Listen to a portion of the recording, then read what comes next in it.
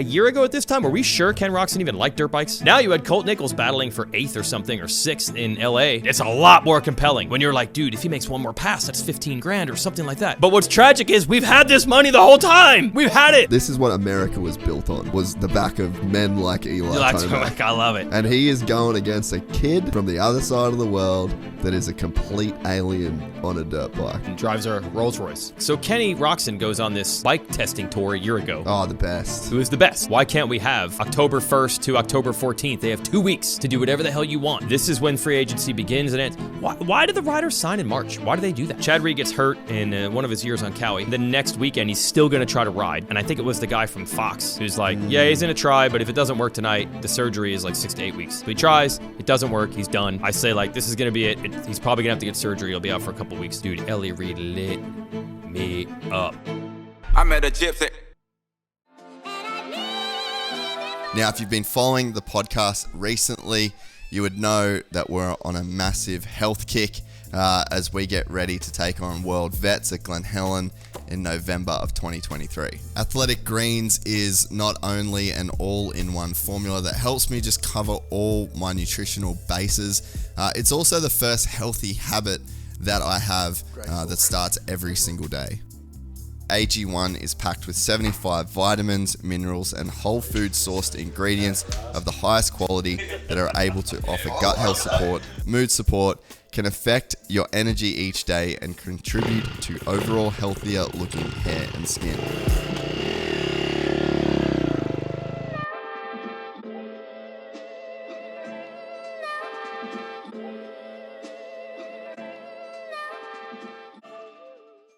Yeah, so yeah, he just sort of like made a trip. Like we met at the Alps thing after we met at the Alps thing before Supercross, sorry.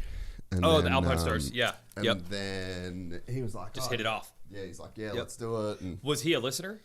yeah. I see. He's like a full moto head, eh? Like just fully loves it. I did kind of hear that. I've never met him, oddly enough.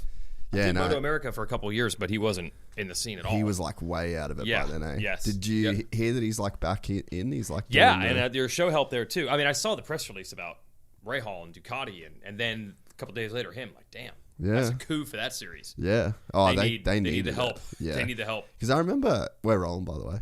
Right. Jason Weigandt, everyone. Is that how we do it? Yeah, that's what we're doing. That's how we do it. Okay, Yeah, I like it. So, hey, I'm all about loose program. Yeah, pull up the mic, mate, right. and let's get into it. But yeah, I remember you were telling me that Moto America kind of like needed some help. They needed to rejuvenate their series. And it's not even their fault, really. It's a sad thing, and I use this as a warning all the time in motocross and supercross. You cannot take for granted what you have. Yeah. Because it collapsed. Your Ben Spees pod, he explained some of it. Like 2 things happened at once. AMA Pro and Daytona took over the series. They tried some radical changes. And on paper, some of them sounded good. They wanted to make the racing closer, have less dominance by the Suzuki team with Spees and Matt Bladden. They just had 2 freaks. Yeah, They just had 2 freaks. They did. And they were like, that's probably not the best entertainment product. Yeah. And at the same time, they started to push, like, we're going to start changing some rules gnarly. Then the economy collapsed. Yeah. And those teams were looking for an excuse to save some money. Yeah, and I talked to someone at Kawasaki that said, I'm telling you right now, my bosses are telling me to cut 30% of my budget, and your series costs 30%. Don't do this. And they did it. And that's not Moto America. Moto America didn't exist at that point. It pretty much all collapsed. Yeah. Credit to Wayne Rainey and Crave Group who run it. They were just trying to get road racing back on the map in America, and I think Dorna's a big part because you want American having the next Nicky Hayden or Ben Spees, let alone Eddie Lawson or whatnot, is terrible. Yeah. So they're trying to get back on their feet, but the problem is, dude, those bikes don't sell, at least in America anymore. I don't know about the rest of the world. Yeah. But those factories, it's laughable how few bikes they sell of that style anymore. And there's so many ways that you can bridge off there, but that's why people need to think about the sport as an entertainment property. Yeah. Because if you do that, like they don't sell F1 cars. Yes. So like that's it. That's all we need to say. Like if your series lives or dies based on how many motorcycles do we sell, then that's like a really bad starting point. You know? It is, but it is less risky. Yeah. Because it is true we have this example of the sport bikes dried up, Yeah. and now they can't justify racing there. But at the same time, the reason there's stability, I mean, Supercross and Motocross in America, it's been 50 years of basically the same. Yeah. Same teams, now adding maybe a few more, but the 4 Japanese brands, now KTM got strong, they have other brands, other ones are coming in.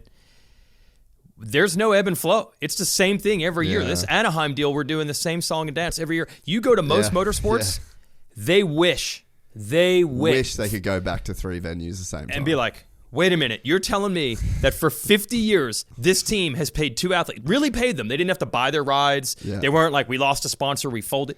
It's so oh my true. God. We make the mistake of looking at, it's not as big as the NFL. Yeah. It's not as big as F1. It's not as big as NASCAR. We must be doing it horribly wrong. Yeah. But I've covered enough other motorsports that are like, oh my God, if you just gave us Supercross, we're good. Yeah. And that's because they're not, when you chase that outside money, when you chase that entertainment, that's what you are. You're chasing it. Yeah. You're chasing it. So we could probably benefit from more on the entertainment, but they tried to get more entertainment there, and that's when the factories balked. Yes, they had a budget problem, but more importantly, they pissed them off. Yeah. And I think if you're, just to name one, if you're Kawasaki, you're like, wait a minute. Yeah. We've spent $10 million propping this up for the last 50 years, and what you're going to do is kick us in the teeth? Yeah. We built it. We're the ones spending the money. Yeah. So you got to be careful. Yeah. Yeah. Yeah, no, it's very interesting, and I like one of my first topics. Like it literally is the first topic. Okay. Because all right, I remember we had this conversation because I'm on the side where I'm like entertainment. Yeah. You know what I mean? I'm trying to tell the stories of like the entertainment, the people, like why should the average person give a fuck? Yes. Like that's how I see my role in the sport, you know? And then like Sexton said it when he was on the pod. He's like, that we walk this line. Are we a sport? Are we a show? Yeah. And it's like, well, you're both, you know? And even Max Verstappen, like funniest clip of F1 this whole year is the Vegas opening ceremonies. And he's just like, it is. The whole weekend was him like that. It's the best. Like, the whole weekend was him no-selling it. Yeah. He was no-selling. But it's like, bro, this is a show and a sport, and you need to kind of let you know. And then you get guys like Ben Spies, and you get guys like Casey Stoner, and you get guys like Max Verstappen. They don't care. They don't want to be famous. Villopoto in his prime. Villopoto, they don't care. They just want to do the thing that they spent their whole life doing. Like, it is definitely a very delicate balance to walk. And it's funny, like, so just part of the guest intro, you're one of the people that I respect the most in this sport. I think you've got the best voice in the sport, not like physically, not Art Ekman level voice. I mean, but I'm not just saying like physically, but in terms of the messaging, what you deliver, like the journalistic integrity, top shelf, right? So I'm getting that out of the way. Yeah. And I'm always like, we need this, we need that, and when you say, hey, that's not a good thing. It actually we could be better, but I get scared because I've seen things crash and burn. Yeah. Yeah. And so when you say that, given everything that I've just said, it fully makes me like really rethink my position or reconsider my opinion, because I'm like, Weigandt. That's noble of you, because most people just dig in more. No. So I'll give you an example. Today, I'm talking to Haley, who's part of the Race Day Live crew. She'll be doing the fast qualifier interviews and whatnot. Yeah. She's been riding this a roller coaster with off-road truck racing, which has been on the verge of being big since probably like 1978. But they can never get it dialed. And it's like, I think she said that the current series as it is now, this is the 5th year, and that is the longest any one is like same owners, like same name. They get for 2-3 years, millions of dollars are coming in, and then it runs in the ground, and then all the drivers are like, we're screwed, our sport's over, I don't even know what I'm doing next year. And rally cars are like that. There's so many, flat track, which I was involved in for a while. We just talked about Moto America. All these ones, they get hot for a little while, but then 3 years later, it starts to tail off. So, I mean, I was the same way as you. I'm just like, this is the greatest sport ever, motocross and supercross. I want it to be the biggest thing ever. Yeah, exactly. So I thought the same thing, like blow it up, make it bigger. And then it finally occurred to me after I started covering all these other series that I didn't really follow growing up of like, when I went to Crandon, Wisconsin, is the biggest off-road truck race in the world. I went there a couple times for Red Bull, and over the drivers are like, we love this race because it feels like a Supercross. And I'm like, that's your goal? Yeah. And they're like, yeah, if we could be like Supercross, we would have made it. Not F1, not NFL, not Premier League soccer. They just want even this. And I'm like, oh. And also, you're a regular guy that grew up. You didn't grow up as a professional racer riding dirt bikes every day. Neither did I. I know what it's like to have the majority of the people around you have not even heard of this sport. And the fact that Eli Tomac is making millions of dollars but can still go through an airport and doesn't get recognized. It's actually pretty dope. It's pretty good. I'm like, wait, kudos to you, Yamaha. Yeah. You're paying a lot of money. You probably tell most people how much money these dudes make, and they'd be like, they make that much? Perfect example. Yeah. Right? So I live part-time in Dubai, and so I've got all these Dubai friends that it's just like a different place. They're a certain type of people that are there, right? Are they motocross people? No. Exactly. They're all rich as fuck. Yeah. They make like hundreds of thousands of dollars a month, like just chilling on yachts all the time. And so I got a DM from one of these dudes, Pat, the other day. And he's like 24, multimillionaire, just lives the most insane life that you can imagine, right? He sends me a DM of Jet buying the Rolls Royce. Yeah. And he's like, bro, is this motherfucker actually making that much money? And I was like, bro, he's probably making like 200 grand a weekend when he gets it right. And then he's like, dude, are you serious? His interest level went up. Nice. It worked. That's that it. Did. So cool. that's the... Yes. Like there's like a, you're right and I'm right. Oh, you are not wrong. And it's like... No, you are not wrong. But I think that before we had that conversation, I didn't really think about it. So there is, you know what I mean? There is an argument on both sides. As long as you don't mess up the first part, go nuts on the other. But you just can't blow up the entire thing that's working completely. So what's the stuff that has to stay? Like, what is what's the fundamentals that makes Supercross work? The reason this sport has had stability, again, maybe it's not as big as we want it to be, but the reason the sport has had stability for this long is because I don't know if there's another motorsport that has this enthusiast connection like this. So it has this built-in, it's like if you had you got a check that just goes into the bank every 2 weeks. We just have this baseline funding, which is what allows the teams, they're always going to show up. Enough people buy dirt bikes, enough people buy gear, and there's enough belief that this racing in a stadium, and I don't even know how closely it really is related, but they think it is, and the people that buy bikes and gear think it is. As you said, you can't even buy an F1 car, so I don't even know what they're selling. There are, they're Aston Martin, or but it's like Infinity. It's an experience, like they're sort of like selling the dream, they're selling the entertainment, the brand. But I'm saying like the cars do have sponsors that are actual car brands. But that's not the car you can buy. They are trying to create some loose connection that we have an Alfa Romeo, we have an Infinity, we have a Honda, whatever it might be. But that's not the very business loose model. No. This business model is these are production bikes. And we will have the conversation between now and Anaheim and then after about how does Sexton's bike look, and then I heard you talking to Prado, and you were talking about the new bike, how it worked for you, how it didn't work for him. We honestly believe, and maybe it's true, that there is a connection to what they're doing and what we're doing. And because of that, we have this automatic paycheck in the riders' accounts every 2 weeks. So that's the part you can't lose. This dream or reality that there's a connection to the enthusiast. I don't think any other motorsport is like that to that degree. NASCAR is not. They claim they're stock cars. It's not, no. The people that watch NASCAR buy pickup trucks. Do they even buy cars? They still like their brand, but there is not a connection. They're in it for the entertainment. They're in it for the entertainment, yes. Now, NASCAR, by the way, did that. They were stock car racing in the 50s and 60s. And that's how they built that sport. That's how they built it. But and everybody... If you see the NASCAR complainers, the old school NASCAR fans who complain, they're like, why don't we go back to stock cars? Why don't we go back? Because NASCAR, to your point, realized, man, here's what would happen. Ford would spend a bunch of money for 5 years. Ford would have a bad year and be like, what's the first thing to slash on the budget? Cut that racing thing. Then they wouldn't have a Ford. Then Chevy would win every race. That happened in Australia, just like in V8. V8 Supercars. Yes. Holden, out. Right. So it was literally Ford versus Holden. That was the only two brands. And then what happened? Yeah. Right. So I think by the 70s, NASCAR's like, we've had this cycle 6 or 7 times where our entire half of our series disappears and we have no control. Yeah.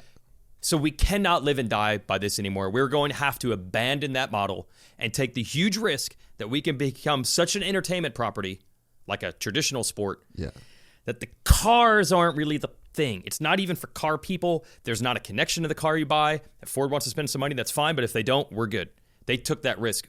For some reason here, we haven't ridden that roller coaster. It's been pretty solid the whole time. And why is motocross the only one? Now, maybe if you lived in Spain, you consider MotoGP relatable to your scooter. Maybe. Yeah. But does anyone? It's not the same. No. It's not. Yeah. I mean, literally, Jet Lawrence's bike looks identical to the one that you can buy. Yeah. Yes. Yeah. And then you and Prado can talk about my 23 frame versus 23 frame. Yes. Is that happening anywhere else? No, you're right. But you, I guess you can use the same Spalding basketball or whatever it is that they use. But well, they don't. That's the thing. The NFL's success is not based on how many people buy footballs. Yes. Yeah. They were lucky enough to get beyond that. But how many other sports have tried to get there and failed miserably? Yeah. And I do feel we're a little lucky. The teams are getting better and the manufacturers are getting better about, we're brands too. If we're robots, if we're making our riders suck to listen to and they're no personality, that ain't helping us either. Yeah. So I think they are, within the model we have, doing a better job of making it a little more entertaining. I have done media training with teams where they told me our goal is to not have the riders say as sponsors. Yeah. We don't want them to do it either. Yeah, right. They say this. They tell their riders, if the fans don't like you, if they don't connect, what are we accomplishing here? Yeah. So stop being a robot. I don't think 12 years ago they were saying that. Yeah, true. So they're getting better. So maybe there's our hope that we can have a little more of entertainment. Yeah. But keep this baseline. I mean, dude, it's like we're getting alimony or child support. Yeah, no, it's a good way to put it. And so you think about like the entry level for motocross and supercross is the same as the top level. Yeah, you're right. And that's hilariously. That's what's not like, that's where there's a disconnect in other sports. So like the top level is Formula One, but the bottom level is go-karts. Yes. You know, and then so you can kind of do that in all of these other sports to where it's like, you're not like the base, it doesn't go all the way through. Like it changes and morphs and it kind of ends up being a different thing where it's like, no, you start on a Honda 50. Like theoretically, you can buy the same brand of bike. I mean, that was us. We had like Hondas forever. Yeah. And then it's like, so you buy a Honda XR50. Yep. And then you buy a Honda 80. And then you buy a Honda 150 or a 250 and a Honda 450. So like the end result, like the sport you're trying to get to, the end product is the first product that you get. You know what it is maybe? And you mentioned this in a previous show as well. And it is the cool thing about this. When you're riding as fast as you can, it all feels the same. It all feels the same. Yeah. And it is one of the coolest things. Yeah. Now, I admire what you've done this year. You're riding and training a lot. I'm even envious of just that much time. I would love to, so I'm even lower than you. But I know it's true. It's like, the same, yeah. If I get to ride 4 times a year, I know what that feeling, those 4 times, is just like Jet Lawrence. Yeah. It's 80% slower, but it's the same. Yeah. So I don't know. Maybe is that different than other motorsports? Maybe. Yeah, and because I think so. Like for example, well, I guess it's kind of the same in the example I always use is like the fuck I've got to hit the brakes.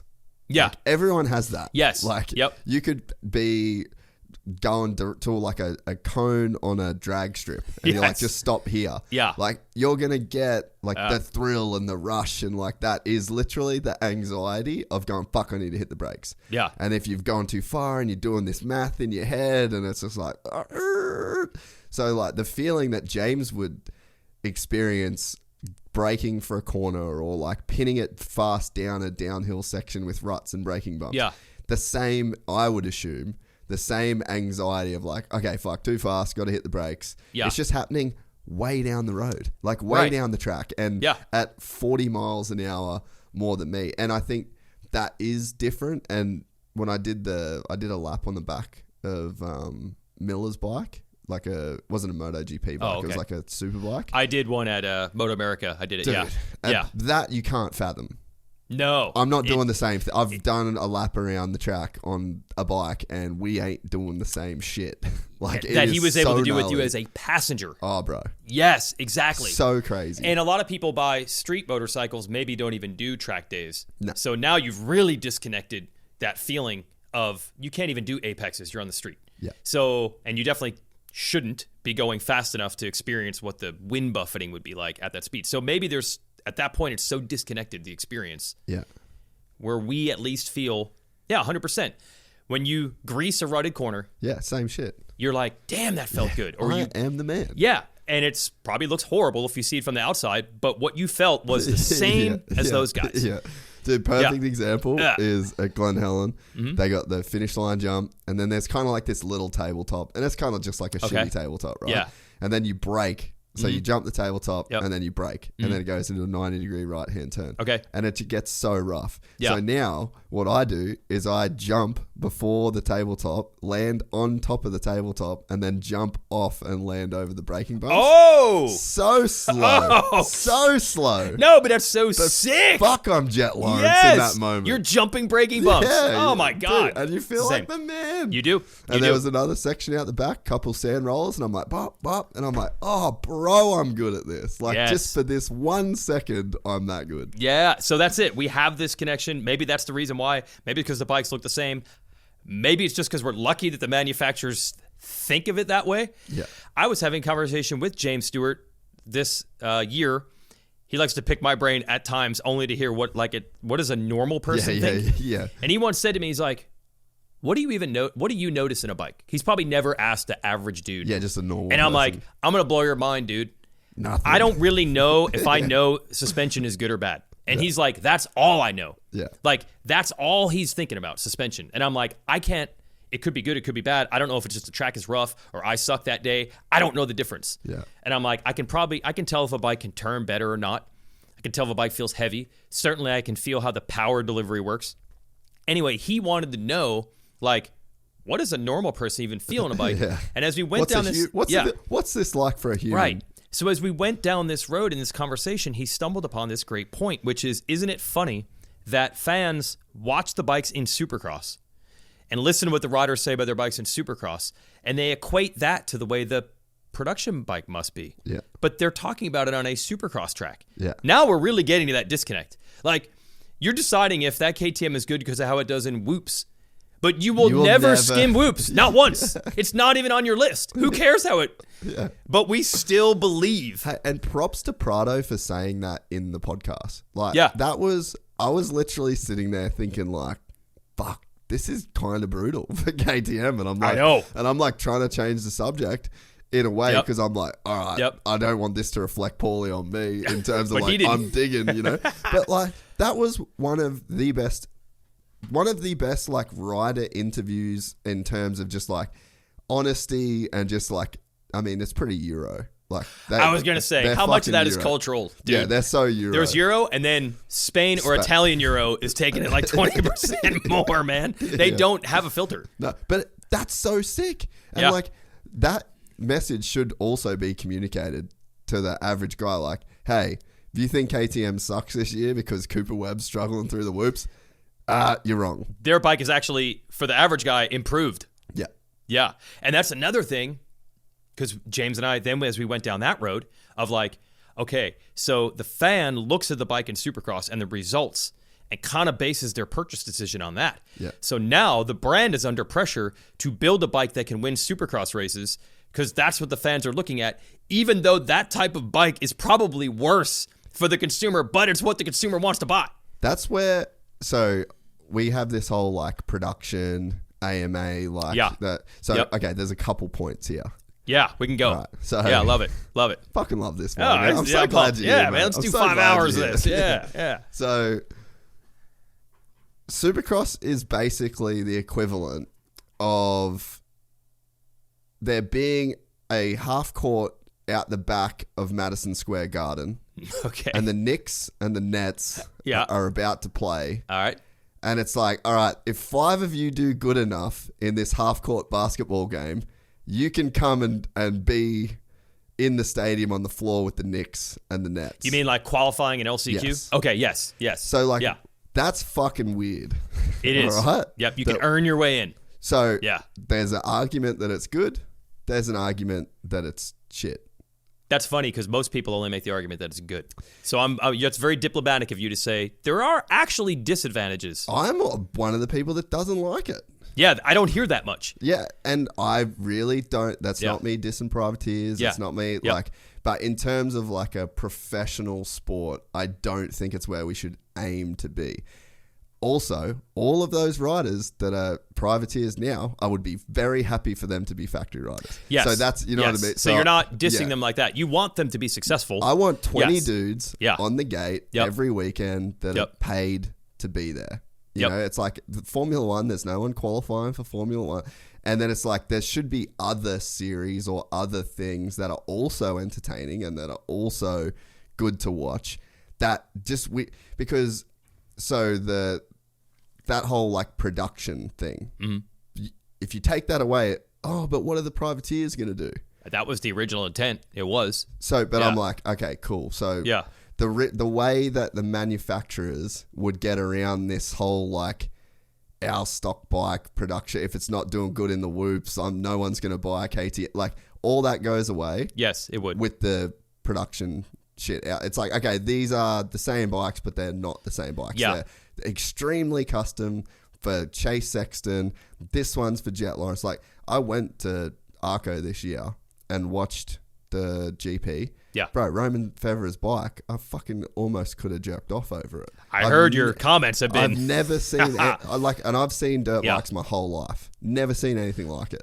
That is wild that this bike blew your mind that much. Dude, You said you literally. could hear it flexing, right? You could hear the sound that it made, right? So there's like a dull thud when Okay. he was hitting bumps, Yeah. and that is like that's something absorbing impact as opposed to like dispersing impact, if that makes sense.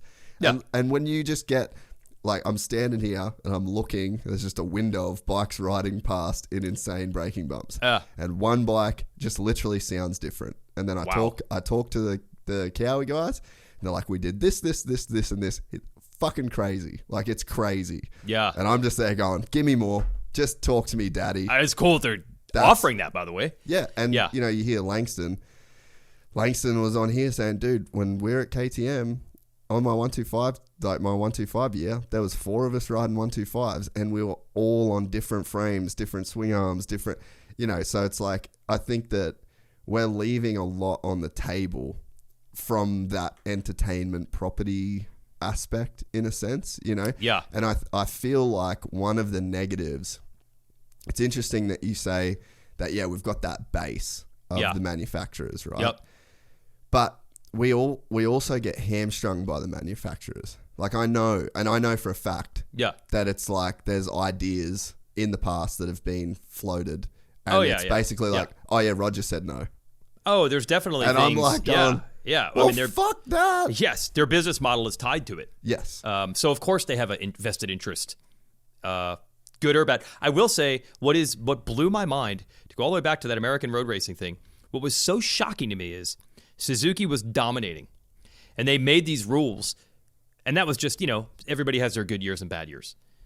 They were just trying to level the playing field, and the brands who were getting their asses kicked every weekend were pissed that they wanted to change these rules. And I'm like, no, they just wanted to be like, if we suck, that's our problem. We'll fix it. We don't want extra handouts. Yeah. Give us 2 years. We'll have a new bike. We'll go after it. And that's what shocked me. I was like, I thought they'd be the first with their hand up because they're getting beat over the last 2 years.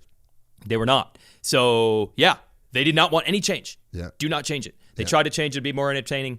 They did not want that. Yeah. Yeah. Now I think I don't want to use that as too strong of an example because maybe they were like, we like the concept of doing that, just the ways you were going to do it. Yeah, fair. That's tough, right? What rules are we talking about? They'd have to be perfect rules. They could be like the idea of it's more radical is cool, but the way you're going about it is wrong. There's some subtleties in there. What's surprising about the Fevre thing, so tell me about this.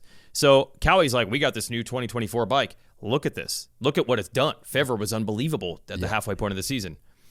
You're saying that was like a hand-built Just like fully the frame, the chassis, everything. Right. So maybe the properties are coming over on the production bike. Maybe. I don't know. Yeah. And so that should be the messaging, I guess is my point. They're trying that. Is like where we've gone all in. Yeah. Like, dude went through 8 frames in the off season. Like, we're perfecting this frame.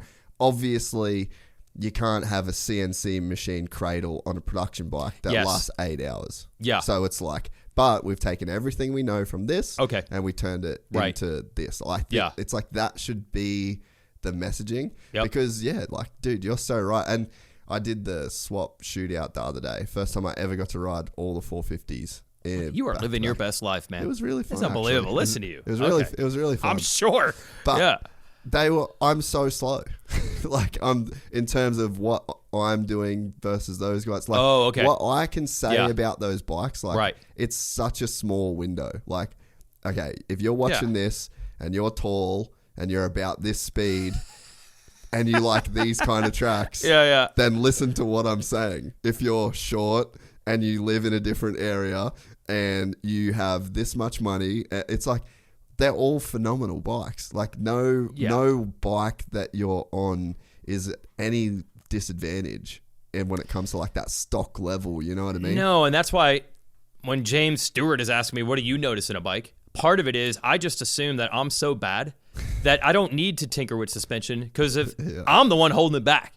Like, am I going to gain from something in the forks like he would? I'm assuming no. Maybe I'm being naive, and maybe these things would help any rider. But yeah, I assume all these bikes are better than I need them to be anyway. For sure, dude. So what difference does it make to me? Yeah. And that's what people like. I'm pretty high on the whole 350 thing. Mm-hmm. And it's like, I can't even ride that bike to its full potential. Like, 250F, can't ride that to its full potential. Exactly. Like TTR 230, maybe. I have often thought, what is the equivalent of a 70s bike? What is the equivalent now? A TTR 125? What is the actual equivalent?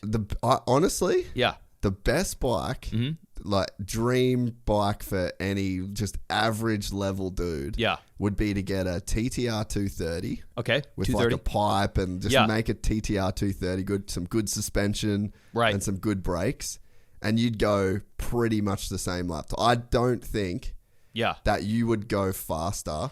And like, so for example, I should just do this actually. So the Stark, right? Yeah. I could put my Stark in 40 horsepower at Glen Helen and do, let's just say, a 210. Yeah. I could put it in 45 horsepower. I'd do a 210.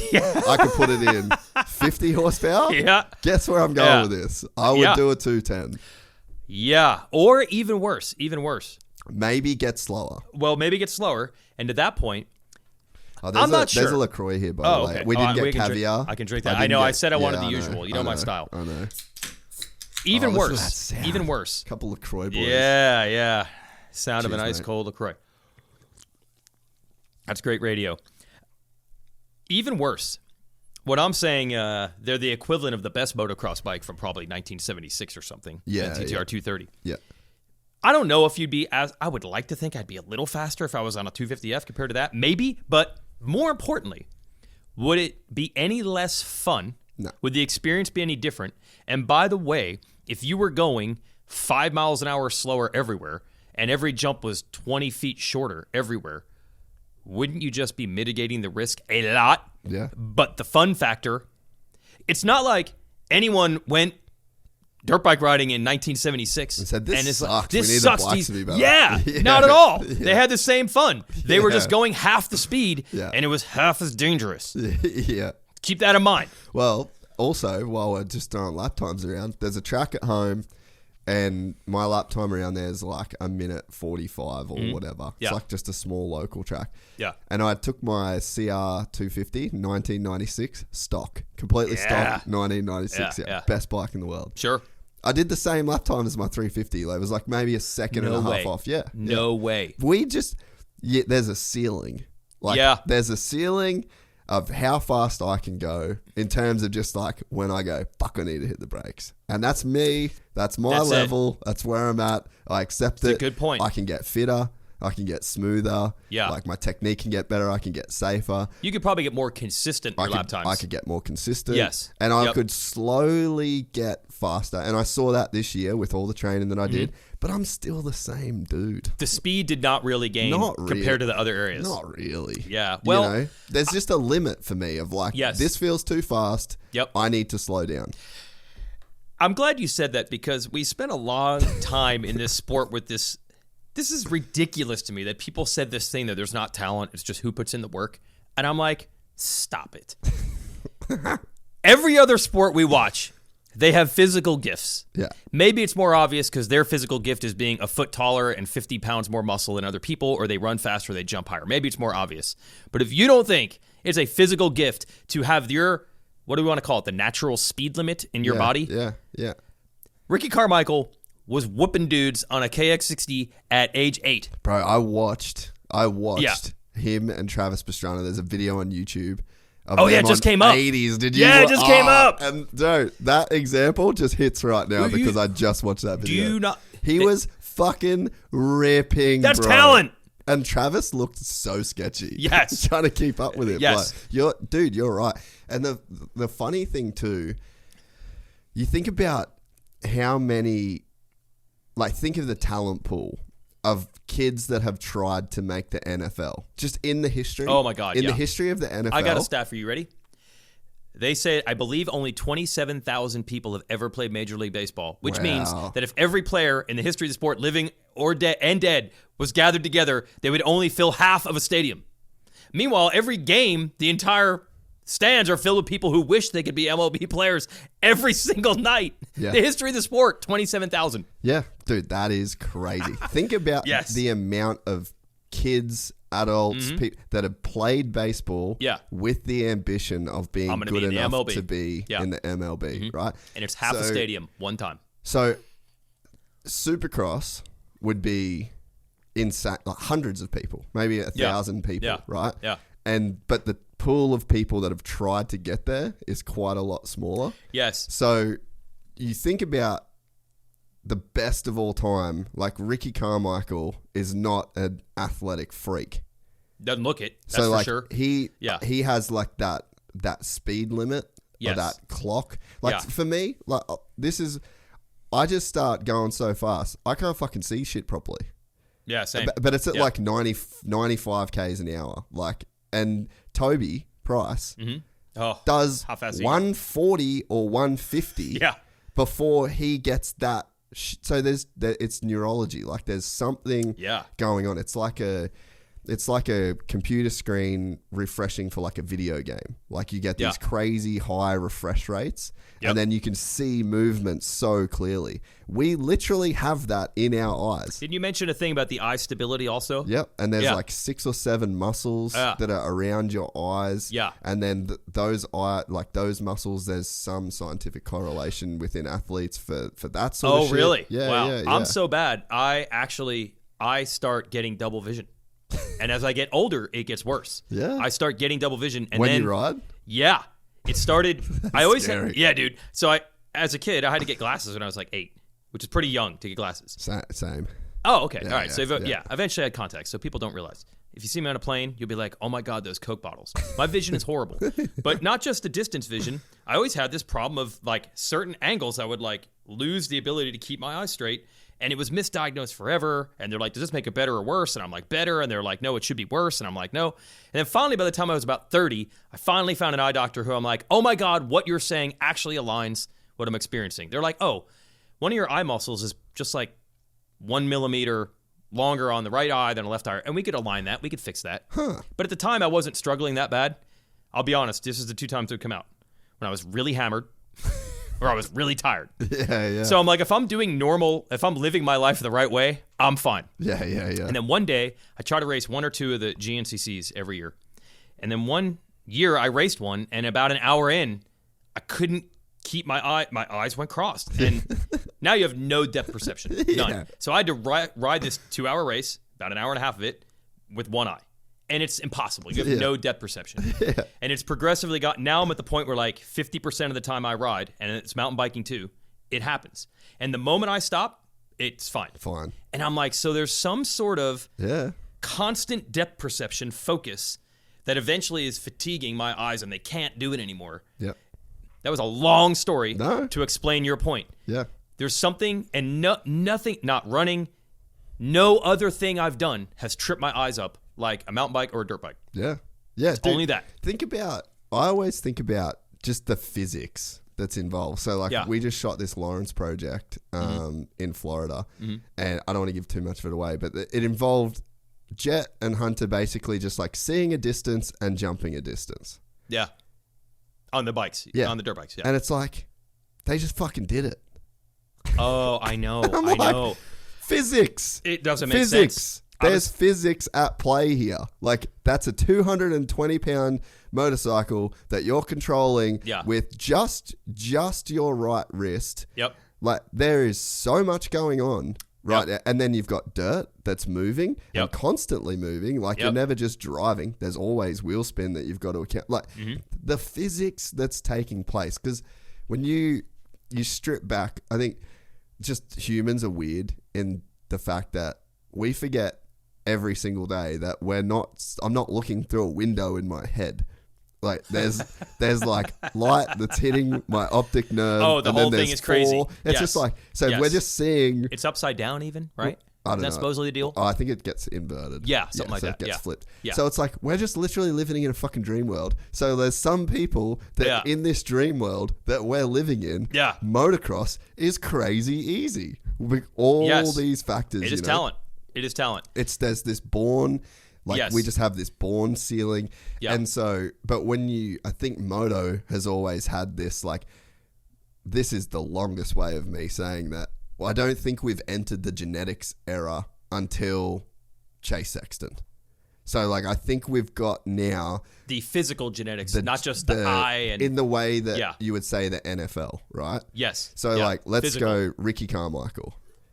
He would not have been professional in any physical sport. No, I don't think so. Maybe golf, maybe, you know what I mean? Like, but in terms NFL, the NBA, like these benchmark physicality sports, Ricky Carmichael is not making those things, right? He's 5'5" or something. But what he had was these like mental genetics. Yes. That speed ceiling, the fuck I need to hit the brake ceiling, the eyes, like all of that internal stuff. Yes. Reacting to, he felt something and an automatic response to fix it in a nanosecond, all this. Yes. Yeah. Yep. And so he's the greatest motocross rider of all time. Yeah. So then I think that really doubles down on this whole, in motocross, you just got to work hard and anybody can do it. So it's like that we're a victim of that in a sense.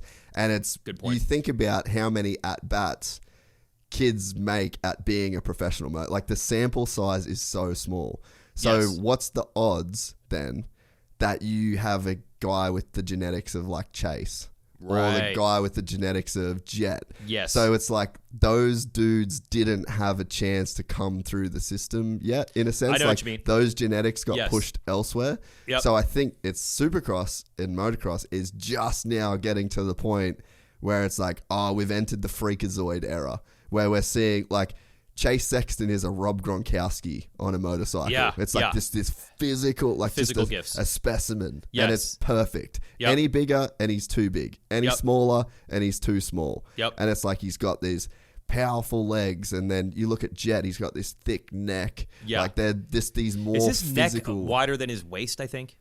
Jet. Right? Like, it doesn't look like that? Yeah. He's got the skinniest waist and the thickest neck. Like, that's your point. Like, what a specimen. Yeah. Yes. So that we're entering into this era now, I think. And it's purely because we've had enough time for the sample size to grow large enough. To finally get one. And it hasn't been a factor as much in the past, you know, like, because the roadmap was Ricky Carmichael. It's just like literally anybody could do it. But reps. it's like, not really. Like, we've been kind of lied to in a sense, you know. Because the talent that he had was not one we could see. Exactly. It wasn't his height or strength, which is what we, in every other sport, they clocked the NFL player in a 40-yard dash. Yep. And you're like, that's his physical gift. It's on a watch. Yep.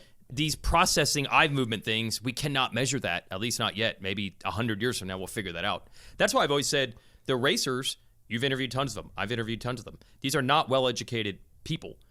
They do not sound dumb. No. Do any of these riders come on here and sound like doofuses?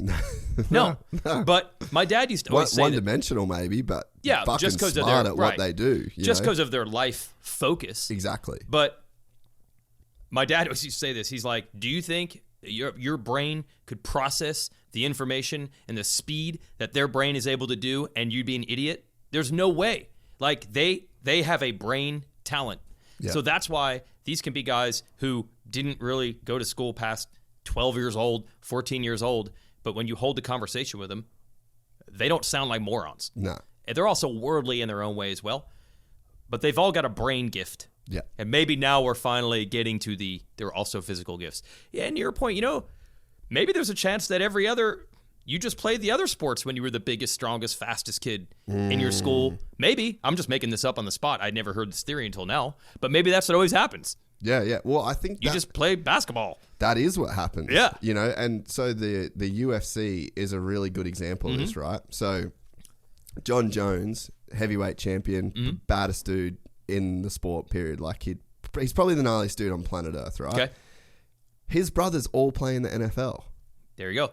So one of them, he won a bunch of Super Bowls for the Patriots when Brady was there. Like, they're a crazy genetic family. Yes. And then he just randomly kind of deviated away, right? Yep. Deviated away a little bit, went into a boxing gym and was like, and then he did wrestling in school. Yep. He was just like, dude, I could just rip these guys apart, literally. And he's the best UFC fighter of all time. So it's like, there would be so many cases where it's just like, this genetic dude, just you put him over here and you do that, and it's like, he's the baddest guy in the world. It does evolve like that, because I think there was a time when, does anyone remember track and field? Does anyone remember that this existed? Yeah. Like, there was a time, if you were the fastest or the best runner or the best jumper, that's what you did. Yeah. And now, if you're the fastest dude, you're playing soccer or you're playing football. NFL, yeah. Yeah, exactly. Well, what's his name? Is it Tariq? Do you follow football much? Yeah. Tyreek Hill. They showed how he would compete.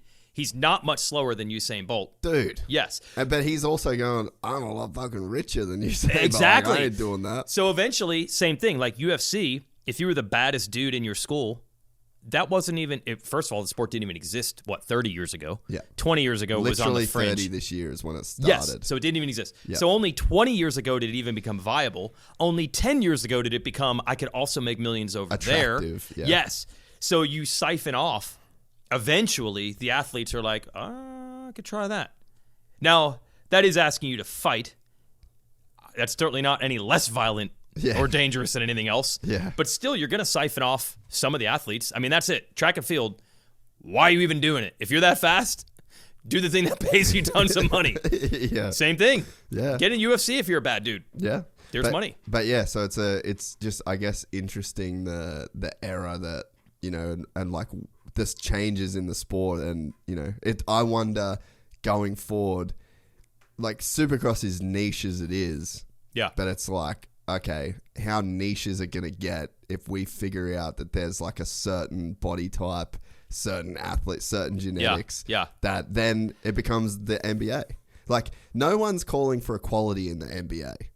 No one's saying that the NBA, there's not enough white people. No one's saying there's not enough short people. Like, no one's calling for equality. No. It's just like... equality. Yes, I see what you mean. Yes. No. Sorry, it's the accent. Yeah. I'm like, a qualifier? Equality? Equality. Equality. Equality. Yes. No. I mean, people would love it. They would root for the underdog. People would love to see a short guy who's good or whatever. It's not the reality. No, it's not. Well, I always laugh when you bring up this privateer thing, that... I mean, I'm sure there's a couple sports out there that root for the underdog. I mean, dude, you never see when cut day for the NFL comes around, the player who gets cut isn't going on social media and saying, this industry screwed me, dude, I'm not on a team. Dude. And then you don't have any fans saying, dude, you got screwed. Everybody's just like, be better, bro. That's sports. I don't know. It's just, you got cut. It's just the way it works. Yeah. Here, like, people really care. Yeah. And then because the people care, the riders know that they can say that, and they're going to get sympathy and support, nowadays even maybe some money. But there are very few sports that are based around... That's actually so true. How many sports are based around the 12th guy on the NBA team, the 45th best guy on the NFL team, getting any sympathy from anyone. No one cares. No. Yeah. They're just like, you suck. I want my team to win, and I only care about the 5 best players, and I don't even remember that you're on the team I root for. It's so true. Yeah. Here we have this. It goes all the way back to what you're saying. Like, you're saying maybe it just needs to be more elite. Well, yeah. I just think that we just make so many weird concessions. Like, the sport, from like my perspective, I mean, and you're here in California right now because you've been at meetings with Feld, you're at the stadium. We do this whole media week thing to give the riders all the tools that we can give them. This is where they shoot their opening ceremonies videos. Yeah. When we go to commercial and it's like, hi, I'm Chase Sexton, you're watching Montreal Energy Supercross on Peacock. That's where we shoot all that. We want to not bother them on race day. So we're like, come a month early when you're not all freaking nervous. Do it all now. This is a week of promotional activities, so we can leave them alone. So yes, we are here to try to make it look big and professional and good and broadcast quality. So this whole conversation, keep that in mind. Yes. There are things. I knew where you were going with this. So there are things that happen. This is constantly getting better. Mm-hmm. But from my side, I sit here sometimes and I'm like, oh, that's a really good idea. And they're like, nah, they won't do it because of this. Or, well, what about the privateers? And I'm just like, at some point, do we just have to say, sorry, guys, you can't play here. You can't can't be on the half court out the back of Madison Square Garden and fucking expect that you should have a seat at this table. There's ways to get there. This is the way to get there. This is how it gets done. But at some point, we need to be this professional of a property that we don't just let people rock up in the back of a box van and have a crack. And because we got the 450A practice, the 450B practice, the 450C practice, the 250C practice, the 250B practice, the 250A practice, the futures the 50. It's like, bro, there's so many ways where we need to just do like a fucking top-down overhaul of this whole thing, the whole TV broadcast. Not saying the whole TV broadcast, but it's like you want to change it or make it better, rethink it, whatever. Let's rethink it, and let's remove some of this shit that's just causing these massive roadblocks for progress, and it's not like you're fully trying to like reinvent the wheel, but you get to a Supercross, like the riders have to get to a Supercross at like 8 a.m. Yeah. And then they leave to race at 8 p.m. 2 a.m. Yeah. And it's like, broken, that's broken. Yeah. We can fix that. Because you're so worried about the privateer. Yeah. And you've got to have 30 fucking qualifiers for all these people where it's just like, and then it's like, okay, let's cut this down. Let's streamline this. Like, how could we, it's not, it is live now, but it's 3 hours of broadcasting time. Right. And so it's like, dude, just that you've watched it on Peacock and it's just ads, same shit. And it's like, okay, fuck, we could probably clip an hour of this. Yeah. Realistically. Yeah. Like, yep. Other sports, it's like a 2 hour, that seems like, so that's tough though, because what does happen is they actually will show the whole main, which is 23 minutes without a commercial. Yeah. And then one before that is 250s. That's 15 plus 1. That's probably trying to do TV with 25 minutes without a commercial. Yeah. It's like, okay, we gotta cash all those commercials out. Yeah. So that's what you're getting. Yeah. And it does feel annoying when you're watching it, I'm sure. Yeah. So I guess it's just to say that like there's probably a way that there's because there's the two things. There's like, okay, the teams don't want it. So that does happen. That's one big pushback. That does happen. Yep. And then there's not, what about the privateers? That does happen for sure. So it's just like, okay, should we maybe rethink this? Yep. Should we maybe live in a world where it's just like every other professional sport, and it's like in that you would hope to have more rides so that more guys are getting paid to be there. And there's another thing too that's like weird in this sport, and you kind of touched on it before, is like, when Johnny Hopper, I fucking love the dude to death now, right? Yeah. But the first time we did a podcast, it was just a straight up intervention where I was just like, I don't know if you listened to it, bro. I just remember seeing clips. He was talking about his dad. Yeah. And that was kind of sad and tragic and all that. Yeah. But then he's like, he just fully had this idea that the sport wronged him. And I'm like, bro, it didn't. Oh, I feel like a lot of his videos came from that place, at least at first. Now he's doing a great job analyzing technique. Yeah. But yes, And I just remember saying to myself, no, are there any NFL players that got cut? That's what I'm doing this. Yeah. And we have this weird.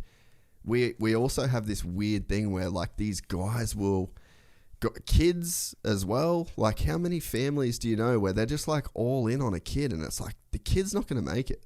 Oh, it's not, like we have, and why? Because you can just sign up for A1. Oh, at even that level, yeah. But But they're also signing up for a ton of, actually here's what they're signing up for. They're buying a motorhome and moving to a facility. It's not even signing up for Loretta's. Those races are designed to be like, if you buy a dirt bike and you're pretty fast, come see what you got. I want to do Loretta's. Like, I don't want to be pro. Loretta's is fucking dope. Yes. Like that, But Loretta's is fine. But the process of getting good enough to win there has gotten crazy. But now, every other youth sport is also. So I don't know how you stop that. Everybody else has the same problem, but I don't it's crazy. think you can. But I think where there's like a problem that people aren't thinking about is like, well, if little Johnny doesn't get a factory ride, we'll just go to A1 and we'll fucking show him. Oh. And how? Dude. That's the thing. And then So then, all right. So then you're going, all right. We're going to A. We're just going to do it ourselves. We're going pro. We're going to A1. Yeah. And then you spend all your money. You hire people. You're doing all this shit, and it's just like we'll do it on our own. We're gonna get. How many lives have just been ruined? I know for just chasing a dream, and why? Because you can. Because you can. Yeah. I will say NFL dudes. How many guys? Are waiting outside the stadium in their full gear. Yeah. Just hoping to get like the coach or one of the boys will sprain their ankle. Right. And then the coach will be like, you, get here. How fast is your 40? And it's just like... No. To be fair, though, I would say these guys got their pro license. They're somewhat in the group. There is an NFL practice team. Somebody holds tryouts. Me and you aren't showing up for these tryouts. There's like probably a fringe 20% that they were good in college. They somewhat are almost there. Yeah. I mean, it's not truly... They found some dude at Glen Helen on Thursday. Yeah. And he came to Anaheim. Yeah. So there is, I guess, a process there, but they're just not making rules to help those guys. Exactly. The NFL's going. The NFL they don't care about those care. guys. No, they don't. And why? Because it's bad. Like for the overall like picture, or it doesn't fit the model. There's a thing called sunk cost. You can only fix or work on so many things at once. Yeah. So if the NFL, you're like, what are we going to work on? Are we going to try to figure out why quarterbacks get hurt and try to stop that because they're the superstars, and when you're a fan and your quarterback goes down, your season's ruined, and then you're done watching football for the year? Or are we trying to make life better for the 42nd best guy? We cannot fix both. I always feel bad for anyone that works in government because they get blamed for every single problem on earth, and I'm like, no company ever has been able to solve every problem always, all the time. Yeah. But that's what they expect. I would always say to people, I love my mum. I love my mum. Yeah. Great lady. Yeah. Fuck, we don't agree on so much stuff. Was she perfect? Did she solve every single problem ever? But we don't even agree. Yeah, you don't agree. Yes. So much shit. Okay, yeah. So it's like we could never, I love her. So there is still a capacity to like those things are not mutually exclusive, you know what I mean? Yes. Company and fixing all your problems, they don't go together. So I think the NFL's just like, we're trying to figure out how to have 32 good quarterbacks on 32 teams and have them not get hurt. And if that's a bigger priority for us. We don't hate the 42nd place guy or 42nd best player, but we just know we can only solve so many problems. We only got so many brains. We only got so much time in a day. That's a better solution. So you're saying, but instead of us doing that here, we're somewhat concerned with this other group and being perceived that we are not making it fair. And let's be honest, it's not fair anyway. But other sports are like... There's no such thing. If it was fair, we wouldn't race. No, nothing's fair. There's going to be a winner. There's going to be a loser. Yeah. Someone was sick. Someone had a better protein shake. Someone got someone's granddad had a farm to ride on when they were 5, and someone didn't. Like, it's always something. Someone's dad was Brian Deegan, and the dude literally fucking killed himself to be famous. Yes, and have all this money, so now he can build a compound. Dope ass 80. Yeah. It's never going to be fair. I love those guys. I do too, and I hope it's not. I do. I'll say this: it's not the main event bubble dudes. Those guys are good, and I think they're cool personalities. And I do think if you had random people turn on Supercross on a Saturday night and you said, we just had the heat races, you just saw Sexton and Jed or Tomac win. But hold on. We got one more race for you. We got 4 more guys that are not making a lot of money, and the only way they're going to make a dime tonight, they got to be top 4 in this race. Yeah. It is kind of, I guess it's not the most professional looking thing. Like, they got to earn their living because we're used to these sports where that's automatic. Yeah. Is that not appealing? Does anyone find that story not appealing? Does anyone say, like, that sucks? Or aren't most people like, oh, really? Oh, it's only 6 minutes? Oh, I'll check that shit out. Yeah. I mean, that's normally when I'm having a piss. The LCQ? Yeah. Come on. We're giving you plenty of commercials. We're giving you plenty of commercials for that. Come on. The guys, literally, we all know, will kill each other for that extra $1,500. Yeah. And that is awesome. And I'm like, I don't know if I want to get rid of that. It's such a compelling story. And you could take your mom. You might disagree with your mom on a lot of things. But she probably is like, whoa, those guys are taking each other out for money? Going for it. That's pretty cool. Yeah. So I don't want to lose that. Plus, those guys are not garbage on a motorcycle. They're still... No, I completely agree. And my thing would not be like, all right, let's only have 8 good riders. Right. My thing is like, how do we get the best dudes? Because, you know, like... fucking who's your favorite privateer right now? Like a Kevin Moran's, for example, right? Great. Yep. Like that guy kind of deserves to get paid to ride a dirt bike for a living. He does. You know? Yeah. And it's like it's cool that he's got like an opportunity and that he's got, you know, he can do it on his own. Yeah. But I'm just saying, like, as a sport, we probably should be striving for it's like, hey, let's just have the best 20 dudes on the gate, getting paid to be there, going all in. So that's like, this is your 36 best quarterbacks, right? Yeah. So it's like, let's raise the common denominator here. You know, so it's like, let's bring up the bottom and then let's get rid of the very bottom. You know what it is? It's the same. We look at this all the time. Would you rather give people jobs or would you rather them be given welfare checks? Yeah. Really, what we want is to not have privateers. We want the riders who are privateers to not be privateers. We want those same riders to continue to be there. Yeah. We love Morans, Cade Clayson, God rest his soul, Alex Ray, who's retired now. I mean, I don't want to lose that level of entertainment, but we would love it if they didn't have to scrape together if they a had life. If they had, so, all right, if you're a privateer and you're going to Supercross and you aren't on a factory team, you have to pay probably $300 to $400 a week to ride Supercross. You're at the practice tracks. Yes. Like, to even get access to a track. Just to ride. Yeah. So like that. Yeah. That's where I'm saying is like, there's the system's probably better, where it's like, let's set this thing up so that we've got like the best dudes. They're taken care of. They've got tracks to ride. Like you're right. They've actually got. Let's not make fucking 50 dudes fight over 20 spots. Let's have and not enough money that's going to cover it for any of them. Exactly. Let's have 40 guys that are all there, all paid to be. So it's like, because there's a great example of society. Like I always say, society is only as good as your weakest members. You know, like I took my wife to San Diego last week. Zombieland. Yeah, dude. Crazy, dude. Yeah, dude. We found this awesome Japanese bakery. She loves matcha. So I was like, sweet, I'll take you down and get some matcha, you know? And then we got there and we just watched the apocalypse. Yeah, it's not a good time right now. And it's like, okay, that to me doesn't say, oh, they're fucking junkies.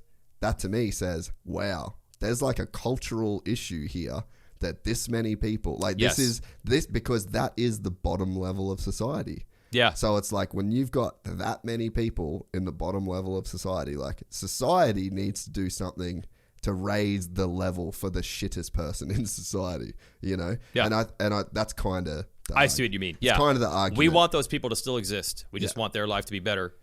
It's not handouts per se. You want to give them jobs and allow them to have a better situation. But then as a result, so the series has more flexibility to make the changes that it would need to make so they win. Yes. The sport wins. Yes. It's kind of like a rising tide floats all boats. But you have to be prepared to kill your babies. Yeah, and unfortunately, there's a culture here, and I don't know, maybe that's good, maybe that's bad. You know what's interesting? We talk so much about how there's this connection between the marketplace and the showroom floor and the actual racing, but people only make that connection with the Chase Sextons of the world. They do not ever look at the privateer bikes and be like, well, that bike's probably closer to the one I'm going to buy, but no one ever. That's what I always say to people. People are like, what's the best 450? And I'm like, look at what every privateer is riding. Oh, you don't see one Honda 250F that a privateer's on? Yeah. They're all on KTMs or Yamahas. Yeah, Austria. Yes. That's the best bike. And in the 450 division, They're everybody all on rides KTMs Cowies. or Cowies. Well, they ride Cowie pays the most contingency. Yeah. I think Yamaha's ramping it up to that. But yeah, I never hear people say, that Cowie must be good because all the 450 privateers ride it. Ripping on yeah, it. but really, that's he's like closer to more you comparable. than because his bike is closer to yours. Yeah. It's none of it's unobtainium, but no one uses that connection. But I think we could benefit so much from like the storylines and the because from what again, my job is the story side of the sport. Yeah. The sport is as good as the stories that you can tell. And 1,000,000%. And it's your job too. It is. And it's like how even change. Like change is a story.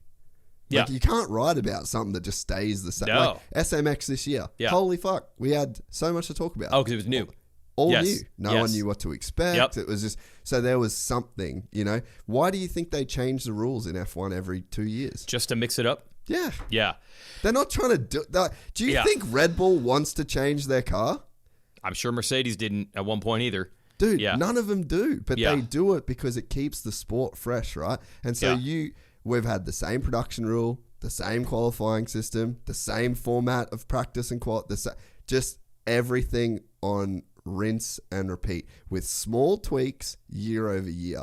But then the longer that it goes on, the more the manufacturer and Feld, everyone merges together, everyone gets in their comfort zone.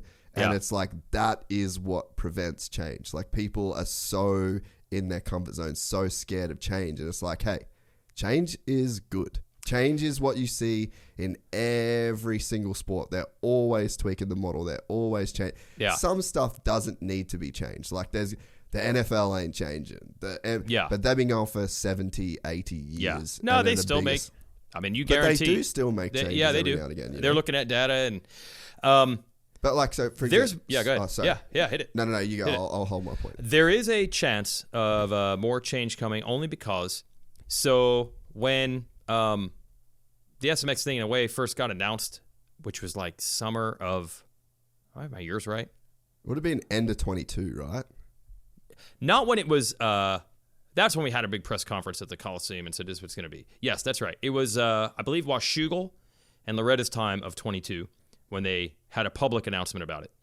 I'd heard about it beginning of 21. Yeah. And they had been talking to the teams about it. I don't think anyone realized how much it bothered everybody to know that the Supercross and Motocross series did not really like each other. It was a huge problem, a much bigger problem than I think anyone even realized. It was a big enough problem for them to realize we have to fix it. But I don't think they realized when they did say they were going to work together, how good that made all the teams feel. There are now meetings, I think, at a higher level than there have ever been between manufacturer and the promoter, who is really the entertainment person, being like, can we do this? Can we do that? Everyone I've talked to involved is like, yeah, it was kind of adversarial. We were the teams, they were the series, this other group, the AMA, were the rule makers. We didn't really trust each other. We didn't really like each other. We were not on the same page. So why are we going to change to help them? Why are they going to change to help us? So all we can do is nothing. Yeah. We're just not going to change a damn thing. Yeah. So, for example, these meetings we had at Feld a couple weeks ago, the storylines is the exact word. I cannot tell you how many times, Jace, we just said storylines. How do we tell this story? How do we get more information? How do we tell this story on the air? Story. And I finally said, hey, these meetings you're having with the super bosses, not the team managers, but the super bosses, are you telling them this? Because if they hear, we want this to make this sport better, they'll be like, oh, that's a problem? Yeah. Oh. Well, we'll tell our people to fix that.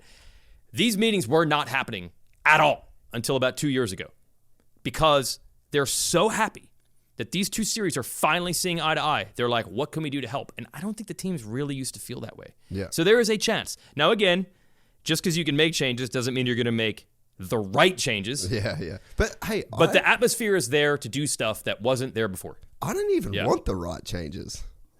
You know what I mean? Yeah, you're just saying in F1, who cares? whatever direction they go, it's a new direction. Yeah. Who cares? Yeah, that's a really radical but actually does work idea. Get it wrong for a year. Get it wrong. And I'll complain about it all year. And then next year you change it, and then we'll talk about that. Hey, what's one of the coolest stories in the history of F1 is Braun Yeah. GP. Yeah. And that was just because the rules were so screwed up. So like, yeah. The rules were so screwed up that this team that was about to go to business got the drop on everybody for about 6 months. Yeah. Because the thing was so square peg, round hole, and none of the teams could wrap their heads around it. And I'm sure they were furious. Oh, bro. But for 1 year, that team and Jensen Button gets to call himself a world champion forever because the rules were messed up. Yeah. And now, But it was exciting. And now it's law. You know, like Yeah. it's F1 law. Yeah. And it's like those. Lore, yes. Yeah. Sorry. Accent, I love it. Yeah. But, you know, so those are the changes. Like, I don't give a fuck if you get it right. That's I didn't know a that. wild one. I Yep. didn't care. Like, Yeah. I didn't care for like when they announced SMX. Yeah. My thinking wasn't, ooh, they got this wrong, or they got. I'm just like, thank fucking God. Something's Woo, different. Let's Just go. something different. Yeah, let's go. Something I got some more Yeah. shit to talk about. Here's some more unknowns. Like, we can guess, we can theorize. The writers can think a different way Yeah. about it. You know, like, I could just sit here and rattle off storyline after storyline of SMX, how it changes this year, what it does for title content. Like, dude. It was lots of stuff to talk about. It was. Yeah. But, okay, so I'm going to ask you this one. We live in a world. Okay, you just said these magical words. What did you say? I don't care? Yeah, I don't care. There's only, I think, 2 people on earth that can walk around saying, I don't care. That's me and you. Like, this stuff doesn't bother me. I feel like, I tell the riders all the time, like, hey, I'm just reporting what you say. Yeah. I don't care. Yeah. I used to do the announcing for outdoors on television. When a rider would not do outdoors, I'd be like, hey, man, it's your life. Yeah. I don't care. Like, I don't care what you do. Yeah. Most people, have you been on the internet? Have you seen social media? Have you seen the comments that you'll have? Most people care a lot. You know what? I don't care about them. Yeah. So that's the problem. How do you, in a world where everybody cares, and oh my God, is there anything you can do worse than something new that instantly brings up memories of when someone was 17 years old and it was the most fun part of their life and it was so awesome back then and it's just not the same anymore. These changes, this is garbage. Yeah. You're fighting that current constantly. But why would Supercross give a fuck about those people? I don't know if that's actually what's holding them back, but I do feel like society at large is constantly like, I swear we're not messing with it. I swear, man, I swear. But the problem is like you get caught in a circle then where it's like it's a feedback loop, right? Yeah. It's the same about me with this, right? Yeah. There's a level at which I have to appease the audience that listens to this to a point. Mm-hmm. The audience literally never wants to hear the words jiu-jitsu come out of my mouth. You know this. Don't give a fuck. You know this. I know that. Because you do bring it up every time. And I'm like, does he know that people hate this? I don't care. I don't care. I do it. It's like so much of my time gets spent. Yeah. And this is just 2 people. I got my life experiences. You got your life experiences. If it's reliable, I'm fucking saying it. Should I say it based on the feedback of as how many millions of people watch this podcast every month? It's in the millions, right? Mm-hmm. If there's 20 people that go, you know what? Fuck this. He said jiu-jitsu. I said if he says jiu-jitsu one more time, I'm never listening to this again. Let's say there's 20 of them a month. Yeah. And 3 million people that listen. Great point. Why should I give a fuck? And they probably won't not listen. They probably won't. No. And if they do, cool. Yeah. Like, I don't need you. It is true that there's a major disproportion of the complaining. And that is the truth. Yes. And the truth is, and it's like, one thing I found doing this early on is that you can't want the good if you don't want the bad. Yep. Because they're the same thing. Wanting the good and not wanting the bad are 2 sides of the exact same coin. So it's like, do your own thing. Don't want people's approval and don't care about people's criticism. Again, there's like a point of diminishing returns graph where if I never had another motocross rider on this podcast and if I only... Yes. You can, within reason. Yes. Yeah. Again, they can't be atrocious. But the problem is that if you start cultivating what you do and what you say and what you think and the choices that you make purely based on the feedback loop that is generated by the people that are on the fringe. I don't have a person in my life that would leave a bad YouTube comment or a shitty Instagram. I don't know those people. If one of my friends sent me a screenshot and said, bro, look at this fucking burn, I'd be like, hey, dude, You should really think about your fucking life if that's what. Like, sorry, man, a couple more of them and we can't be friends. You're able to actually see the reality of that's actually not everyone. Yeah. Those comments are not everyone. Yeah, because I see the back end. Yeah. You know, and it's yeah. like, and so I guess the reason to get into that is like, who cares? Yeah. We shouldn't care. And honestly, the same thing should go for the manufacturers at this point. Yeah. Like, there's definitely, I know there's things where manufacturers just go, nah, we're not doing that. And it's based on 2 people at one manufacturer. Yeah. And it's like, hey, guess what? You can do this, Feld, you can do this, and they'll still be there. That is the risk that everybody is it's like are they willing to take? Yeah. They're caught in this kind of stare down in a sense. And it's Right. like, hey, pull the trigger. You've got all the leverage. Like, they don't have the leverage that they claim that they do. It's just that they've been in bed so long together. No, that was the problem. They were not. It was, I don't really like you, but this is where I have to be. Yeah. And you don't really like us because we don't really like you, but we're the ones that are here. There are no others, so we have to get along. I don't think until now we have ever seen them be like, okay, so you want to do that for your benefit. So mind-blowing. It is. It is. I'm not, dude. So when this SMX thing was announced, the press release quote from Roger DeCoster said, "This is the biggest news in the history of the sport." And I'm like, come on. So I see him at Washougal, and I'm like, hey, I want to get some quotes to you about that. And the first thing he says, he's like, "It is the biggest news in the history of the sport." And I'm like, the history? The history. And he's like, he explained, I'm not going to do the accent the entire time. He's like, you don't understand. The teams and the riders and the promoters and the sanctioning body have never truly seen eye to eye, ever. It was always like, we have some issues, but we don't want to show weakness, so let's just not tell them anything. They probably felt the same way. If we give them too much info, they'll probably try to take advantage of us. I don't trust them. They don't trust us. Yes, we do show up for each other's races. We're somewhat pulling in the same direction, but not completely. Now they actually feel that way.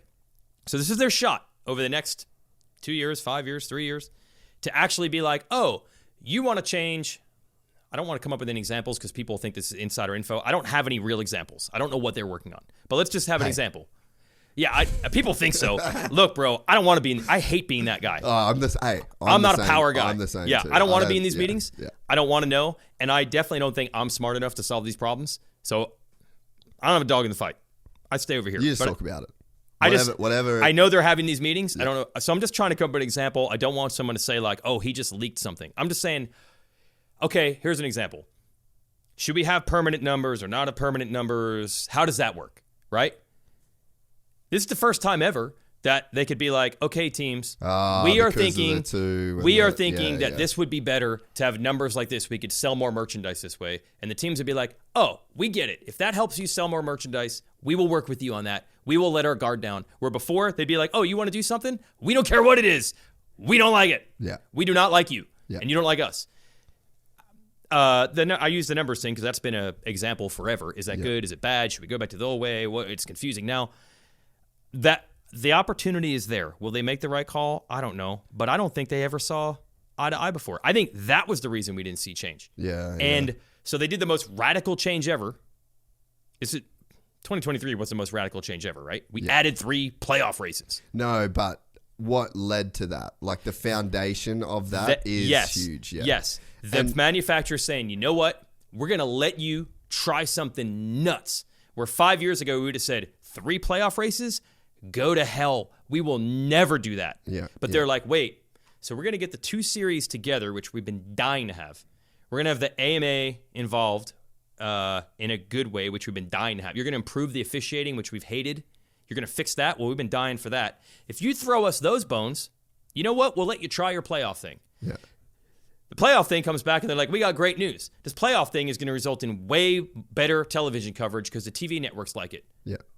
And the manufacturers aren't against that. So now they're like, hey, wait. You threw us a bone. We threw you a bone. We got something that helped both of us. Yeah. What else can we come up with? And the riders got paid. Yeah. So we finally have an example of they both helped each other and it resulted in something that was good for everybody. Yeah. The teams didn't mind it. Teams are happy with it. TV loved it. Promoters loved it. Riders made money. Hey, you got any other ideas like that? Yeah. So I think it'll happen. Sorry to tell everybody, I don't think this means we'll be getting racing 2 strokes next week, which I think is what everybody really wants. I don't want racing 2 strokes. I think that's crazy to me. Man, you walk these streets at night or you get jumped? Like, is that why you do jiu-jitsu? You're saying privateers. Yeah, I'm on my bullshit. Gosh, man. You are not a people pleaser. I just came in here hot. I'm like, let's just fucking walk in every step of the way of this podcast.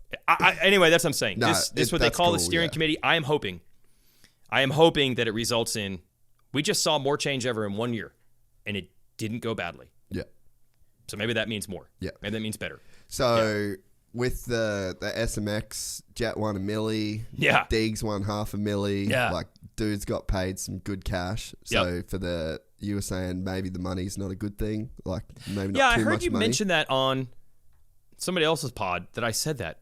Refresh my memory. I don't remember. Well, no, it was just that conversation where you were saying, like, hey, maybe we should wait to really try and get these guys, like, that bring in that much money, because, like, too much money is not always a good thing. I cannot remember saying this. I want to know what the context of why I would say. I don't remember where we were. Maybe it was when we did the pod at Marvel. That's what I figured you were talking about. Maybe I should go back and get the context right, so that I can't figure what the context would be that I could come up with where giving the riders more money would be bad. Well, I think maybe we were talking about it on, like, an extreme level. Oh, if you know it was what like I mean? If $10 it's million. NFL, Yeah, that could change things. Well, I mean, look, there's a lot of risk in this sport. Yeah. I suppose if guys made $50 million, would they just keep racing? I don't know. But I'm making this up at the top of my head. I don't ever recall saying I don't think the riders should make tons of money. Damn, I should take all that back then. Yeah, I was so excited. You were saying, I got a lot of respect for Weigandt, and I'm like, oh, this is going to be a compliment coming. And you're like, but there's one thing that he said that was crazy. And I'm like, damn it, when did I say that? Well, then anyway. Maybe I need to clarify all that. I mean, maybe I screwed up. I don't know. It was the conversation, I guess. I was probably taking a conversation to an extreme, you know? Right. But so with the SMX, with the money that got paid out, like, how do you feel about the bigger paychecks, the more money coming in? Like, here's the best part. Yes, Jet winning $1 million is cool, and Deegan winning $500,000 is cool. Here's what sucks about that. That's the money these guys have been making the whole time. No one was able to say it. That's what the Supercross Championship pays as a bonus. Top secret. It actually, I believe, is a little more than that. I think it's 1.2, 1.4. Yeah. So Chase Sexton also won $1 million plus this year. It just wasn't talked about. Yeah. So it's so dumb that it took this to get that word out. So what? Yeah. Why is that being such a big secret? Because anytime I talk about it, people that is a comment that happens a lot. Is people saying, like, why is it top secret? And I can see both sides of it. Yep. To where people don't know how much money I make off this. Like, should I tell them? Yeah. No. Like, the only reason it's public in any other sport is the unions forced that to happen. Is that what it is? Yes. Okay. As they unionized, the agent said, man, if I knew what every player was making, I could make more money from my guy, because I could be like, my guy has better stats than the guy making 30 mil, so pay my guy 32. It's all out in the open. Yep. That's the only reason those sports have it. I don't think we know. MotoGP, we don't know. F1, no. Kind of. We kind of do in F1. But it's not. So I know stuff in F1, and I know that a lot of times that they leak shit, it's pretty close. Right. So when you're hearing that, that's pretty close. Yeah. Okay. And I think that. Yep. I think that. Yeah, the leak shit in other sports goes fairly close, but in us, it's just secret squirrels. No. But ethically. Yeah. Because we're not there, right? So we're not now. Right now, you don't know what Jet sign-on is. You don't know. I mean, everyone, the rough bonuses, I think people know. But it's like, it's not disclosed. So the rabbit is still in the cage. It's like... Definitely. So do we... Ethically, is it good? Should all sports be like that? Or is it better is it for the greater good? To let people know what these guys make. The salary thing, I would say yes, but I'm willing to, if they don't want to do that, that's fine.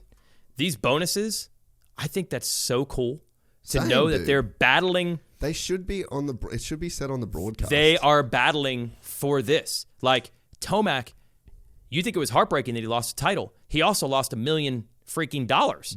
He lost way more than $1 million when that happened. It makes it And Sexton just gained. And we know that Cooper Webb probably wasn't happy with his team or his motorcycle, but he crashed out of that title, and he could have, should have won, right? Yeah. If he doesn't go down, he also probably beats Sexton.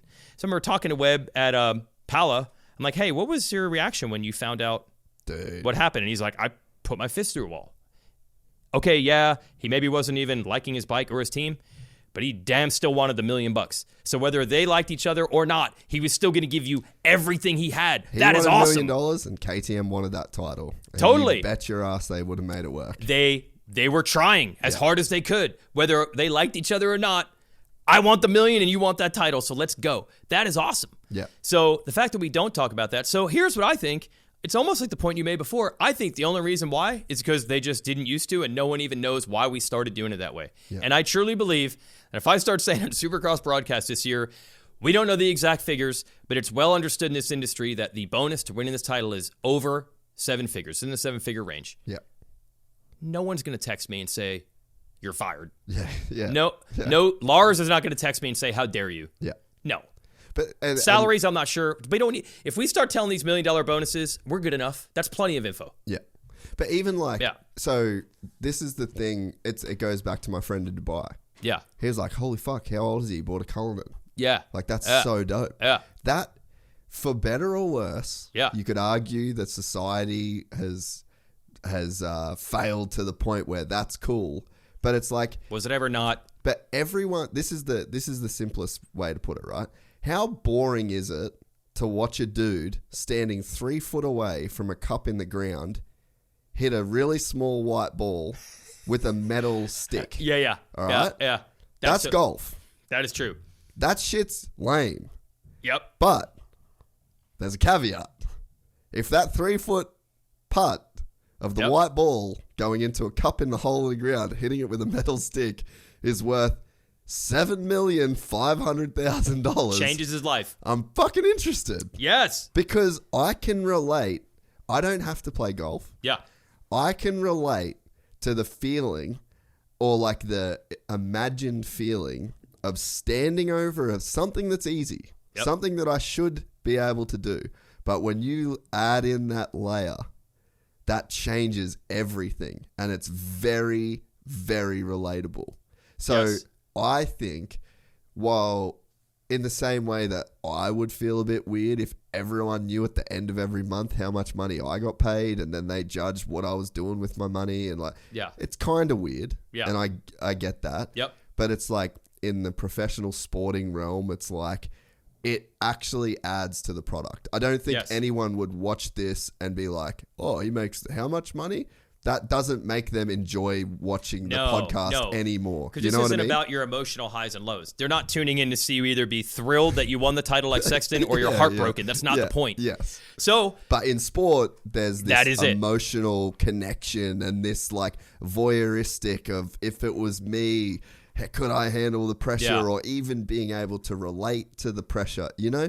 Yeah. So I think that's my like ethical philosophy around it, because like the average person, it's just not that cool to know exactly how much someone makes, but we don't have to. But it's like, I can see how in this context, as a professional sport, a sport we're all trying to grow, it's like, you know, say it, hey, this pass is for $55,000. Like, that was a $55,000 pass. It's not like it has to be the whole broadcast, but it's like, if you're in a bar at Dallas Fort Worth Airport and Supercross is and you hear that, you know, in the same way that when my buddy saw Jet with a Rolls Royce, he's like, dude, I didn't know that it was that big a deal. Yeah. You know?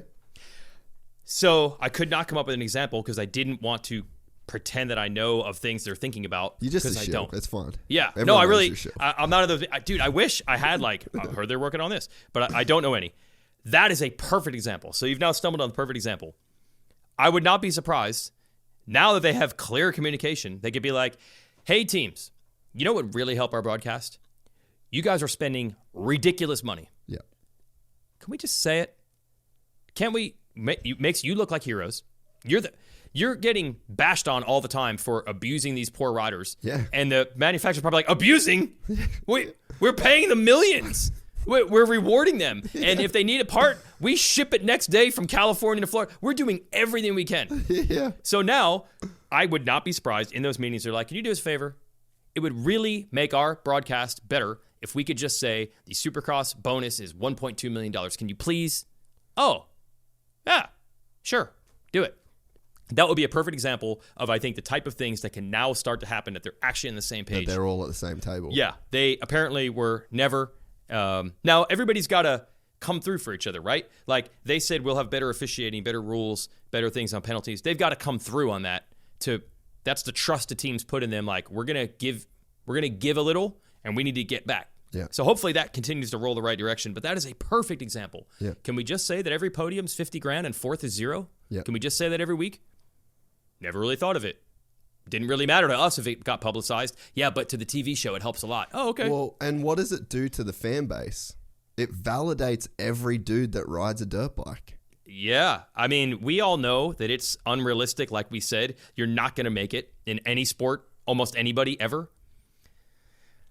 This is so dumb, but there's probably a few more people who might buy dirt bikes and be like, oh, I didn't know that kind of money. My kid could make that kind of money. Now, he's not. He's not going to make it. How many kids play tennis because of the money and golf? Because of the money. Because of the money. Yes. How many parents have you heard going, oh, I'm just putting my kid into tennis or golf? Yes. I'm just getting golf lessons. Yep. Why? Financial incentive. Yeah. So you're telling me that a dad that's a fucking petrol head and watches NASCAR is like, wait a minute, Jet Lawrence made $9 million Yes. as 20 years old, and he just got to go to the dirt bike track for his whole life. Like, sign me up, daddy. Right. And we all know, we just said, we did the stats, Major League Baseball. 23,000 pros. You're not going to make it. But these people are not being realistic about this. Yeah. You're right. They would see 50,000 for the podium and think, my boy's good enough. We're going to be there someday. Yeah. Probably not. But every other sport, it's probably the same percentage. Yeah. It's probably the same percentage of people that play golf that make money as here. Oh, for sure. It's just they're 10 times bigger and they have 10 times more money. Yeah. But, like, so for example, my wife, Supercross LA, first ever Supercross race. She'd never heard of motorbikes, motocross, nothing before we met, right? Yeah. And she's in the stadium and she's like trying to get her head around it. It's just very foreign and it looks silly to a person that has zero clue, right? Yeah. And like, that's what we need. Like, we're trying to drag those people into the sport. Yes. And so all of it looks retarded until you go, oh yeah, but this race is for $500,000. Yep. And then you're like, oh, okay, cool. I'd do a stupid thing for like this activity. Like, I understand. So it validates the people watching the sport too, that this means something. I agree. For every weekend, we race 17 times and no one ever says why. Yeah, because the race win is $100+ grand. Yeah, and they're getting paid $700,000 a year by this team. And it's like, think about every ESPN article or like, dude, even Feld's YouTube. Hey, Feld, I'll give you a free YouTube video that will get over 100,000 views right now. All you got to do is go, 2023 Supercross top money earners. Oh God, yes. That's it. It'd be unbelievable. That's it. Yep. And then what you do, this is a little life hack. The YouTube algorithm is going to send that to a fuckload of people. And they might be people that have never heard of Supercross.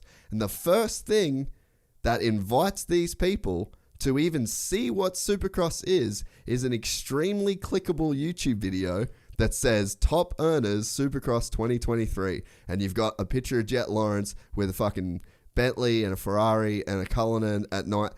19 years old. 19-year-old makes $7 million or $5 million or whatever it is. So once you're in multi-millions and you attach 19 years old to it, yes, you're doing all right. Yeah.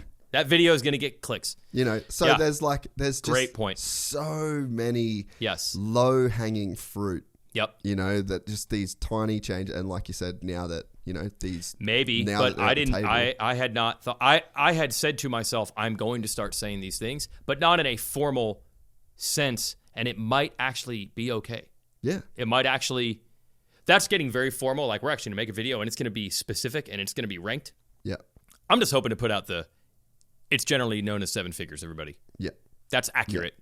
But I don't know specifics. And I just think that there's so many benefits to doing that, you know, and there really isn't the negatives there that I don't know what the negatives yeah, are. would act The as an only deterrent. the only negative I can possibly think of. Now there might be some reason we don't know. It might be like the tax department says, no, we cannot let people know that we have budgets this big. It could literally be something like that. Or the insurance department is like, we cannot publicly let people know that we earmarked this for the. I don't know. That's all I could think of. Sounds like a them problem. Yeah, yeah. No. So unless there's some legal, tax, financial, you don't understand if this information got out like that, it would ruin us, then I guess I understand. Then I guess it isn't for the greater good, because that's the argument we're making, is that it's like for the greater good. Yeah, but that might not be the case. It might just be like, honestly, man, never thought of it. Never even realized why that would be cool. Or just, thinking about it in a box, like, oh, well, I don't really want someone knowing how much I make. And it's like, okay, cool, but no one gives a fuck. Like, it doesn't do anything for the enjoyment of watching the race. Like, when I told my wife that, okay, this is the race that's for 500 grand. And then she's like, a 17-year-old just won 500 grand? Yeah, dude. She's like, that is... What? Like, and then we went to the press conference, and then me and Hayden took our little selfie, and then he literally rode away from taking a pic and fucking cartwheeled his scooter right, like... Are you serious? Dude, it was the craziest shit. And my wife's like, he just won $500,000 riding on two wheels and cartwheeled right now in France. But it's like that, we need to step out of the land of, I've watched Supercross with my daddy and my daddy before, and get into this, like, what's everyone else doing? You know, because I think Supercross is on a massive come up too. So like all of this is saying like we're on a wave, you know, and I get passionate talking about it because, and I said this to Davey Coombs, I was like, hey dude, Supercross is on a fucking wave right now. We're about to catch a wave. And you know what you have to do when there's a really sick wave coming? You have to paddle like fuck. Because if you miss that wave, that's good. You can't get back on that wave. Nope. You have to wait for the next wave. And you have no control over when that wave... Let's not wait for that next wave. You're right. Let's go hard as fuck right now because we have a chance. Yeah. You know? It is tragic to know that it was so exciting and so publicized. The $1 million, the 500 grand. I mean, my favorite part, honestly, was a guy like Colt Nichols buying a bike, figuring out, he told me, he's like... That's cool. He's like, my budget was 25 grand. Because the least amount of money I would make is 25. So he's like, I will not lose money if I keep my budget at 25. And that's worst case scenario. He ended up making, his points fund was 90. And then each individual race paid some. So he probably made 110. That's insane.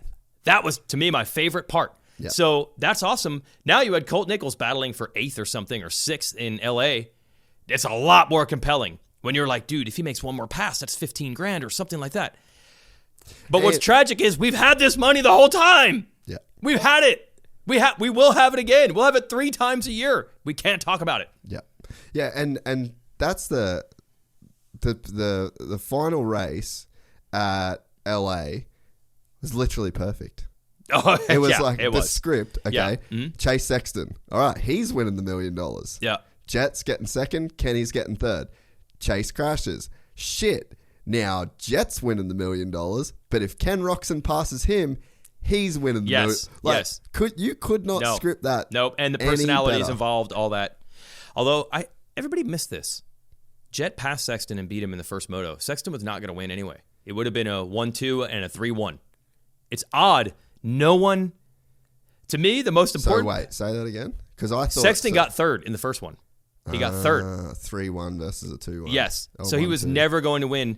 And it was very odd to me how no one seemed to notice there was so much like, hey, Jet went 22-0, but Sexton is a Supercross champ. When they first got back on a Supercross-ish race, the first one at Charlotte, Sexton had his number. Sexton was better. Yeah. Second race wasn't as Supercrossy. When we get to LA, that'll be the most Supercross-like. Jet passed him, caught him, beat him in the first race, and controlled his own destiny from there. I was like, that was really undersold. Yeah. I saw it on TV. I saw the pass. Sexton crashed out, so no one had a chance to ask him about how that went. Yeah.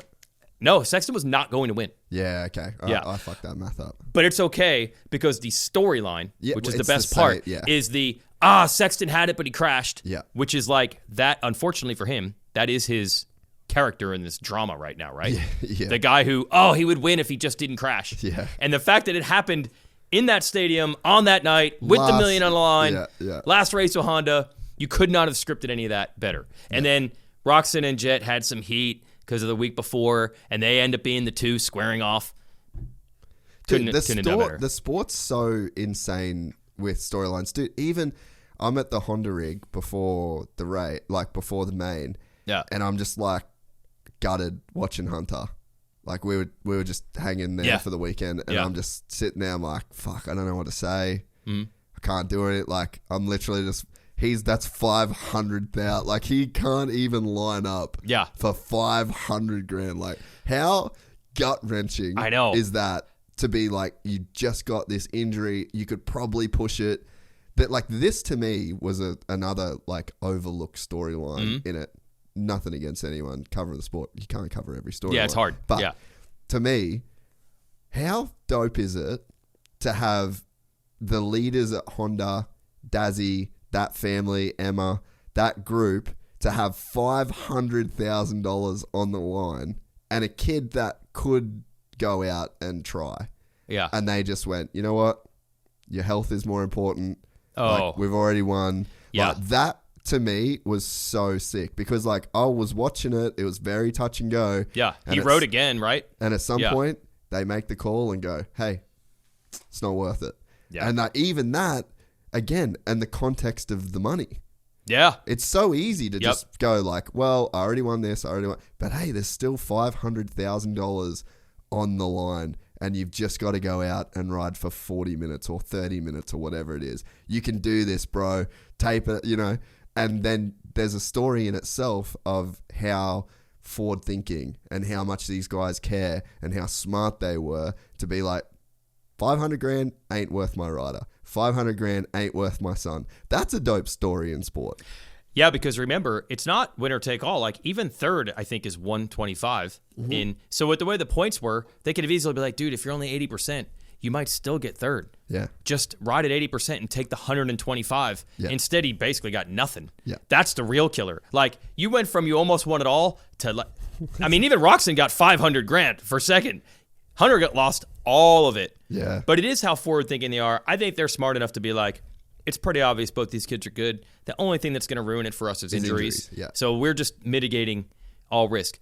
Now, in this conversation that we just had, I believe in the deepest recesses of my mind, I might have remembered what I was saying about the money. Yeah. Back then, I think it was the context of this sport is so gnarly that it seemed like no amount of money makes it worth it. And they were doing it for the pride of, this is just what I do. I want to kick this dude's ass. I want to win. I want to be a champion. And also, I think that... But I think I'm wrong, because these SMX races proved otherwise. Well, but you know what? I actually think as well that there was a point that you were making that you said that the guys already retire too early.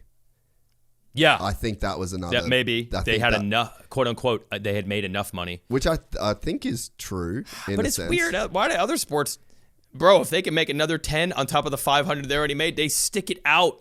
And you know their bodies feel like hell by the time they're 35 years old. Yeah.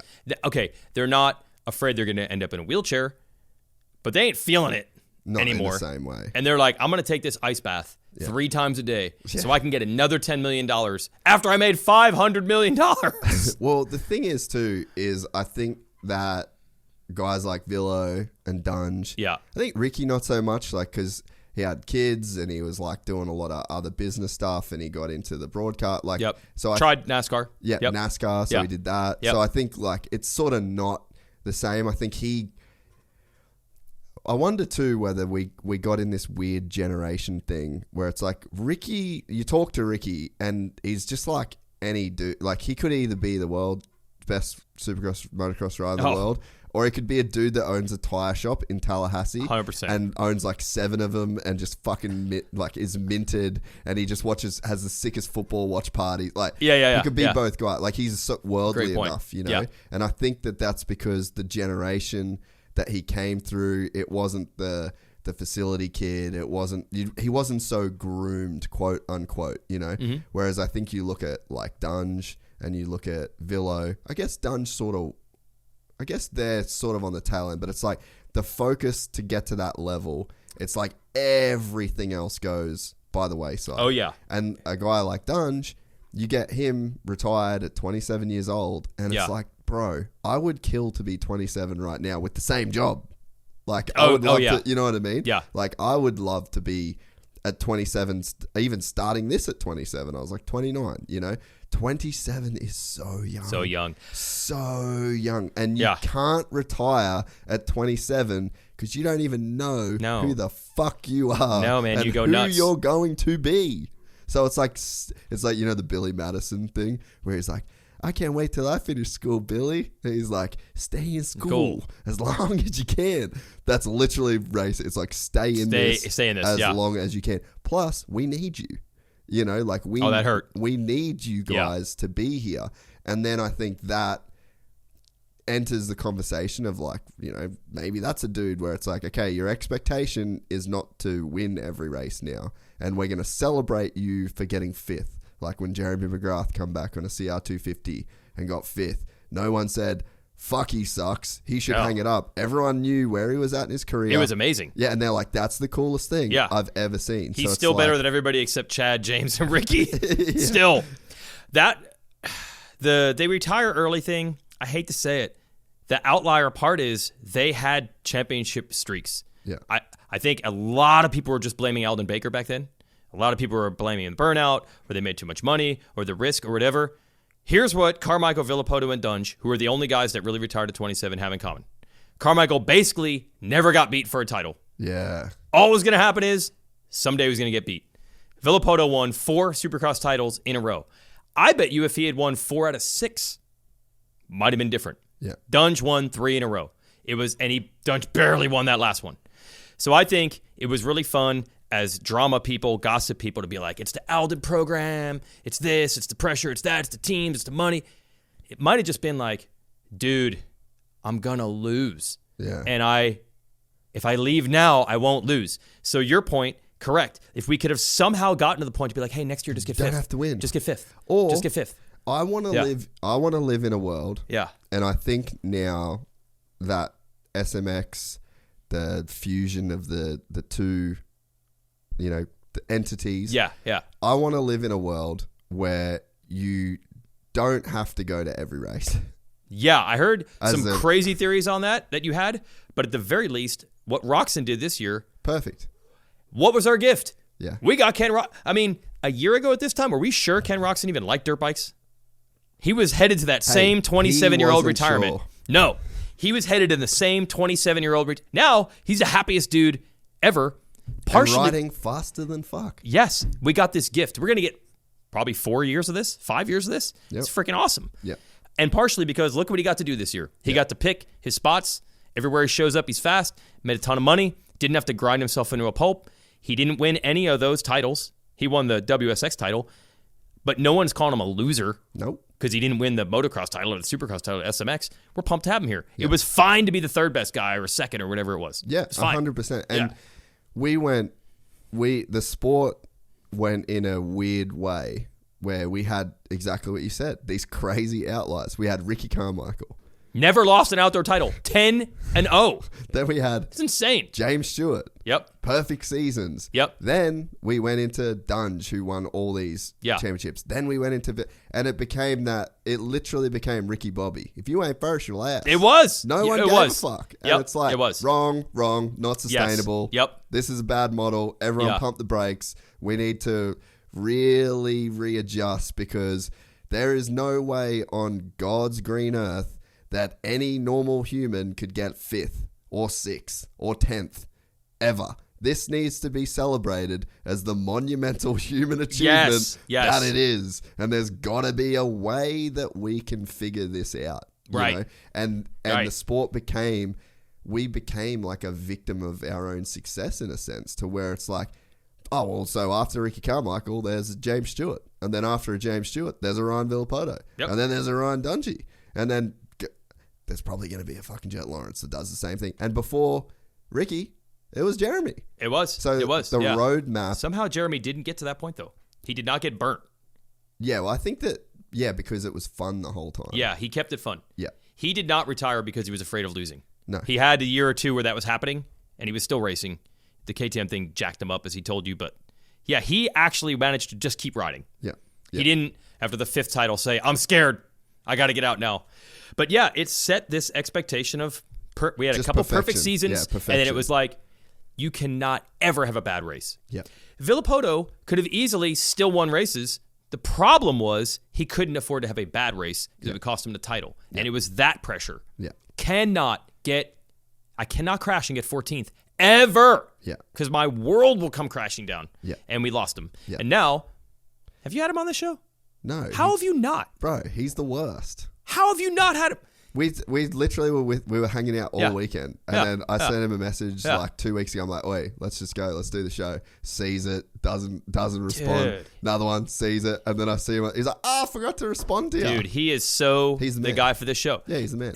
So now we know that not only did we lose Villopoto just because he was a big name, at that point, not a great personality, but a big name. Now we know even worse. This great personality was there, and we never got it. Yeah. That is tragic that we never got that. Now, I knew behind the scenes he was a rabble-rouser shit talker. He said he couldn't figure out a way to do that, and it's like your Ben Spees show. He's like, I could only focus on the winning of the races. Yeah.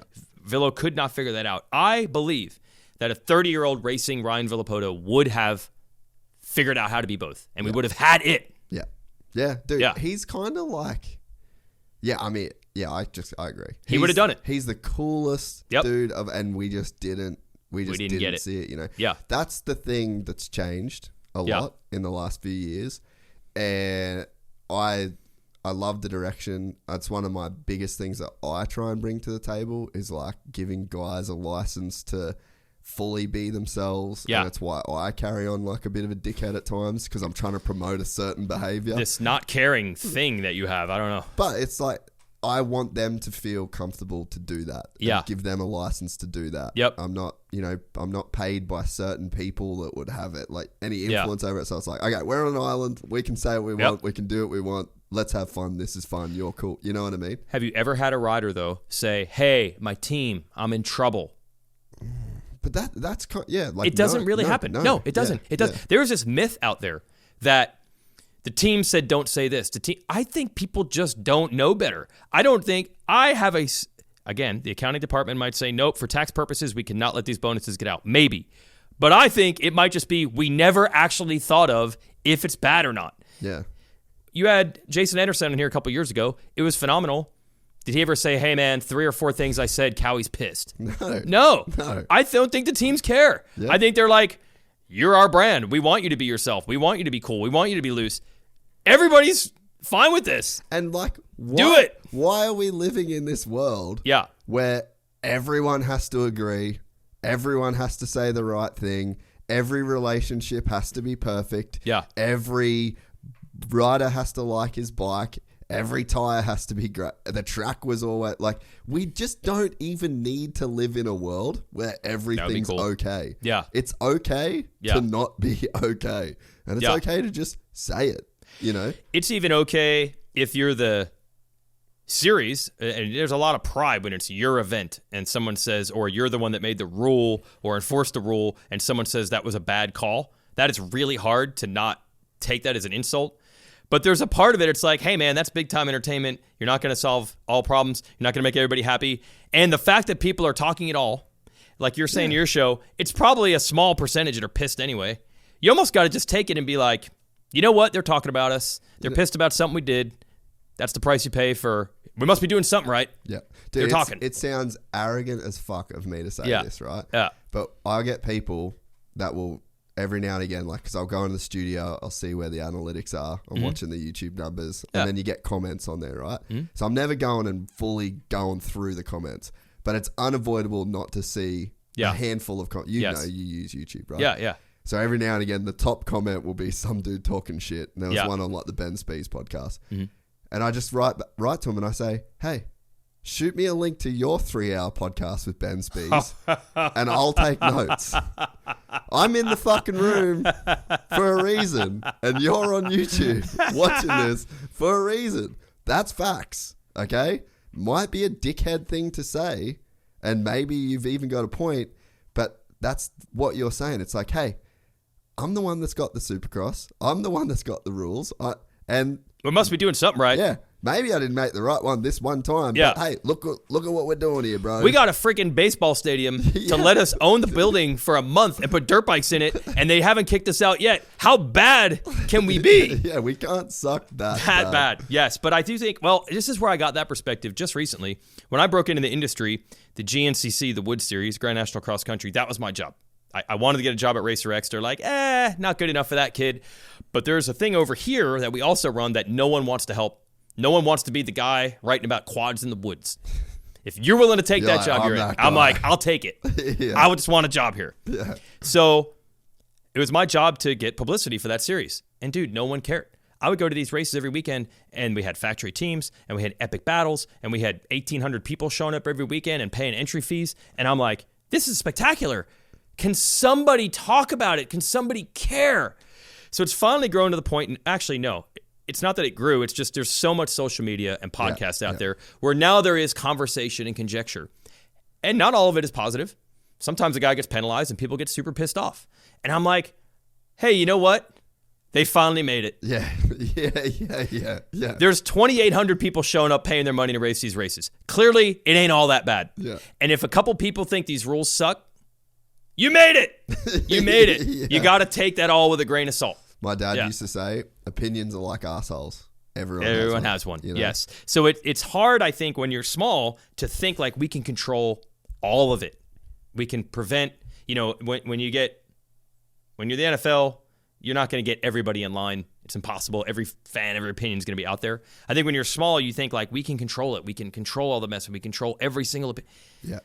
Yeah. And I do think that there's, as you grow, I do think there's a bit of that in our sport. Because we have been so small. Yeah. So where you can tell is, I give them so much credit.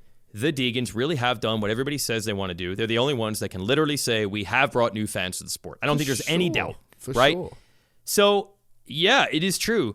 You will see comments with their stuff or comments to your stuff or my stuff that are coming from their fans. And you're like, dude, that's not how it works at all. Yeah, you don't know These anything. people are clueless. Yeah. But I'm like, hey, you know what? That's the price you pay. This is what we said we wanted. Hey, this good. is great. Yeah. Yeah. So, hey, I got blasted. You got blasted. They got blasted. Hunter Lawrence got blasted. It's still good in the grand scheme. Well, and I think it's just so important, and people probably should just have this approach in their life in general. It's like, just don't take it personal. That's really what it is, man. Like, I literally don't care when it comes to the personal side of this shit, Yep. Like when me and Mathis had our thing. Yeah, that you did not take it. That was so fun to me. Yeah. You went on a show. Like, it was fun. Yeah. And guess what? Yeah. Some of their most viewed shit. Like, everyone got views out of it. Like, Sure. It's a feud, man. But, and it's like, but I don't care. Like, personally, my feelings aren't in this in the way that it would stop me, because what that would do is it would just stop you from doing it. Yes. It stops you from doing things, and like it does. You just cannot be beholden to other people's subjective opinions. You know? I started my own YouTube channel for a variety of reasons, and I find it very difficult to do because I am trying to get it perfect. And I will do, you've literally seen me do this 1,000 times. I can walk around with a GoPro at a race in one take and do a 12-minute video and throw it on YouTube, no problem. Then I try to do it for my own channel, and I'm like, nah, I want to do it again. Nah, that's not quite what I meant. And I'm like, what? Why do I suddenly care so much?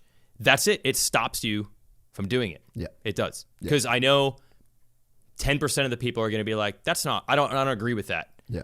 And they might be right. I'd like to think I have more information than you, so I am probably right and you're wrong. But does anyone in the comments say, well, hey, you know more than me, but they're never going to say that. Yeah. And honestly, that is the thing I'm most impressed. You do that, and that's the thing with Mathis. Dude, for sure. He only says it because that's just what he thinks. Yeah. I don't defend him much. The only point I ever defend him on, when I hear people say like, oh, he's just doing that for clicks, I'm like, nope. He's just doing it because that's how he feels. He don't care about the clicks. Yeah. In fact, he's probably done himself more damage, I think we could all agree, with some of his takes. If he was doing it for the clicks or the numbers or the metrics, he's probably hurt himself with some of these takes. But that's my point. He's not doing it for any reason except, I don't care. Yeah. This is what I feel, and whether you like it or not, I'm going to say it. And it's good. Yeah. Like, I think it's great. Yeah, like, and that's what you do. You're just like, I don't care. Needs that, dude, desperately. Yes. And that was one thing when people were like, everyone picked a side, obviously. Yeah, you know? they did. But then it's just like, hey, guys, let's please. The thing that I want to make clear in this is like, I don't want his job. Yeah, you're not looking at it as competition. Yeah, I don't. Yeah. There's no part of me wants to sit in a studio every Monday. That's not how my life's. You want to geared. wrangle 5 guests every Monday? No. Oh my God. No. I'd wake up in cold sweat. You know how hard it is. You just said Vurbmoto. Yeah. You got to do that 5 times, and it has to be Monday. Yeah, it has to be. There's no flexibility here. Yeah. I got a 3-hour window. And hey, that dude has Yeah. done a lot to build this sport. And He to has. build the internet culture. Yeah. Like, you have to give him Yeah. huge props. And Yep. there's a lot of people in the industry that, you know, have benefited from his platform and from what he does. Does he say some of the dumbest shit on the internet in motocross? Oh, yeah. Yes. Oh, of course. Do I say some of the dumbest shit Yeah. on the internet in motocross? Yeah. Yes. But we're doing our own thing. Yeah. And it's like, when you step back and you look at it, it's like he needs to be there. Like, at no point should any motocross fan want him to quit. Like, That if would he be bad, quits, yes. huge hole. No, Massive, you're right. Massive hole. Yep. And guess what, motherfuckers? I ain't coming. You're to not film. doing it. I'm not either. And you're not going to, you know what No, I mean? I'm not either. Yeah. So it's like, you need to put it out there. You say what you believe. You Yep. stand by it. And guess what? The next week, some new shit's going to come up. And it's like, you just have to be comfortable enough to, I guess, take that in your stride each week. It's an amazing quality that a lot of people don't have, to not care. I do care. I'm lucky that the job I have is, especially when we talk about broadcasting, it is kind of designed to be very neutral. Yeah. You're not really supposed to have strong take. That's for the analysts. That's for Carmichael and Stu and GL when I had them to do. So luckily, I'm not being called upon to do that because I'm not like you. I admire that. But what we did find out by Steve having this show that did a lot of things like, you can't do that, you can't say that, you can't do this. We found out the world kept on spinning. Yeah. Riders came on there and they curse and they talk a lot of trash. They Yeah. talk like they do. You know how they really talk. They Yep. said it on the air. The teams never called and said, hey, you can't say that. They took live calls from fans. Nothing got out of hand. Yeah. Then you start a show, and then you get riders on here saying crazy stuff. They never get calls. And suddenly we're like, we had all these things we thought we couldn't do. Yeah. Maybe the bonuses, maybe the same thing. We can do it. Yeah. They can tell all these stories. They can talk trash. They can drop cuss words. They can make fun of other guys. We can talk about bonuses. And we Yeah. might have found out there were none of these limits that we thought were there the whole time. Oh, and there's one thing though that I think, so you're right, but there's one thing when it comes to like the journalistic side of the sport. And I think you're my standard of journalist. Like, That is sad that I probably am. Yeah. but Yeah. but you're the guy that's like very professional. Yeah. Very, like, I would say you're a journalist. The problem, I think, is that, and I'm not like a victim of this because I guess I'm not trying to be like a journalist. I'm not trying to cover the sport. It's Yeah. like, I love the sport. It's my interest. There's probably a level of influence now that like a conversation Yeah. on this platform can have. So that's cool. But Yeah. I'm not a journalist. I'm not trying to be objective and say, like, nitpick the sport for exactly how it is. Like, I've got my opinion. So like, that's the island that I'm on. And there are things, you don't have to weigh in on every single thing. I don't. You don't. I You don't could want not to. talk about the first 5 rounds of Supercross. You could have 5 guests on the show that have nothing to do with it, and you didn't weigh in on any of it. Somebody could take somebody out in a heat, and you'll never talk about it. Well, You're there's- not compelled to have to. Well, it's funny that you say that. So after Tomac had the Achilles thing, Yeah. I was fucking rattled. Like, just Really? Oh, Really? yeah. Rattled. I want to show my brother. I'll blow him out. He was fucking. My brother's at home in Oz, so it's like daytime in Oz, you know. Yep, So yep. Supercross starts at like 6 a.m. Yeah. So Matty gets up, takes a bunch of mushrooms, and he's like cruising around the house, like vibing out. Just a you normal know, Sunday for him. just doing his Sunday thing. Okay, And okay. then he sends me this message, and he's like, bro, I'm just watching Supercross. Like, are you watching this right now? It was like afternoon, nighttime-ish in Dubai. Mm-hmm. And I'm like, I can't believe it. Or maybe it was like morning for me, whatever it was. And so he's like tripping on mushrooms, and he's like, this is the worst thing that's ever happened. And I'm like, I feel fucked. Like, so we had this emotional let go over Tomac. And so, but then I was compelled for whatever reason Yeah. to get on my so the studio in Dubai was basically just my kitchen table in my apartment. Wow. I rented a room with a grey wall so that it looked the same. Like that was the level that we were running in Dubai. Wow. And so everything was set up. It was right there. And I did that. I just reacted raw to that, that one. And it got so many views. Sure. I was so pissed. Like, because I don't want to do it. Like, that's not me. That wasn't your goal. That wasn't me. Yeah. And I just I felt compelled. Yes. And I did it on a whim. And all the comments were like, you should do this more. You should. And I was like, nope. Not your lane. Nope. Because there's so much stuff. I just let it go through to the keeper or the catcher, like you guys say. Because the other problem is there are moments where that happens. Yeah. And the words come out easy. There's a lot of times where nothing exciting happens at all. Yeah. And once you set up that expectation, that is the hardest thing that I have to do in my job, Racer X. We have to keep that beast of a website going 365 days a year. Our favorite joke every year, we just got to do it. They send out the company email, hey, congratulations, everyone. The office will be closed on Thursday and Friday. And I write, can we put a close sign on the website? No, of course not. No, newspaper. No, yeah. Right. So we have to fill this beast of a website. Nobody really wants to work. It's our off season. We know it's going to be balls to the wall in a month. You would love to take those days off. But once you've set up that expectation, you don't want to go down that road. It was it worked too good. And I was I was like, fuck, I probably made a few $100. I know. Just you could do 5 more. I just sit and I talked about how I felt about the race. Yeah. It's it's enticing to want to do that more or to know that if you did it, it would work. Yep. But I'm just like, nope, I'm out. I'm drawing the line. It's not what I want to be. If I miss it, I missed a lot of the Deegan America, when Pulp did that thing. Yeah.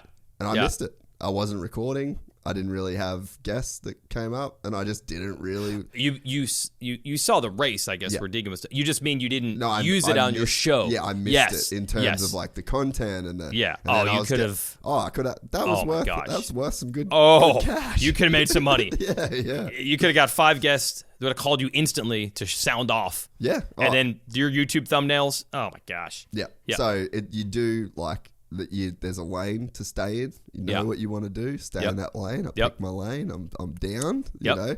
But again, there's guys like Steve that's the job, and he's fucking good at doing it. He shows up every Monday. Yep. He's built his life around it. Yep. And if he left, huge hole, no one to fill it. Yeah, because you do get to that point where everything that happens, you're like, wow, this is wild. This is crazy. Oh, and as a bonus, I get to listen to this pod. We do a pod every Sunday night with him, and he does his show on Monday night. Oh, as a bonus, not only did I get to watch this crazy thing, but I'm going to hear my guys interpret it. You look forward to it so much. I mean, if we didn't do that Sunday night podcast, people would find us and hunt us down.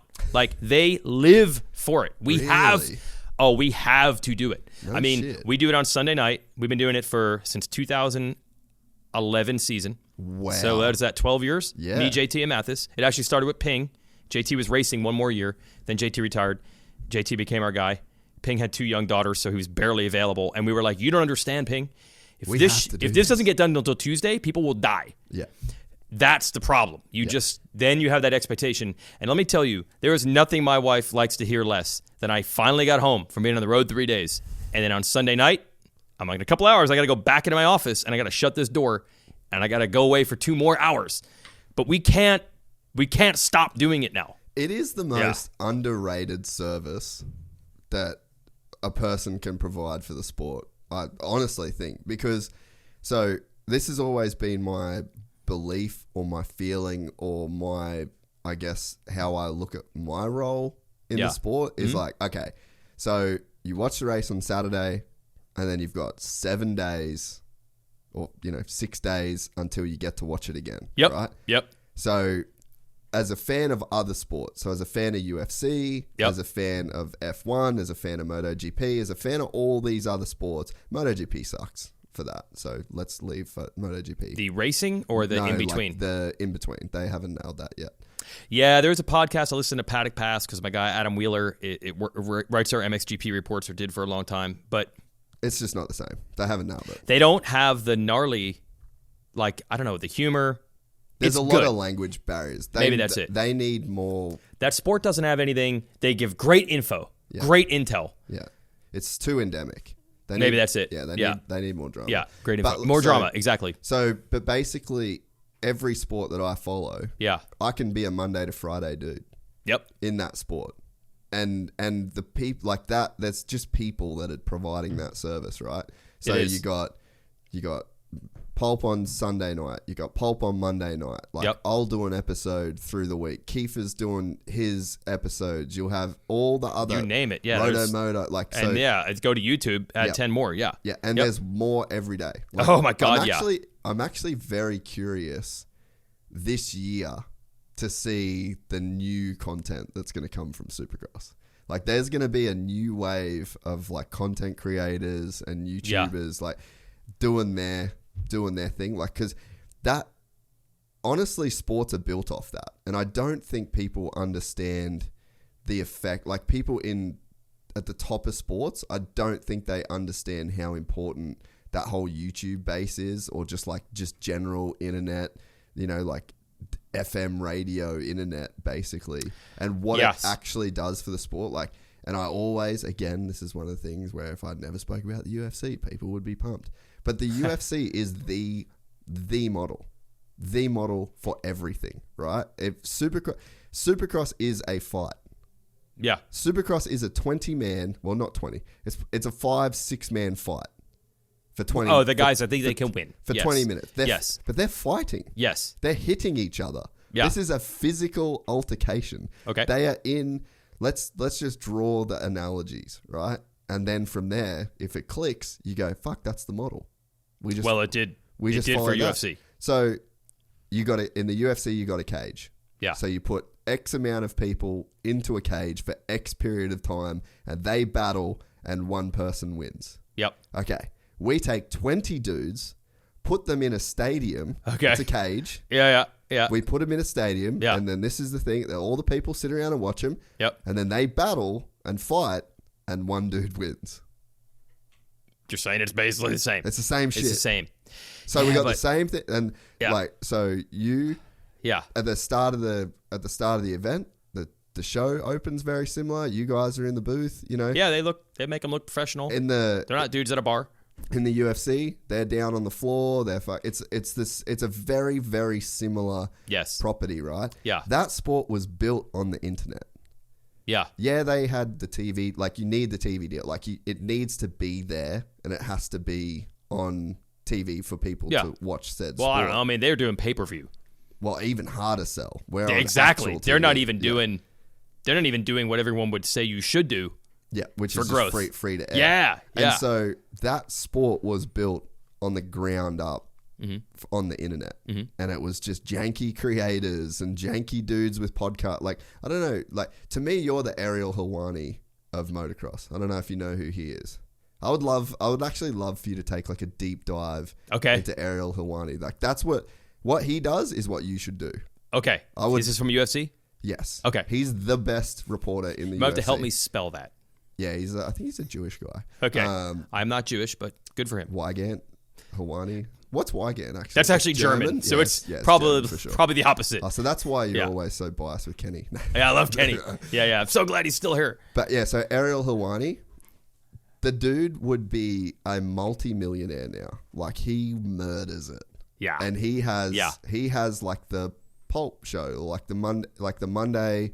He gets the fighters in, they call in, the set's amazing. It was like... Oh, so you're saying he's got they call this shoulder programming in the business. Yeah. He has programming in between the bouts. No, like after so basically like the whole week. So like... That's what I mean, in between. Yes. We have an event on Saturday, Sunday. Yeah. He's doing a thing on Monday. Yeah. They call that shoulder program. It's carrying that load to the next event. And so I guess my point is that the UFC, that was built online. It wasn't built on networks. It wasn't. And so Ariel Helwani was literally you. Like, he was just, I'll do anything to work at any event. Yeah. And because the sport grew the way that it did, and he was one of the original voices, very similar to the way that you are, as it went, the sport leveled up, he leveled up. It's just this everything is growing. All the production gets bigger. He gets an ESPN deal. Now he's doing it. Now it's the same kind of thing. So probably can't believe his luck that this all worked out like this, right? And you probably feel like that now. Oh, 100%. I definitely do. Yeah. Oh, yeah. So the model is so there. Yep. And it's like all we got to do is just like this, whatever the things that we're doing that's like really outside of that scope and kind of like kooky, would seem kooky to the UFC. It's like, let's just not do that, basically. Like, do what they do. Even like Dana White as a personality, like Dave Prater, I've said this to Adam Bailey too, and you'll notice Adam Bailey was actually in the press conference with the riders when they won, from I think Abu Dhabi and Melbourne. Bailey was in the podcast, in the press conference. To be a bit Dana White-ish. Yeah. I just said to him, I was like, dude, whether it does good or bad ticket sales, tell us. We don't give a fuck. Yeah. We just feel cool if we know. Yeah, and then you guys can talk about it for the next 5 days, good or bad. So it's like, Dave Prater, again, you have to then divorce how you would personally feel about it. Where you'd be like, I don't want to look at the comments. I don't want to. This would feel shit. I don't want to be that. It goes back to that, doesn't it? Exactly. It does. Yeah. So like, if we're whoever's invested in making this shit work, fuck your feelings. Yeah, like, you have to back to that. Somehow you don't care thing. Let's just do the shit that we have to do to make this work. It's like goal over feelings. And so it's like for me as a fan, I would fucking love to see Dave Prater walk into the press conference first with a suit on. Fucking drinking a Monster and just being like, all right, attendance tonight, Anaheim, we sell this bitch out every single year. 2024, another sellout. Like, that's why we keep coming back here. Injuries tonight, unfortunately, ex-rider was hurt. So he got concussion checked. He's got a broken wrist, as it seems now. We're getting him to hospital. We're gonna make sure that he's sweet. All right, open it up to any questions. And then you'd say like, the gate tonight. That's another thing the UFC does. They say the gate tonight was $4,300,022, whatever. Right? Just do that. Yeah. How cool would that be? Like as a fan, to see Dave Prater walk up onto the press conference, open that shit up, just fully give you the rundown of what it did. You know, and be like, we had this many fans, we sold this much money in tickets, bang. The price, the purse payout was this much money, blah, blah, blah, add in bonuses, but, you know, like, just, that's the shit that you can talk about. It's the stories. It's like, and then you've got a figurehead, someone to kind of like look to. There's just, we just have so much there that we could do. You're basically, and this keeps going back to this bonus conversation, it's basically the more info we have to chew on and talk about for 5 days, the better off you're going to be. Because you're not going to lose a guy to Thursday Night Football. Or you know what I mean? No. You want to. So what you want to do, and a long-winded point, as I normally takes me a while to get my shit out. That's why we have a 5-hour show. But it's like you don't want the guy to go away from the sport. You want him to stay in the sport. You want him to think about, fuck, I want to go for a ride this week, actually. I'll ride Thursday. And then you're like, well, I'm going to drive to the track listening to Pulp MX, or I can listen to this, or the press conference clips go through the week. And then there's, you know, like I was saying to the Feld team about like doing vlogs and doing like some behind the scenes. They started doing that at SMX with like their vlog series. So everything, we're all trending. But it's like, man, they're doing this exact thing. So they actually so they started a show. It was Daniel Blair and I. Now it's me and JT, because Daniel Blair left. SMX Insider. Yeah. That is and it is very basic. It is like, if you're kind of on the periphery here, watch this 22-minute show on a Thursday. You know everything that happened between now and you'll be ready for the race. And then if you're more hardcore, they have the Vurbmoto RC show. And then Stuart has Bubba's World podcast, and that's the exact, I'm telling you, it's so crazy how you're saying they just need to do this. And I'm like, I'm in these meetings. They actually, and again, I'm not in the meetings with the teams. I'm just telling you folks, again, I am not in those meetings. The amount of times you've said this makes me definitely think I must be. Well, it's one of it's one of the unfortunate things, because you don't get any of the, promoters or whoever in the press conference. There's very little info. So I think people think like, well, he talks a lot. he might be one of the few people that might accidentally leak one of these things out. I'm just so desperate for someone to tell me something. Yeah. Unfortunately, I'm not in those, but I am in TV meetings. And yes, we call that shoulder programming. And that is the goal, to keep people engaged throughout the week. They have that concept. There's a reason that they play a James Stewart Bubba's World ad on Supercross to try to keep you engaged. But I do think it goes even further than people realize. I don't even watch. I love the NBA. But as I've gotten more busy as an adult, I just don't feel right sitting on the couch watching 5 hours, 2 games. But I listen to podcasts all week. Yeah. And I find myself, I know so much about it. And I'm like, wait a minute, I don't know if I've watched a single game all year. But that doesn't make me a non-fan. Yeah. For them, you have to somehow measure that as our audience is growing. We lost this guy. He's not watching our television, but he's not gone, actually. Yeah. So I did see a social media study. Everyone knows, in America at least, the NFL dominates. They dominate. They crush everybody with television ratings. But in actual social media, the NBA is bigger. No, it's slap fighting. Dana White's slap fighting is now the biggest. Yes, but I'm saying the NBA is considered a loser compared to the NFL. Yeah. Only with TV ratings. Yeah. Now, NFL isn't very international, so that doesn't help when it comes to social. When they're talking TV ratings, they only mean in America. But the point is, some leagues, NBA, I guess Dana White slap fighting, UFC, have realized there are other metrics out there. Yeah.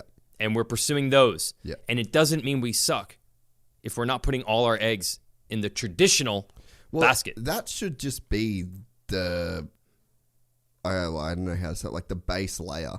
Like that's not the crown jewel. Like the TV ratings and it's just like, but that's the way it's been for 50 years, right? But it's like that's so wrong. It's so wrong now. You just need you need somewhere to watch the shit. Everything else comes after that. Yes, you know what I mean. The conjecture. That's just the base layer. That's the flour to the bread. You know, like you need, that's the key ingredient. Yep. But it's like that's not what gives it the flavor. That's not what gives it. So, I remember what I was saying before too. I got very off topic again, but. Where I was praising you and your journalistic integrity and the way that you talk, I think that Ariel Helwani. Yes. But he is not interested in being the riders' friends. Fighters. The fighters. Yes. But our media and our industry, we're all very concerned with staying friends. Yes. Or being cool. Yes. And it's like, I honestly think that that's one of the reasons why Steve's as successful as he is. Because at some point, he realized that he wasn't cool enough to be all the riders' friends. Yeah. And he was just like, you know what? Fuck these guys. For whatever reason, he didn't care. Yeah. And so, but I think that there's not many people. And then you're in your lane where you're just you're not taking a side either way, you know? But then I feel like for everybody else, and I fall into this category as well at times, where it's like, they just want to be friends with the guys. And it's like, that's definitely part. And you can hide behind, we need the relationship. But that's not true.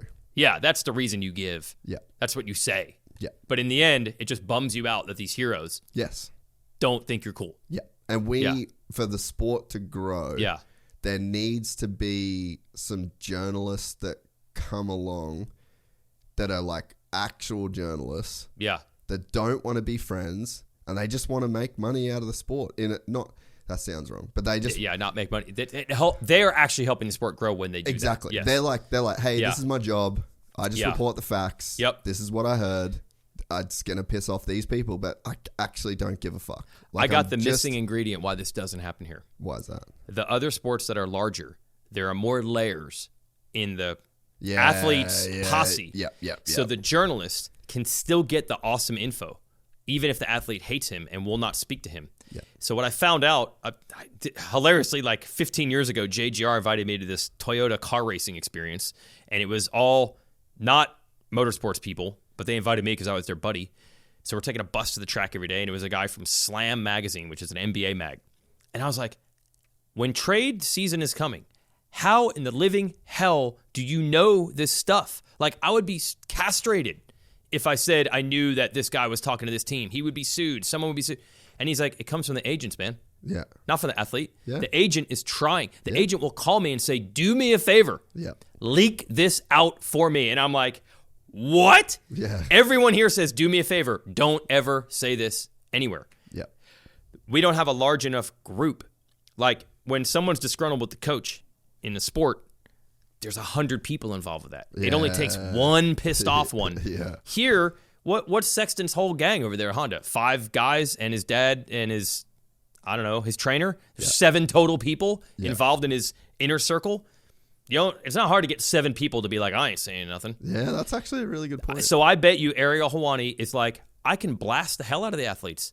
I don't need to talk to the athletes. I got some other guy in his 80-person group, and just give me the name of one fighter. I don't even know any names. Nate Diaz. Yeah, Nate Diaz, his chiropractor, he was a dick to his chiropractor this week, and his chiropractor quit. Yeah. And he's like, Ariel Helwani, you didn't come from me, but he's an asshole. Yeah. And he doesn't need Nate Diaz. Yeah. So that's what we're missing. We need to be big enough to have leaks. Yeah. And on purpose, strategic leaks. Someone's always disgruntled. And I was like, why would the agents do that? And they're like, they want the league to know the reason their player isn't playing well is because the coach sucks, the team sucks, his teammates suck. If he got on another team, he'd be worth so much more money. Yeah. Could you please put that out there for me? Yeah. So I don't know why in this sport, they're not like, do me a favor, say that the bike sucks. Get that out there. Bro, my rider could win if he was on another bike. Get that out there. That's what I said all year about Chase Sexton. I was like, hey, guys. Get that out. Leak that out. But I don't, again, to the recall, like there was no one called me and said like, dude, don't say that about Honda or don't say that about our bike. Like, I'm just, and even, people, even like broadcast wise and stuff, it's like, it's Chase. I'm like, dude, that fucking, you're like, it's way, like a Honda 450 doesn't have feelings. I never thought of it that way. Chase Sexton is a 24-year-old, 23-year-old athlete who's just trying his best and he's fucking cartwheeling every weekend, trying his best. These crashes are coming out of the blue. Like, he ain't feeling that bike. There's something going on to where he can be beating the best riders in the world, beating the piss out of the best riders in the world, and then he cartwheels. It seems more logical for me to blame a bike that doesn't have feelings than... But that's still a guess. But imagine if you heard it. But no one even played that side. No, not at all. No one even... Everyone was like, no. No. And it's why? Because people are getting paid by these guys. People are getting paid by these guys. I don't want to piss this guy. And just objectivity is like way less of a thing than what it should be. And again, it's like... in the same way... And you don't get the intel. Because all you're doing is get... Like, if I were to say that, I'm like, I got nothing more than a hunch. And dude, I could be wrong. But if I was in these other sports and I literally had someone call me and be like, I'll tell you exactly how it went down. They changed this, they changed that. When they changed this, this happens. They changed this. Oh, shit, really? This all happened? Wow, for real? Yeah, you didn't hear from me, but this is what happens. Then I would know on authority. I'm like, I now know. I think it is the bike. But no one is telling us this. Yeah. It's not just that Ariel in UFC has bigger balls. He's got better sources. Well, and I think, too, that over time, and maybe this is a little bit of the effect why, like, guys can come on the show. Like, they just know that they can come here and just let their nuts hang. Yeah. And it's they don't get in trouble. And I think over time, a guy like Ariel Helwani has built such a rep. Yeah. And he'll just literally call dudes out. Like, he had this dude, Dylan Dennis, on his show. And the guy's a bit of a joke, right? And he literally would just, like, confront him on his own show and, like, call him a fucking joke, basically. Wow. And this is not someone who fought. No. But he was basically saying, like, he goes, okay, Dylan, but it was 1,198 days since your last fight. And you want me to believe that you're the best fighter on planet Earth. Facts would say otherwise, you know? So it's like, but I think he's just got to such a level. There's so much respect for what he says. And people respect his position in the sport enough. To where they're like, fuck, if he said it, it's true. You know, and the truth isn't always fun. And when you're good, you're going to be right enough. You're not going to be right every time. But he's been right enough for the most part for people to take it. The other thing is that in journalism, you cannot confuse what they call the beat writer, who is the dude who goes into the locker room and gets the quotes. That guy is not gnarly ever. That guy is doing what I'm doing. To say, like, in this sport we have a weakness because everyone's currying favor. No, Those sports just have 8 different types of guys. They have Stephen A. Smith, who doesn't talk to a single player ever, who just goes off on him every Monday. But there's also a guy going into the Lakers locker room tonight and talking to LeBron James. And he's never going to say anything bad about LeBron because he has to get those quotes and he has to write that story. They're just big enough to have, I can make a full-time living as doing this. Yeah. And you can make a full-time living doing that. Yeah. I got to do 5 of those jobs. Yeah. So if I want to write a column on Racer X on Monday, putting a rider on blast, but then I got to talk to him on Friday and be like, hey, can you give me some information for the TV show? Yeah. But the problem is this You've sport, got to do everything. honestly, it's because the sport isn't big enough for everyone. There's not a wide enough pie. No one can make enough money doing one job. Yeah. Where you can in the larger sports. So Ariel Helwani can be That's like, true. this is my lane, and this lane pays me $1 million. So I'll just keep hammering this lane over and over. Yeah. I don't need to curry favor from anyone. That's that guy's job, and he makes a living with that. So that's a good point. Yeah. And that worries me Yep. in a sense that, like, if we can't have some figure in our sport that is, like, there's integrity and it's, like, doing a good job of that role. Yeah. The problem is some clown on the internet, like me. There's others. But so there's some clown on the internet Yeah. that will say a bunch of fucking dumb shit. And Yeah. he's going to be right about 50%. And 50% is just going to be fucking ass water. Yep. And we're stuck with that dude. Yeah, and that is the That's the tragedy. Absolutely. And that is the tragedy of it's like, what is the reason you'd ever want to leak out secret information? That's why. Yeah. Because you would tell someone like me or Mathis or you, get this out there, and it would fix the problem. Yeah. Otherwise, we're just left with nothing but speculation. Yeah. To be honest, you're speculating that it was the Honda. You don't really know. Yeah. There's nothing to stop the speculation. But I've ridden one. Oh, okay. Oh, yeah. Hey, like we said, it's the same. Yeah. That KTM 350, and you said it was an XC? XCF, Ah, it's the same. Point being, No, you're right. that when you say nothing, people aren't going to stop trying to figure it out. Yeah. So then they're just going to guess. Then they're just going to speculate. Yeah. So that's the advantage of more transparency. It just kind of douses that flame. Like, 100%. you want to know what happened? Psh, here's a bucket of water. It's done. It's like Eminem on 8 Mile. You've ever watched 8 Mile? Oh, yeah. Movie? And Yep. he just disses himself in front of the dude. And they're like, And then the what guy's am I like, going to do?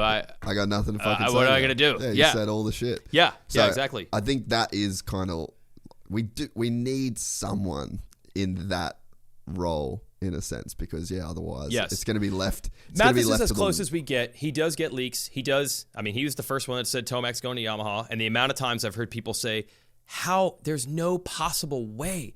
There's only 4 people that know that. How could he possibly know? And it's like, you think there's only 4 people. Dude. But somebody's got to make the jersey, and somebody's got to make the graphics, and there's a tire person, and a suspension person, and a blah, blah, blah, and a blah.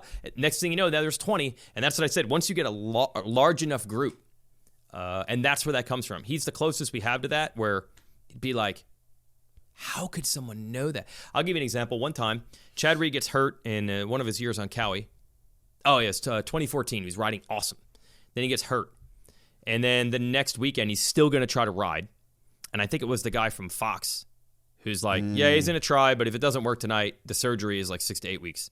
So he tries. It doesn't work. He's done. I say, like, this is going to be it. He's probably going to have to get surgery. He'll be out for a couple weeks. Dude, Ellie Reed lit me up. And she's like, that is not bet. Yeah, it's Ellie Reed. Yeah. I mean, she's awesome, but she's got an edge. gnarly. Yeah, but love her to death. Yeah. So she's super mad, and I'm like, wait, I understand where she's coming from. She didn't tell anybody this. Chad didn't tell anybody this. She's like, how could this possibly, you must be making this up. But she doesn't realize there's probably 5 other conversations that are like, hey, what's the score with Chad this week? Well, we're going to try, and if it doesn't work and he has to get surgery, it's going to be 6 to 8 weeks. 5 other people knew. Yeah. So everyone forgets that. So it is happening in our sport, but it is not happening enough. Yeah. It's not happening. So I advise behind-the-scenes people, leak things. It helps. You can get your side of the story out, and it stops the rampant speculation. There's nothing worse than when people are super mad, when people are saying something that's incorrect, but you're not doing anything. To give them correct information. Right? Yeah. You're not doing anything. Yeah. Yeah. Yeah, and there's just going to be people that start doing it. And then they'll get big they'll get big followings, and then they'll get their own momentum. Yes. And it's like, that's probably not good. There's probably a version of that really sucks. Yeah, you're right, because if you and I are so inside of this that we're not like, we could probably find out what we need to find out. You know enough people, I know enough people. But if you're just a pure fan, if someone puts a video out that says like, Chase Sexton says what's wrong with his bike, and you're just a fan, you're watching it. Fuck yeah. You're not going to be like, I don't know if that guy is making that up or not. I better not Why? try. I better not listen. Because you want to be entertained. You Because you do. love this shit. Yes. You just love it. So you'll eat it up. Yeah. Whether it's true or not. So might as well put the truth out there. Yeah. And it all goes back to those two things. You have to not care quite as much. Yeah. And you have to be willing to say we're big time, and that means every once in a while people are going to not like what we're doing, but for the greater good, Yeah. we got to get people talking. Yeah. Yeah. 100%. Yeah. So let's talk about the season coming up. Mm-hmm. Probably It seems so boring compared to the stuff we've been talking about, but we have to do this, right? I want it. We're probably going to have the best season ever. It is amazing that the moto gods have given us. Think of this bookend. You've got Jet and Hunter Lawrence coming into the class, and you've got Eli Tomac coming off of an injury, not retiring. You couldn't have scripted that better. No. Yeah. Insane, dude. Insane. And the whole like American hero. Like Tomac, that's how in my mind. Yeah, my, I heard like, you say on one of your shows. What did you call him? Oh, I can't Like remember. he is America or something like that. Some nonsense. Something. It was great. But it's like, Yeah. this to me, if I'm writing the Supercross scripts this year, I'm like, Yeah. American hero. This is our last great American hero right now. And it's like, this is what America was built on, was the back of men like Eli Tomac. I love it. I love it. It's true. Yeah, it's true. It Yep. really is. Yep. He has fucking bears show up in his driveway. He's Yeah, living yeah, out in Cortez, Colorado. yeah. Like, that is a man that built America. And Yep. he is going against a kid from the other side of the world that is a complete alien on a dirt bike, you know, And drives a Rolls Royce. and drives a Rolls Royce Yeah. at 19 years old. Yeah. That is so anti. It's probably not as anti-Eli Tomac as we think, but the persona that they for put sure. out there could not be any more opposite. Yeah. I mean, Yeah. the values, good people, hard work, all that shit. But in terms of, the character, The character. They're probably very similar, it's, but the character is completely different. Yeah. Yes. And so, Yep. we've just got two dudes squaring up. And then you add, all right, this is a bit of an inside baseball question. Mm-hmm. How many dudes could theoretically win a race next year? Oh, I have the answer. This is baseball. This is analytics. Yeah, let's It's go. 5 every year. It's 5. Okay. It's always 5. But here's my fear. I think, unlike most years, I think we're in for fewer winners Really? than usual. I think we might only get 3 or 4. Who are your three? Well, I think you got to say Jet, Tomac, and Sexton. Yeah. I think you got to guarantee that. So then that's why you only get 5. You usually have 3 guys that can win all the time. Maybe Cooper Webb's in that group. And then you're down to one random wild card. Guy wins the opener. Guy wins a mud race. Yeah. Somebody's cruising, trying to win the title, and somebody sneaks in a win. That's why you usually only get 5. Yeah. Only 3 multiple winner guys, and then 2 rando races. Yeah. That's why you get 5. But I think this year, with how, Tomac, Sexton, and Jet, that's a pretty tough group. Pretty gnarly, eh? To beat all 3 of them on any given day, I don't want to take Cooper Webb out. Cooper He Webb's didn't good. look great in Paris. No, but he looked worse last year, True. and he was pretty good. But we'll see. Cooper Webb's so hard in the preseason to rank because he's basically not good on a dirt bike until they actually drop the gate in a race. Yeah. That's the only time he's really good. What year was it? I think it was like the last A1 Mudder. And I think it was his last year on Yamaha? Uh-huh. His first race on KTM was an A1 Mutter. Well, okay, maybe Where he came from like last to and then he fifth, won and the we were top. like, what the hell's going on here? Yeah, and that was literally Yes. like the craziest ride I've ever seen. It was unreal. They had that huge double over the start. Yeah, and he was the only one Yeah. doing it in the mains. But apparently, once that season started going well, he came on Mathis's show. I happened to be the co-host that week, and he told us, he's like, you guys don't understand. Like, 4 weeks before that, like, Alden had to sit me down, and he's like, this isn't working. You're off the pace. You're out of shape. This is not, you're not doing it, man. And he's like, I only put in 75% on motos during the week. And Alvin's like, that's not going to work. Like, he came from that, like Alvin sitting it down and saying, you're not getting it done, to a beast at the opening round in like a month. That is Cooper Webb. So who knows when it's race time. One other thing, well, before we deviate too far off the sport, what's your thought on, I don't know if you've heard this like wild theory that I've got, but what's your thoughts on having, because I just saw that they announced SMX Next. Is that what they're calling it? Yeah, it's not really a big change. It's the futures and combine they've always had. Yeah. They're just it's all under this umbrella name, but it hasn't changed the rules really. But I like that. Okay. I like a bigger version of that because I'd like to go to a series, and I don't know if this could work. You'd be a better person to ask than me. But what's to say that the 450s can't take 5 weekends a year off? I heard this on one of your shows. I was like, what the hell are you talking about? You don't think that that's possible? I feel like the main star is the main thing to hold a race without them. Isn't that suicidal? Maybe. I know you like change just for change. That would definitely be change just for change. No, but you'd have to, I mean, it'd be hard to do. But so my point there would be, that's where I think the combine class is just as good, right? Because so you got NASCAR and you got Xfinity. Yep. And they don't go to the same races all the time. Not all the time. And people still go to those races. Yeah. And like, put it this way. I'm watching a Supercross race if it's got like a combine, like a gnarly good combine class. So this isn't maybe like, you don't just do this next year. You like build up the series, you build up the combine. Yeah. So like you're telling me, let's say you've got the 450s don't race this weekend in Detroit. Yep. All right. It's the 250s and the combine or the futures or whatever you want to call it.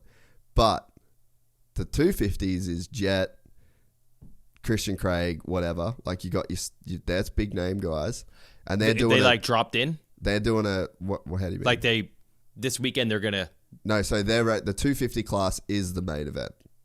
Yes, but why are Jet and Christian Craig in it? I'm just using them as like examples. They were like at the time big name. Name. When they were the best 250 250 guys. Yes. Like, so let's say you got Jet, Hunter. So if Craig. we were doing it in 24, it'd be like, well, you still got Deegan and Shimoda there. But all right, so I want to go back a year though. Okay. And so we got, let's say it's that year where it's like Jet, Hunter, Craig, Crazy Battle Ferrandis, maybe like we're making up guys, but there's some big name dudes that in the 250s. In that. And it's not a 15 minute, it's like this 20 lap, it's a full main for that night, right? But then you've got a combine class that has Hayden Deegan, Ryder D, Jet Reynolds.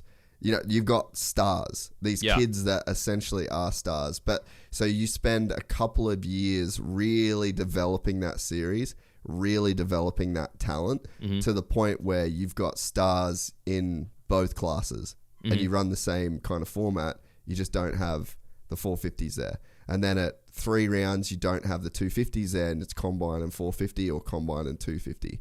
So it's like, I think we could live in a world with the right investment where you're still going to have people watching those races. And then because the number one problem that I get told from everybody is there's too many races. Yeah, that's what you're trying to solve with this, right? You're trying to figure out how can we give the 450s 5 weekends off somehow. Yeah. And still have a thing going on. Yeah.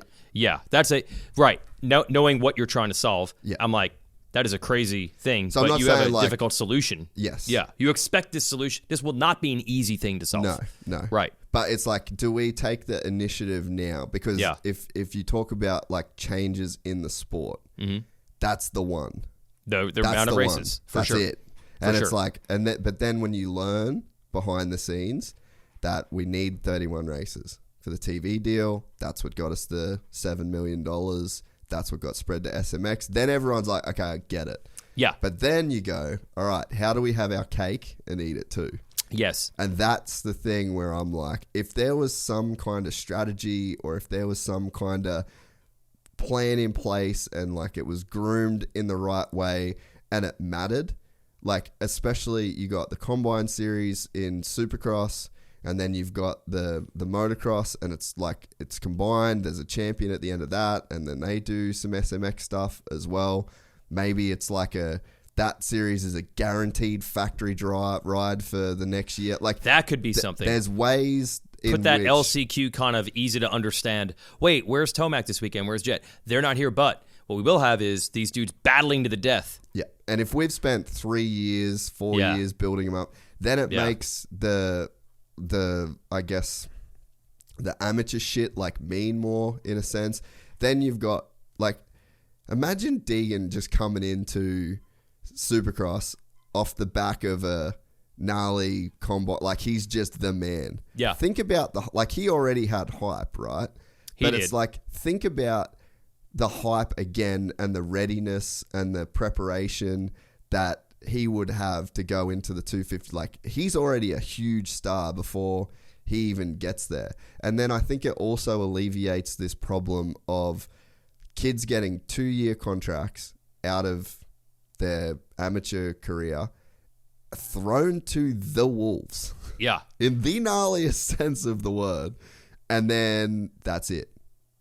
You don't perform, you're out. Your entire life. Yes. Everything. And we've seen those kids. Where is that Yeah, belt? we're batting less than 500 now. And that's because you're putting a 125-pound 16-year-old that was fast as fuck at Loretta's. Yeah. And the only place for him to go Yeah. is straight to the wolves. We're literally throwing kids in meat grinders. I mean, that is where Futures in the Combine came from. Yeah, that was for sure. the teams literally saying, dude, we are sucking at this. Yeah. We keep getting it wrong. Can we get a way to make it a little easier to not screw this up so many times? It's not good for us. And honestly, it's not good for you. And that's where it came from. Yeah. Now, I think the fear is, here's what's going to happen, man. Here's what's going to happen, Jace. Here's what's going to happen. People are already bitching about the 250 class, can't figure out what it is. Is it a class for Jeremy Martin and Jordan Smith? Or is it a class for Jalik Swallow, Michael Moseman? Who's the class for? Well, then fuck the coast off. So then, but the coast still doesn't solve the problem of, is it for the young rider to build up, or is it for Jeremy Martin to stay in there for 10? We can't solve it with that class. We add in this other one. We're going to have that same problem. No, but that's the solution. Yeah. That one's easy. How does it solve it? You have you could go crazy with that, right? Yeah. So that's a full production rule. So you can't be on a factory, quote unquote, factory bike. Yeah. You can get support from teams, or it's spec. Combine. Yeah. Yes. Whatever. Yeah. Right? But then you can be in that class until you're 19 years old. Okay. So that would actually have we'd have a class with a hard rule. That makes sense. It does. Because the problem is, the 250s are screwed now, because if they do that, they're like, you're screwing Jeremy Martin, you're screwing Jordan Smith, you're screwing Joey Savacci. That's a hot topic right now. Yeah. You're kicking riders out. That's so bad. But then you're also saying, hey, 17-year-old, you have to beat Jordan Smith, Joey Savacci, and Jeremy Martin. Yeah, the system doesn't work. Right, because it can't decide what it wants to be. But there's too much spread. Exactly. It can't be all those things. Right. It cannot be both. Is it a development class, or is it a class for Jeremy Martin to be able to keep racing? Because unfortunately, if people only think he's a 11th place 450 guy, we know there's just not a lot of value there. Yep. So unfortunately for him, he's stuck. He might only be the 11th best 450 Supercross rider in the world, which unfortunately for him doesn't mean anything. And again, why do we do coasts? Like, what? The theory is now back in the day, it was because every single factory rider came from California, and they were trying to figure out a way to be like, this is not good. Dude, just look at results from Supercross races in like 1985, and you're like, oh my God. It's all 19 Californians in the 250 main event, and like one guy from Georgia. Okay. So it was a couple things were forced. Loretta's, East, West. So let's never change it ever. Yeah. Well, now what it ended up creating that I don't think they expected, but also ended up good. They're like, well, we got 5-rider 250 teams, 6-rider 250 teams. They'll go to 2. They'll go to 3. We'll cut the jobs in half. We just spent all this time saying, take those guys and put them down here. Well, yeah, I think if you can make a reasonable case that it's not going to cost factory jobs, then you're in the ballpark. But it's more professional athletes. Like, as long as it is. As long as it doesn't leave the 6 riders on Star, 3 of them get cut and 3 of them race. Yeah. That's the fear, I think. If we get rid of East-West, we'll lose half the jobs. Yeah. But you're saying now we'll just move it into the combine class. Yeah. So, and then with less resources. Yeah. Because you can do less. Because who's on Star right now? Like, just oh my gosh. Well, people probably forget that they have Nick Romano and they have Styles Robertson. How old's Nick Romano? Yeah, dude, he's probably only 18 or something, right? How old's Styles Robinson? Yeah, similar. All right. Yeah, they're super young. All right. Yeah. Now, Jet Lawrence could still race this class Yeah. right now, 19. So, Yeah. So to me, Yeah. it fixes because the 125 class was the support class because they were just visibly slow. Yeah. It wasn't gnarly. Yeah.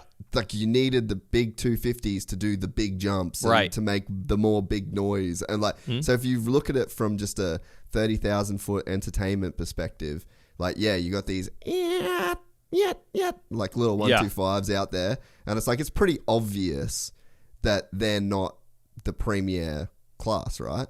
Yeah, but none of that matters. The only thing that matters is how That's can you still make money and who's willing to pay money. And even back then, they were like, Mike Brown, you've been in the GPs for 5 years. Can you win a Supercross title? We'll pay you to race a 125 in Supercross because we can't find anyone that could beat Carmichael, but maybe we can win this title, and you're better than the 19-year-old, even though you're 28. Yeah. And the idea the bike is slower, looks slow, they didn't care. It was like Mike Brown's like, where can I get paid? And Cowie's like, where can we win? From a fan's perspective. Yes. So the problem would be we can't take away the 450s. They're the stars of the show. Yeah. But in terms of the bikes, Yeah. what they're doing, the 250s are doing all the jumps. They're doing the. No, it doesn't look any better. The racing is the same, and but that's the championship that people tune in to watch every weekend. That's the premiere. But is it though? It's the championship is still the same championship. You're watching. It's like NASCAR. You're watching the Xfinity series. Yeah, but those guys aren't in that. They're still their stars. ratings are garbage compared to Cup though, for that reason. And then they run into the same problem where they're like, well, I know how we could help it. Why don't we have Kyle Busch race couple? Okay. And then the fans are like, he wins enough. Get him out of here. And they're like, but nobody will watch if we don't have Eli Tomac. No one will watch. Yeah, but you don't think Jet Lawrence on a lights bike or a 250 is a draw? You don't think that the 250 not the same as the premier Hayden? No, I mean you're definitely picking some outliers there, but no. I mean the premier thing when we go to Anaheim 1, everyone's going to be talking about the premier class. Yeah, and it's not about that they're on 450s. It's just I want to see Sexton and Anderson and Eli and the Lawrence brothers, and to say sorry guys, they're not competing this weekend is tough. But you're saying you got a tough thing to solve. You're trying to figure out a way to get them 5 weekends off. Well, and I think that so what would you rather do? Would you rather have? So let's say 3 years at 5 races off is almost a full season. Yeah. So you're gonna sacrifice, let's say, 2 Supercrosses and 3 outdoors. Yeah. And over 3 years, you give Eli Tomac 1 whole extra season. But do we have proof that actually works that way? I mean, no, we don't. That's the problem. I'm not finding data to support. So Villopoto, when he retired, he kept saying, everybody talked about Alden, and he kept saying, the schedule's too long. Yeah. Dude, Villopoto barely raced outdoors for a long time. He raced 1 race in 2009. He raced none in 2010. He raced none in 2013. I'm like, he was racing half the year, almost his entire 450 career, and he retired. He retired. So I don't think that's it. Tomac never misses races. Yeah. Who is probably the most successful old guy? Tomac's the most successful 30-plus racer we've ever seen. By far, yeah. He's also raced the most. He doesn't miss any time. That's a good point. So until I get some data, I agree that there's got to be a way to... yes, you're trying to serve 2 masters. We want 31 races because it keeps the money churning. It keeps the investment going. But by let's say fucking Detroit. Yeah. On a fringe, what's the worst selling Supercross? Yeah. And how many of those people are Supercross fans that are there for the championship to specifically watch because they care who's winning the 450s? Or how many people are watching... going to an event in the winter in Detroit when nothing else is on. Yeah, speaking of dad, I've always wondered that. How many people follow the series every week? How many people just, hey, this is cool? They're just taking their kids to a race. I got to piss real quick. Yeah. Sorry. Not all of them, but yeah, good. We're back from our piss break, everybody. And we kept podcasting in the toilet. We went and continued this conversation. I was like, I can't sit here by myself. All right, so you tell me... you go first. So The problem you're trying to solve is, we just want to keep the guys around. Now, I said maybe there's not data to support that, but either way. It's the most common thing. 100%. And look, I live it every weekend. It's the same. Yeah. Like, it sucks being a fucking journalist going to every race, let alone a rider. Oh, I talked to the guys from Feld today. I'm like, look, man, I don't need to do every race. Like, you're not. Yeah. Don't use me because you feel you're breaking my heart. If I tell my wife there's 3 weekends where I'm going to be home, I'm fine. Yeah. So, yes, I know. So that'd be great.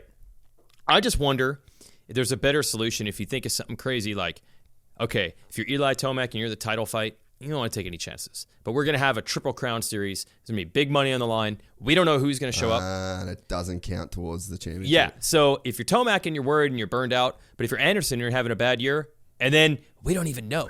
And then as the week's coming up, we're like, you know what? Anderson goes on Instagram and he's like, screw it, I'm racing. I'm 5th in points. I got nothing to gain in Supercross. I want that $100,000 Triple Crown. And we're like, wow, it's going to be a wild combination. Who would win? Yeah. Webb's not going to be there. Jet's not going to be there. Anderson's going to be there. Or? Yep.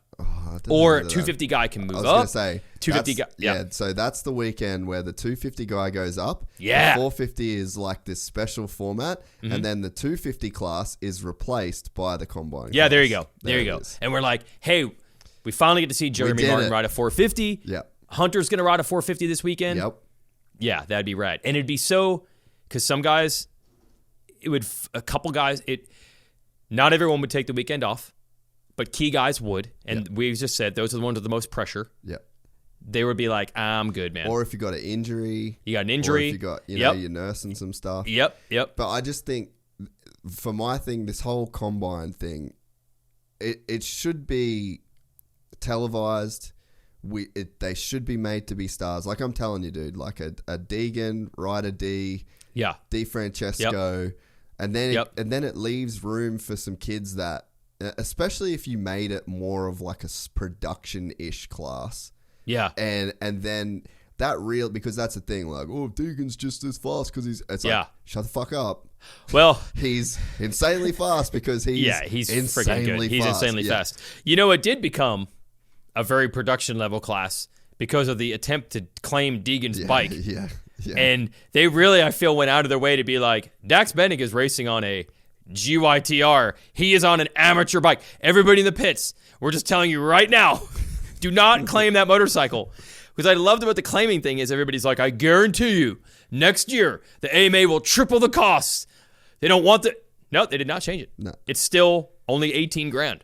Well, and so for what it's worth, so Brian Deegan has told me a lot of shit. Yeah. Like, so I knew, I can tell you're tight, Like, I knew a lot of stuff. Talk about, like, breaking things. Like, I could have broken a lot of things. He's never said something to me that didn't come true or didn't eventuate or whatever. Take that with a grain of salt. But I asked him straight up. I'm like, I'm never going to say anything. I don't care. Yeah. That's not what I do. Yeah. I've kept all your other secrets. What were you running in that bike? And he said they gave him the option and he didn't want the pro motor for that race. He's like, the track's too small. It's too fucking tight. He's like, I just ain't. He rode it. From what I understand, he rode the pro bike before Loretta's, the infamous Loretta's. Yeah. And he said, I don't want that bike. Well, at the end of the week, he had to ride a production bike because they weren't taking that chance again, and he still whooped everybody. Anyway. So, it didn't even matter. It did not matter. Yes. So, I think that it would be cool. Then you could, that's the series where you would care about the privateers, in a sense. It's like you're giving kids a chance to get into it. 19 years old. Like, there's a ton of really good kids out there that are 19 that, for whatever reason, their last few Lorettas were shit. Or they were injured.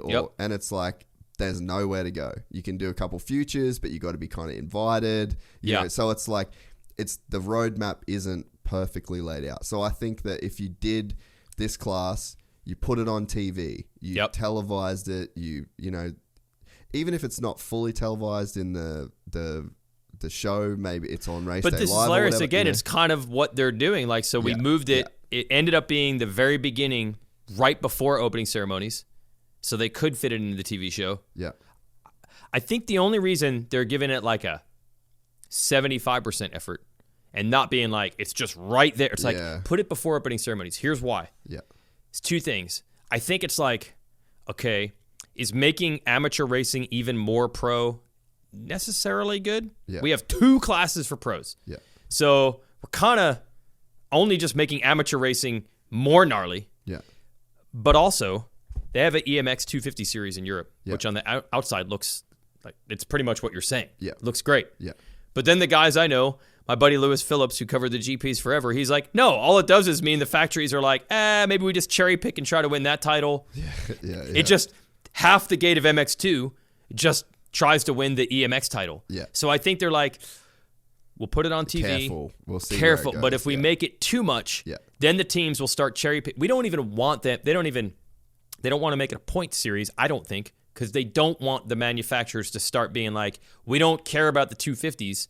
We're going to cherry pick and try to win this supposedly lesser class. And it's like, no, that's supposed to be for development, not win a title at all costs. Yeah. We're just trying to, we want the riders to learn.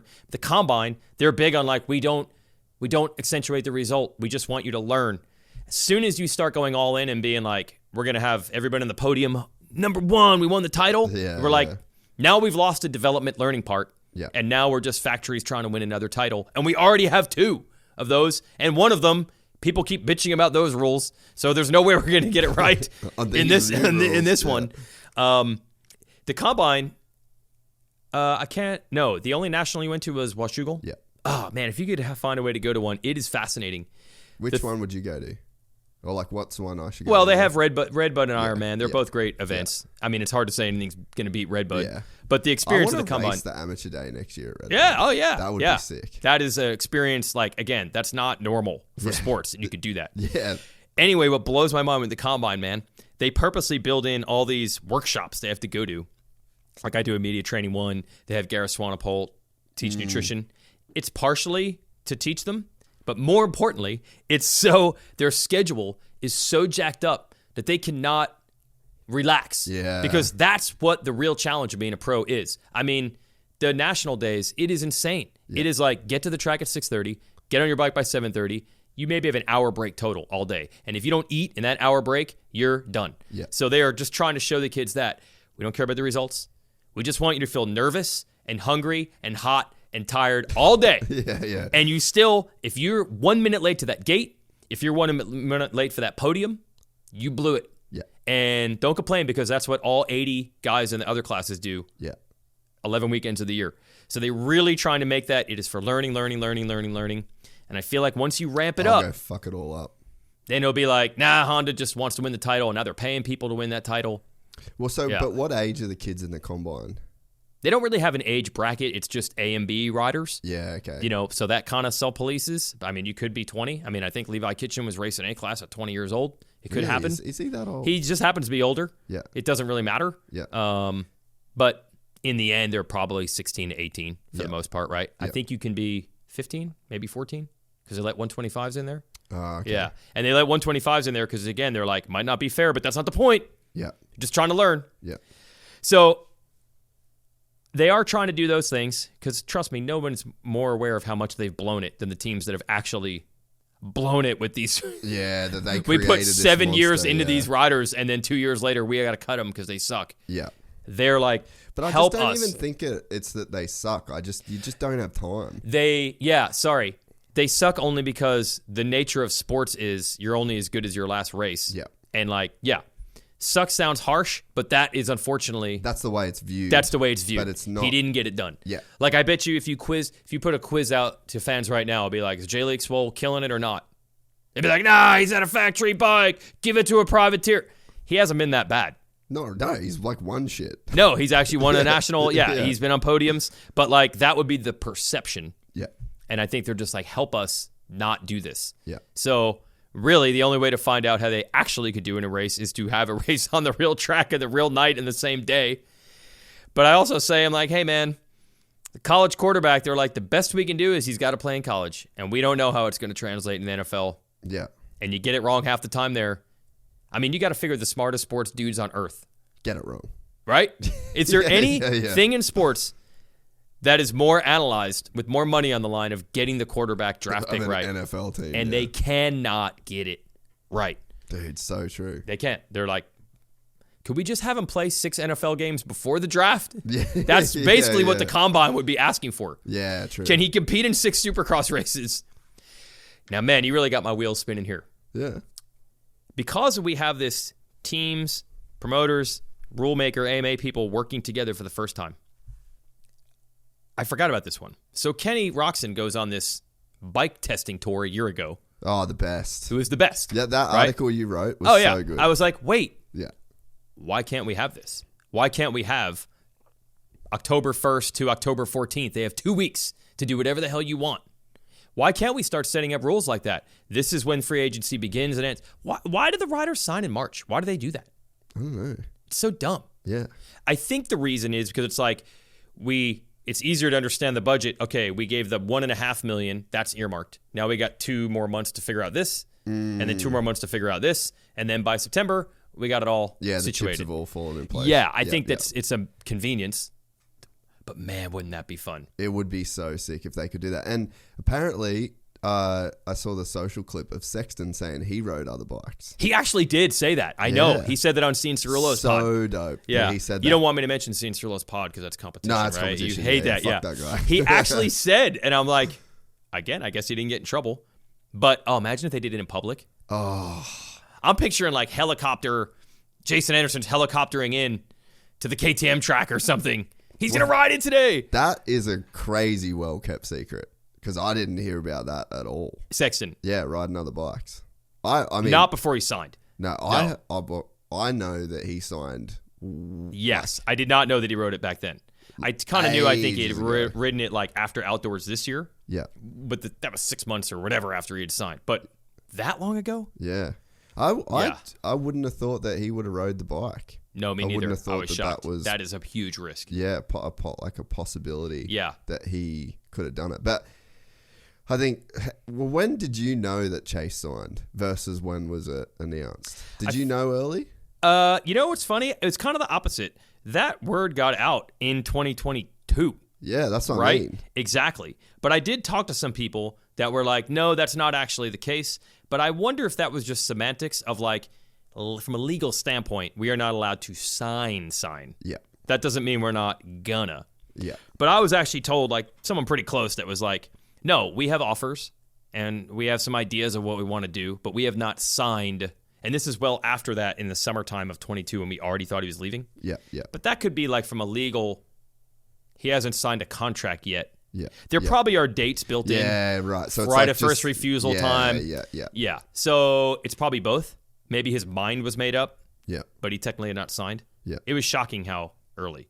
It was this rumor done got out. so long ago. Because what blew my well, mind in not that. done like you're saying. Well, yeah. Yeah. Or for all intents and and purposes, what's crazy it was is done. like he won the championship and still, see ya. Yeah, well, I think by then it probably was. It was signed, Yeah. But for by sure, Outdoors, I'm like, he is giving Eli Tomac all he can handle and also wanting to move on at the same time. Like, that seems crazy. Yeah, At least even Supercross this year, as you said, he did crash a lot. He could be like, I did win the title in spite of this bike. yeah, But Outdoors last year, how much more could you ask for? And also, it was like the Cooper Webb I Hate This Bike tour yeah. of 2022. And I'm Yeah. like, what? You're beating Eli Tomac on this, and Cooper Webb hates this. Yeah. And you're like, get me on that thing. That was so weird to me. And to do it that early, we know in racing, what? In a 2-year span. I mean, Yamaha went from a 450 no one wanted to the 450 everyone to wants. the best 450. So I'm like, you're placing a bet 2 years in advance? That would seem crazy to me. Yeah. Yeah. I think the thing that no one said in the whole Chase Sexton thing is that he was just did not want to be around the Lawrence brothers. It has to have been part of it. That's it, It bro. has to. It Like, has to. there's- Because why would you predict the bike 2 years in advance? But you just go, okay, Hunter's coming up. Mm-hmm. Jet's a fucking freak. Yeah. And you've already been around the Jet Lawrence. Like, you've been around the truck. Like, the dude's riding scooters. It's like being stuck in detention with a fucking ADD kid that's like throwing footballs Yeah. and skateboarding in the hallways, and Sexton's sitting there like, I'm just trying to do my time, bro. Yes. You know? Yep. So it's like, imagine the vision that Sexton would have had for years. And so he's been with Jet on Geico. Yeah. Then he's been with Jet on Honda. Mm-hmm. Then he had to race him, and he lost 22-0. Yeah. So he's. But he had already made his mind up before that. For sure. Yeah. So But you're saying it's more of just the he's atmosphere. just going like, fuck this. I'm out. Like, I'm out. And I would hazard a guess to say that's one of the main reasons Levi Kitchen left Pro Circuit. Because he's just going, left for Pro Circuit. Yeah.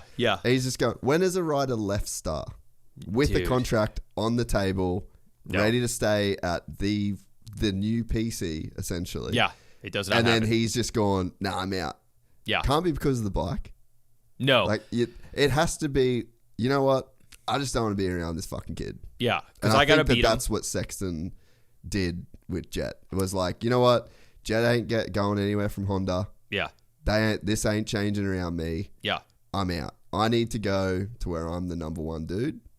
And I do not want to deal with this kid riding scooters and kicking footballs around the truck. It's a great point you make because it's how they have said over and over that there wasn't any like friction between them this summer, even when they were racing. No. But it's like those two things can be true. It can be For like, sure. I don't hate him. Yeah, there's not a problem here. Yeah, that's not my atmosphere, man. I'm trying to be a locked-in, focused guy, and you guys are doing TikTok dances in the lounge, and it's just not my style. I don't hate you.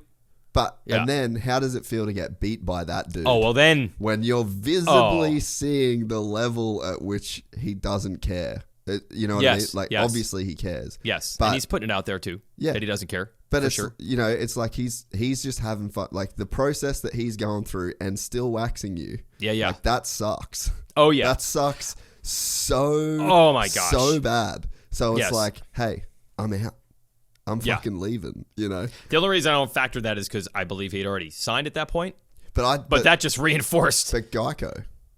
Like, you don't think he's seen this coming? Geico.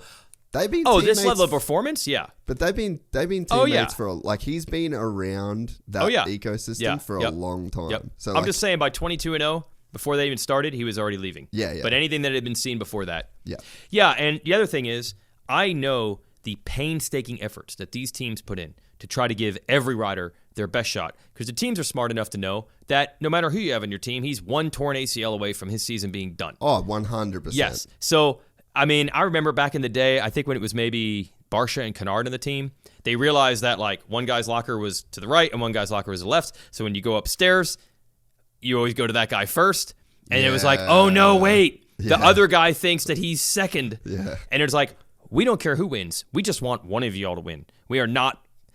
I think people would be shocked to know how both riders on each team, they try as hard as they can for both guys. There is not a B program. There is not a B parts. There is not this guy has parts the other guy doesn't get. They do not do that.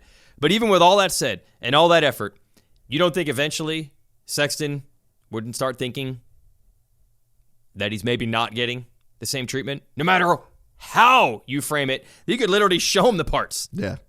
They're still not going to believe it after a while. Well, and Dazzy's got so embedded in the culture at Honda. Yes. Because he's a fucking G. He's unbelievable. He is a crazy, like, so when we went to Florida, like, that was even, Anna was saying, like, holy shit, like, no wonder those kids are so good. He's like, unbelievable. He's a freak. That's knowing nothing about bikes. She's like, oh, he's amazing. Yeah. Like, it's so cool how he is. Yep. So when you're Honda, so think about how this looks with Sexton because his dad's around too. Yes. And so you've got one dad one side of the truck that has immense influence on the team, but because he is just he's an enigma of a person. Like, he is welding shit, he's building shit, he's testing his own stuff. He's going to do that whether he's at HRC or if the boys are privateers. Yeah. You know? Yeah. And so you've got that then, like, HRC would be stupid not to welcome that with open arms. Right. And that creates a very clear divide because you've got another dad that's on the other side of the fence. Yeah. And that doesn't have that level of input. So even that has some pretty weird optics from like I've thought about that. Can you imagine having the conversation and being like, yeah, but his dad is allowed and your dad is not? Can you imagine having that conversation? So awkward. Dude. Yes. I mean, and then at that point, any other conspiracy of favoritism you want is on the table For once sure. that's said. Now, what you're saying from a logical standpoint, Honda's like, sorry, man, we can't help it. This guy's just a damn genius. Yeah. How would we not use this resource? Yes. Sorry, we don't mean anything personal by it, but you are so going to take that personally. Oh, 100%. Yeah. 100%. I mean, Dazzy he's unbelievable. He's a darn savant. Yeah. I'm telling you, when I went to Australia, when I met you there in 2019, we had already known each other. Yep. He was there because Jet raced. Yep. And we did all these videos. They were excellent in Aussex Open. We had all these behind-the-scene videos, and we interviewed Dazzy. And I was like, oh, my gosh, this guy's unbelievable. And then I remember the Red Bull folks called, and they're like, we're taking a look at Jet Lawrence. Like, but he seems like he has it, but is he almost like too shiny, overhyped? Does he actually have like the heart, the desire, or is he just like a shiny toy? And I'm like, talk to the dad, and it will answer every question about how gnarly they are. I mean, he's keeping them grounded. He's purposely done things to make life hard on them. Trust me. Yeah. The dad is as important as them. Yeah. We know that he's a freak of nature talent. We just said that from a physical standpoint. Yet, even with all that, the dad is just as important. And then you add in the fact that, so think about, it's even like, so Chase has his dad there. Yeah.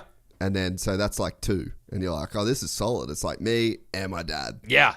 Well, over there, it's me, my dad, and my brother. So it's just Absolutely. like, and every chance is like, God damn it, dude. I know. You know? I know. It would be hard to deal with that. And like you said, he had already seen it for a while. For years. Yes. It was already coming. Yeah. And he just went, you know what? The bike and me ain't doing, it's doing its thing outdoors. Yeah. But it's just like, bro, I'm over this shit. Like, this is pretty fucking annoying, and it's not going to get any better. And you see it all the time in just motorsports in general. Like, Verstappen's the best example of this. It's just like, no, I'm the number 1 driver on the team. Oh my God, they get so bad. That's it. And they use straight up team tactics, not Red Bull in particular, but in F1 that has happened. Yeah. Dudes literally being told to pull over, so they got to win. This sport is not nearly as crazy like that, but at some point you just get a couple personality matchups. Yeah. The Lawrences, I don't even think mean to have this giant shadow. Yeah. But there's a giant shadow. Oh, it's huge, dude. It's not what they intend. I don't think they were like, get Sexton out of here. Well, you'd purposely have to, like, dim your light to use an Instagram quote. Yeah. You know what I mean? It's like, Dazzy, you're so bright and you're so damn beautiful, but can you please turn it down? Because there's other people around that just aren't as bright as you, bro. I know, and you're trying to get the best out of them. So you're not going to tell them to do that. Yeah, so it just kind of has to happen, and we're just lucky that I guess there are other places to go. Like, MotoGP has a huge problem here where they now are down to one good brand. Now, luckily, they're different teams. I don't know. It's like 6 Ducatis in the top 10 every weekend. Does it make it okay that they're on different Marquez is not going to the factory. No, he's going to like Grisini or whatever. So is that going to make it all right, or are we going to have a problem here because we got the 2-time and defending champ and we got Marc Marquez on the same brand, and this is going to lead to one's going to win and one's going to lose? Can they compete on even footing? Or is this going to be the same problem? There's not enough room for both. Well, I'm worried about that. Yeah, but I think, I guess with that, so like Pecco this year, he was kind of complaining that he was basically like complaining that there's too many Ducatis and they're all too competitive. He's like, well, we're on the factory team and because at one point the GP23 was worse than the GP22. So the GP22 is the bike that won the championship, all the tests and blah, blah, blah. Yeah. And then he was getting worked by Jorge Martin. Yep. And then he's like, what the fuck? I'm supposed to be the guy. And then it's like, hey, bro, your bike is that good because of all of these other dudes on Ducatis providing that data. That are providing the data to you to make this bike so good. Right. So, like, he's literally cannibalizing himself. He's like, well, I want to be the man. And it's like, okay, well, you're only the man because not only, like, he's obviously a fantastic but part of the reason your bike is good is because of these guys. All these other teams. I'm just saying we're fortunate where we don't have to have this choice of like, there's only one good bike. Sexton's going to KTM. He could have gone to Yamaha, could have gone to Cowie. There are other options for him to be able to try to beat Jet without also having to be under his tent. Yes. We're Whereas just lucky if he for was that. a Ducati rider, he would, like, because that was kind of Jack's thing last year. is like Just couldn't be the teammate. Well, I think it was more of like, so he had to go somewhere else. Yeah. And then it's like, Couldn't well, be the teammate. I'm Yeah. taking a backward step no matter what direction I go in here. Yeah. Like I just can't, unless I go like down the Ducati line, you know. Right. But I think that is the best thing about motocross. And even it's the coolest thing about our sport is that even with the production rule, they all still end up being like, it's like 80-20 versus 20-80 in terms of rider and bike. Like Yes. in MotoGP, Yes. 80% bike, 20% rider. Yes. In Moto, 80% rider, 20% bike. Yes. And I think like we could even go harder. Like we could get rid of the production rule. We could let them fuck. Like just let all Yeah, the it really dudes- wouldn't matter. Yeah, and it's like, let's make bikes. Let's figure out what the best weight is. Like, is the 200 and whatever pounds, is that the best weight for a Yeah. bike? Like, Yeah. is lighter better? Is lighter safer? Is, you know what I mean? Yes. So it's like we have so much parity in the sport at other manufacturers, and I don't really see us losing that. Ken Roxon's racing a bike from 2012 and killing it. You know? Yeah. So that is like one of the cool things with the sport, I think. Yeah, it's always had that. It's funny, if you go back and read magazines when they had works bikes here, like until 1985, there really was a thought in like 75 to 85. There really was a thought that it was the bike. Like no one actually knew that this sport wasn't like that. Yeah. And it was just like, this bike has, and it was easier then because it would literally be like an obvious thing, like this bike has radiators and this bike is air cooled. Yeah, and this bike has two shocks. Two shocks. Yeah. Yeah. So it's like, how could you think that it's the same? Yeah. Now the bikes have been like, this is how you build a bike. Anything you do beyond that's probably not going to work. I'm sure they've tried. Yeah. They're is all the very simple. This is geometry plus or minus a couple right. degrees. It's 12 and a half inches of travel, not 15, not 10. Yeah. Anyway, but back then it's like they didn't know. And it's like it's turned out where it's like, none of it really matters. Yeah. They're just the rider. And I hate going in this mumbo jumbo, but it's the mentality. Yeah. I keep making the joke about like how hilarious is it that Sexton was begging to get off the bike that's winning to get on the bike that Webb was dying to get off of so bad. Yeah. But in the end, if they believe it, Yeah. that's all that it could actually be best for all of them. I mean, 3 years ago or 2 years ago, Malcolm got better by moving, Tomac got better by moving, Anderson got better by moving, and they all moved to each other's bikes. Yeah. So in the end, was it the bikes at all? Change. Right. There you go, man. Just make change. So Just make change. Last topic before we get out of here, because I have to drive 2.5 hours and then be back here again at 9 a.m. It's 2.5 hours. Nah, it's about an hour. I was being dramatic. Okay. I'm dramatic on this Okay. show. Yeah. Gossip. 2.5 hours, by the way. I get back in here. In-ear communication, riders, live feed to the broadcast. That's another thing that we need to do. Oh, in-ear is the accent again. Yeah. In-ear communication. Yeah. Yeah, I think Has there been conversations in all the meetings you've been in? right now helmet cams are more of the priority. Lame. Lame? You think so? You know what the inspiration for that is though? Audio is better. MotoGP kills it with the cameras. Yeah, but the problem with the MotoGP stuff, it's so smooth, it's so consistent, it's so like the problem with the Supercross stuff is it just looks like a dog's breakfast, you know? And like, so did you see how bad the WSX cam was? Yeah. Like, where that, like on the fender. Yeah. So it's like the helmets, yeah. Yeah, that worked pretty good. The helmets are better, but the problem that motocross and Supercross has that MotoGP doesn't have is dirt, roost. Okay, yeah, that's a big problem with cameras. You can invest and you can say, all right, produce a meeting. We're going to cut to and you go to all your GoPros at lap 5 and they're all completely fucked. Yes. So that would be my issue. You'd have to have some tear off things. Yeah. But even if you solve that with a tear off, which they could probably do, Which I think they could roll probably offs, do. Yeah. roll offs over the front. Yeah, they could do that. You're still saying the angles, the vibration, the shaking. It just doesn't look good. I just don't. Yeah. I don't know that it translates as well. If you gave me a choice for A1, what would you rather? More helmet cams that went back to the broadcast, or in-ear communication, rider, team, official to rider, and that got plugged into the broadcast? 1,999 million times better. But what do they really have to say? But it doesn't matter. I get in like car racing, it's awesome because you hear their like strategy of like pit strategy. Is there anything? Are the riders using strategy? No, but I think generally like that conversation, any insight, like you'd hear guys being like, fuck, like, you know, you'd hear frustration. Yes. Because if you look at Drive to Survive, the thing that makes that so compelling is the communication between the teams and the drivers. Yes. Like you can build story based off things that were said between rider and team, right? And so if you've got, like I think about someone goes down in the first turn, Tomac gets the whole shot, Webb's down in the first turn, and then you got the team being like, Eli, Webb's down, you know, just like it's just like those little bits, those tidbits that you're bringing in and out. If a rider has an issue, like let's say Ken Roxon has a flat tire or has to pull into the pits and he's mic'd up and you're hearing that intense, it's like it's intensity.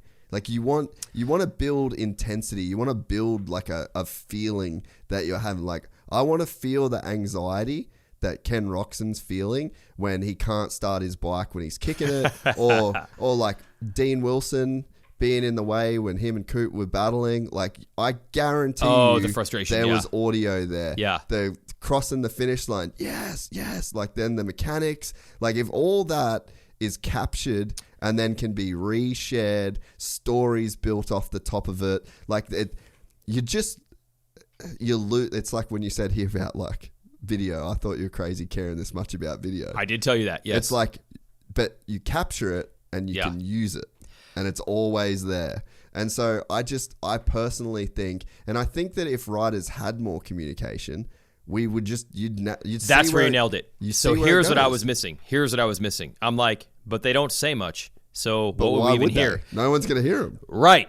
Now that they know they can communicate with their team. Yes, part of the excitement of Drive to Survive is when the driver's struggling, you hear the frustration in his voice or the desperation. Yep. Or the car is off. Yeah. Whatever. Yeah. He sounds so sad or mad or whatever it is. Right. So now there isn't any talking because there's no one to talk to. Yeah.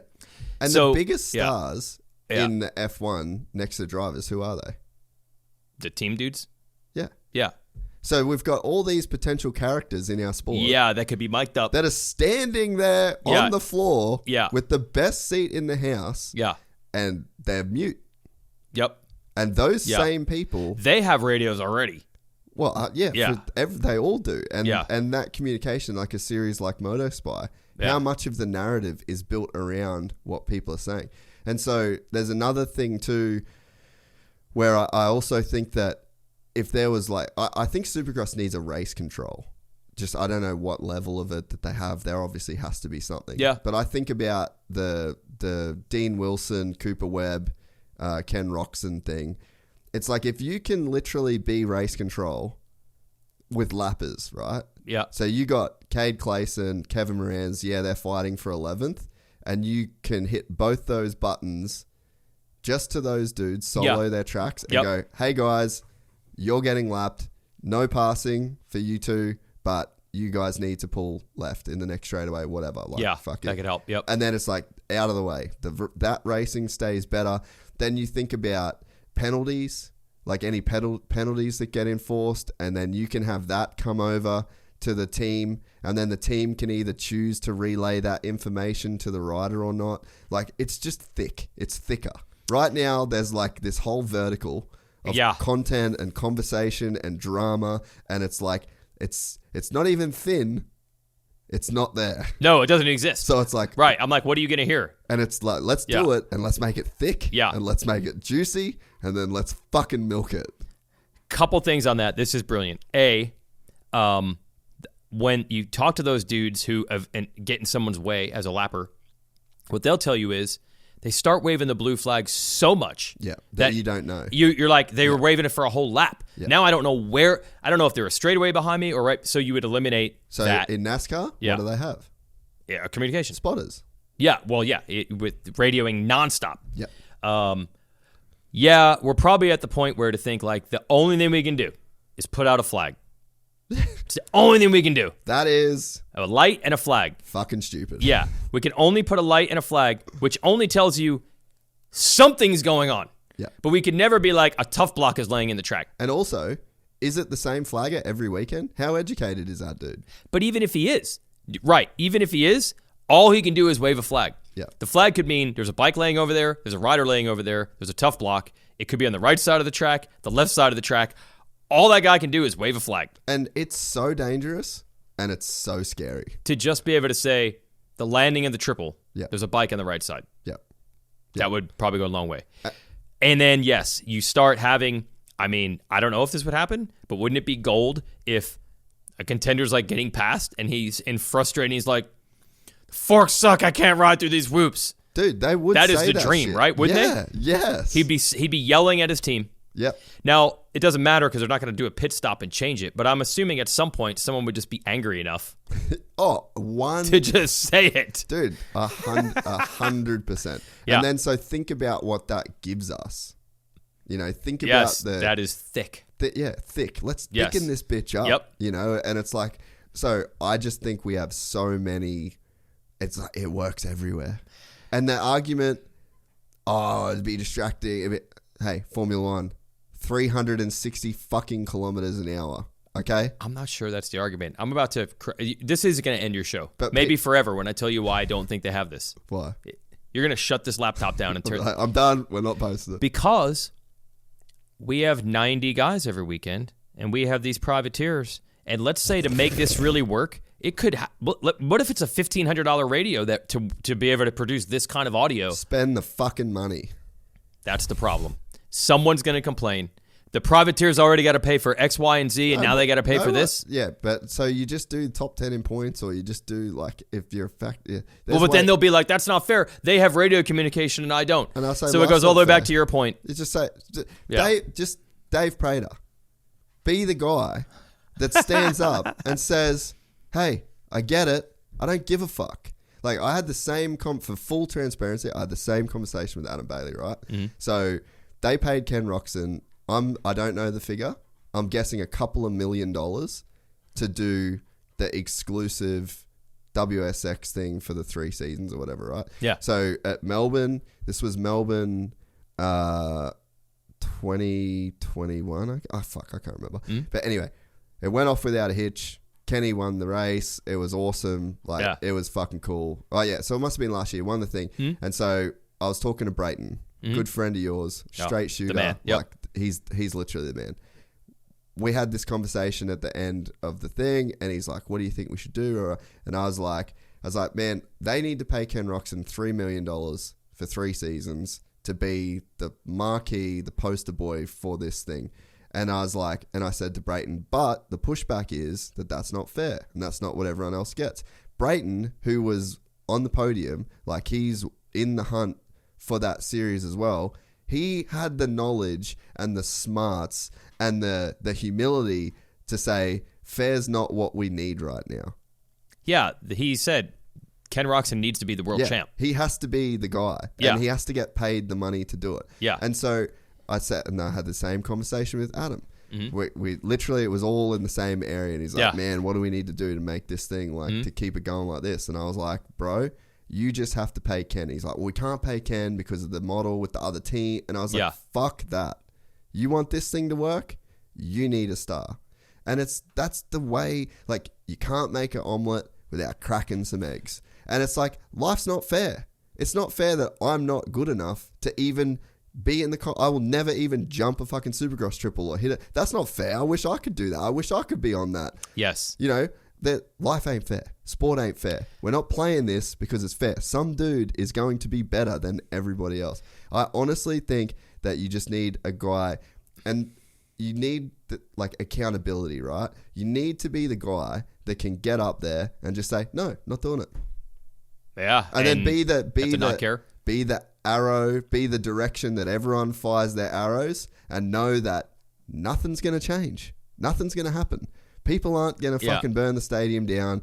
Yeah. And if they boycott, there's 20 other riders that's going to line up. It's like these kind of changes, you just make them. You just do it and you move on. And if it sucks, you don't do it. Like, none of this shit is like deal breakers that will add something that you can't come back from. It just takes someone. It's hilarious because they will say, like you bring it up jiu-jitsu, they will say it's a deal breaker. There'll be tons of fans that'll say, if you do this, I will never watch another race. But what you're saying is, Good. they won't stop. No. They won't. No, bro. Honestly, if you said, we're only going to have 40 riders in each class tonight trying to qualify instead of 80, Yeah. is anyone going to not watch? There'll be like how many pissed off people, and then there'll be the dudes. They're the same dudes that would comment dumb shit on the Supercross Live Instagram are also the people commenting on Joe Biden's Instagram.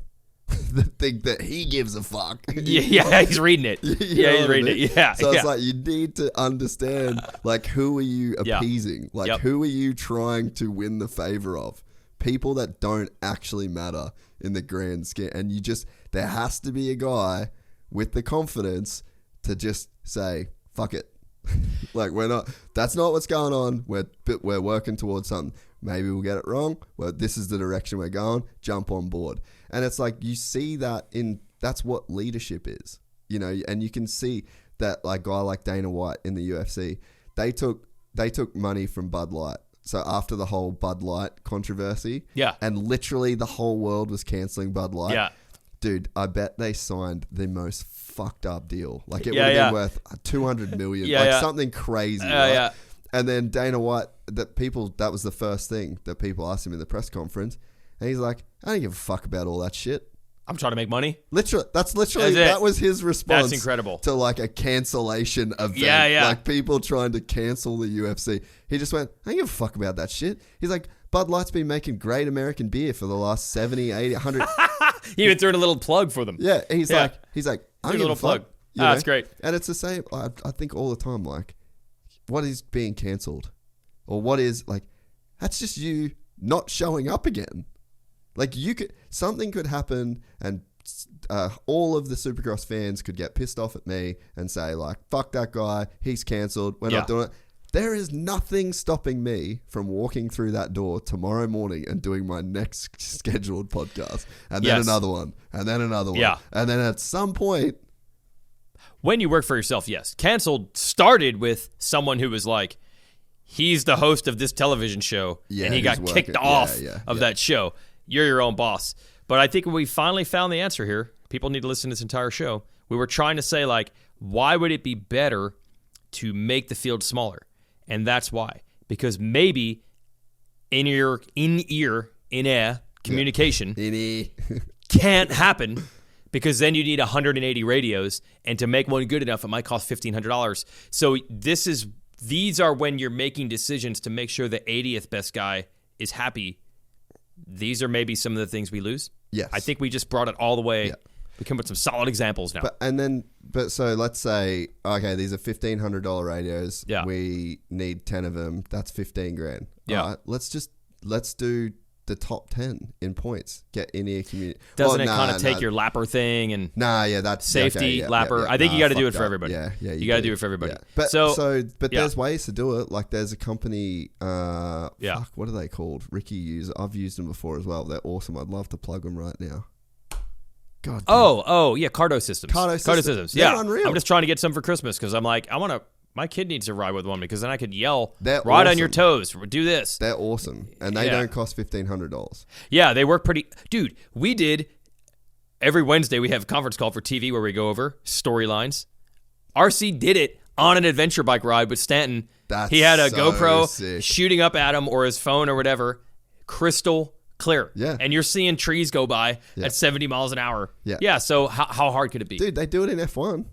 It's literally like all it is. Yeah. You put in-ears in your head, your ear, and then you put a helmet on. Yep. And then you have like a receiver. And that's it. Yeah. Well, it's F1. It probably costs $30,000 because it's made of like titanium carbon fiber or something. Hey, Feld's got the money. Oh, you're saying provide them? For sure. Just provide them. For sure. Just provide them. It's a transponder? Honestly, I don't even think you need to. What do you mean? If it was $1,000 and you only had the... Cowie will buy them. Yeah, I was going to say, it should be up to the teams. So that's they'd be fine with it. They would be totally fine with it. Because it's good for them. It is. So they spend $15,000 per fork leg. Absolutely. You think they're going to give a fuck about a $1,500 The 80th best privateer guy would. Yeah. That's the problem. Yeah. So also the idea of like you need a leader, I think that was the other problem that we or the sport had There wasn't one. Like, who was running the races? The teams are spending tons of money. You have to respect. You can't just steamroll them. There's a promoter. There's a sanctioning body. And then outdoors is even more complicated because everybody forgets. They just say that Davey Coombs does everything. The tracks. Yeah. There's still tracks. At least Feld goes into this stadium here and says, we're the boss for the weekend. We own that, yeah. The building manager is not involved with any of the decisions, but Washougal certainly is. It's their event. So before, there wasn't any clarity on who's the man. Dave Prater didn't have the authority to do that. Yeah. But I think, look real closely. They're starting to use the term Super Motocross League. Yeah, They're starting the SMX, what was it called? SMX Next that came out today. Yeah. It said the Super Motocross League announces. And I believe they are trying to get to the model of like what prevents making change? Too many cooks in the kitchen. Yeah. Now we can have meetings to decide, but eventually we have to decide. Yeah. And it can't be you disagree and I disagree, so now we can't do anything. Yeah. So I believe that is the goal. Because Dana White, I mean, he's essentially the commissioner or the owner, right? Yeah. This major sports league president. Yeah. The major sports leagues have commissioners. He is the president. We didn't have that. I know that Davey Coombs gets the blame for everything, but he didn't have that kind of stroke. That's the problem, right? Yes. So when you don't have a definitive leader, this is why This is why Tesla wins, right? He does not care, and he just does it. But it's that. But it's also him. And it's the same. He just does it. Stark. Yeah, they set up that way. They have Anton Wass. They have a guy. Yeah. And when they missed the first orders or when they missed whatever product, like, so I've been behind the curtain of that company from day one, right? And I've always said to Anton, like, hey, just this is good. Like, just trust me to, like, obviously they were doing it on their own, so I didn't tell them to do it. But I'm like, this is great. Like, I'm sure this is uncomfortable and I'm sure this feels shitty at times, but trust me, this is amazing. It's just literally skin in the game. There's a face, there's a person, there's someone that we can point to, and that's accountability. And you'd know this with your kids, right? Mate, I know you did it. Just own up. Just say you're sorry. Yeah. Say what you did. Take accountability, and then we can move forward. But we can't move forward from this if you're denying that you did it, or if or if you're pushing the blame somewhere else. All we want from people is accountability. We want someone to stand up and just say, I'm doing this. It could be good. It could be bad. Yep. I'm trying to go in this direction. Yep. To the promised land. Yep. All right? Yep. And it might not suit everyone right now, but that's the direction we're going. Fucking, I'll say if it was a mistake, but this is what I'm doing. Are we good?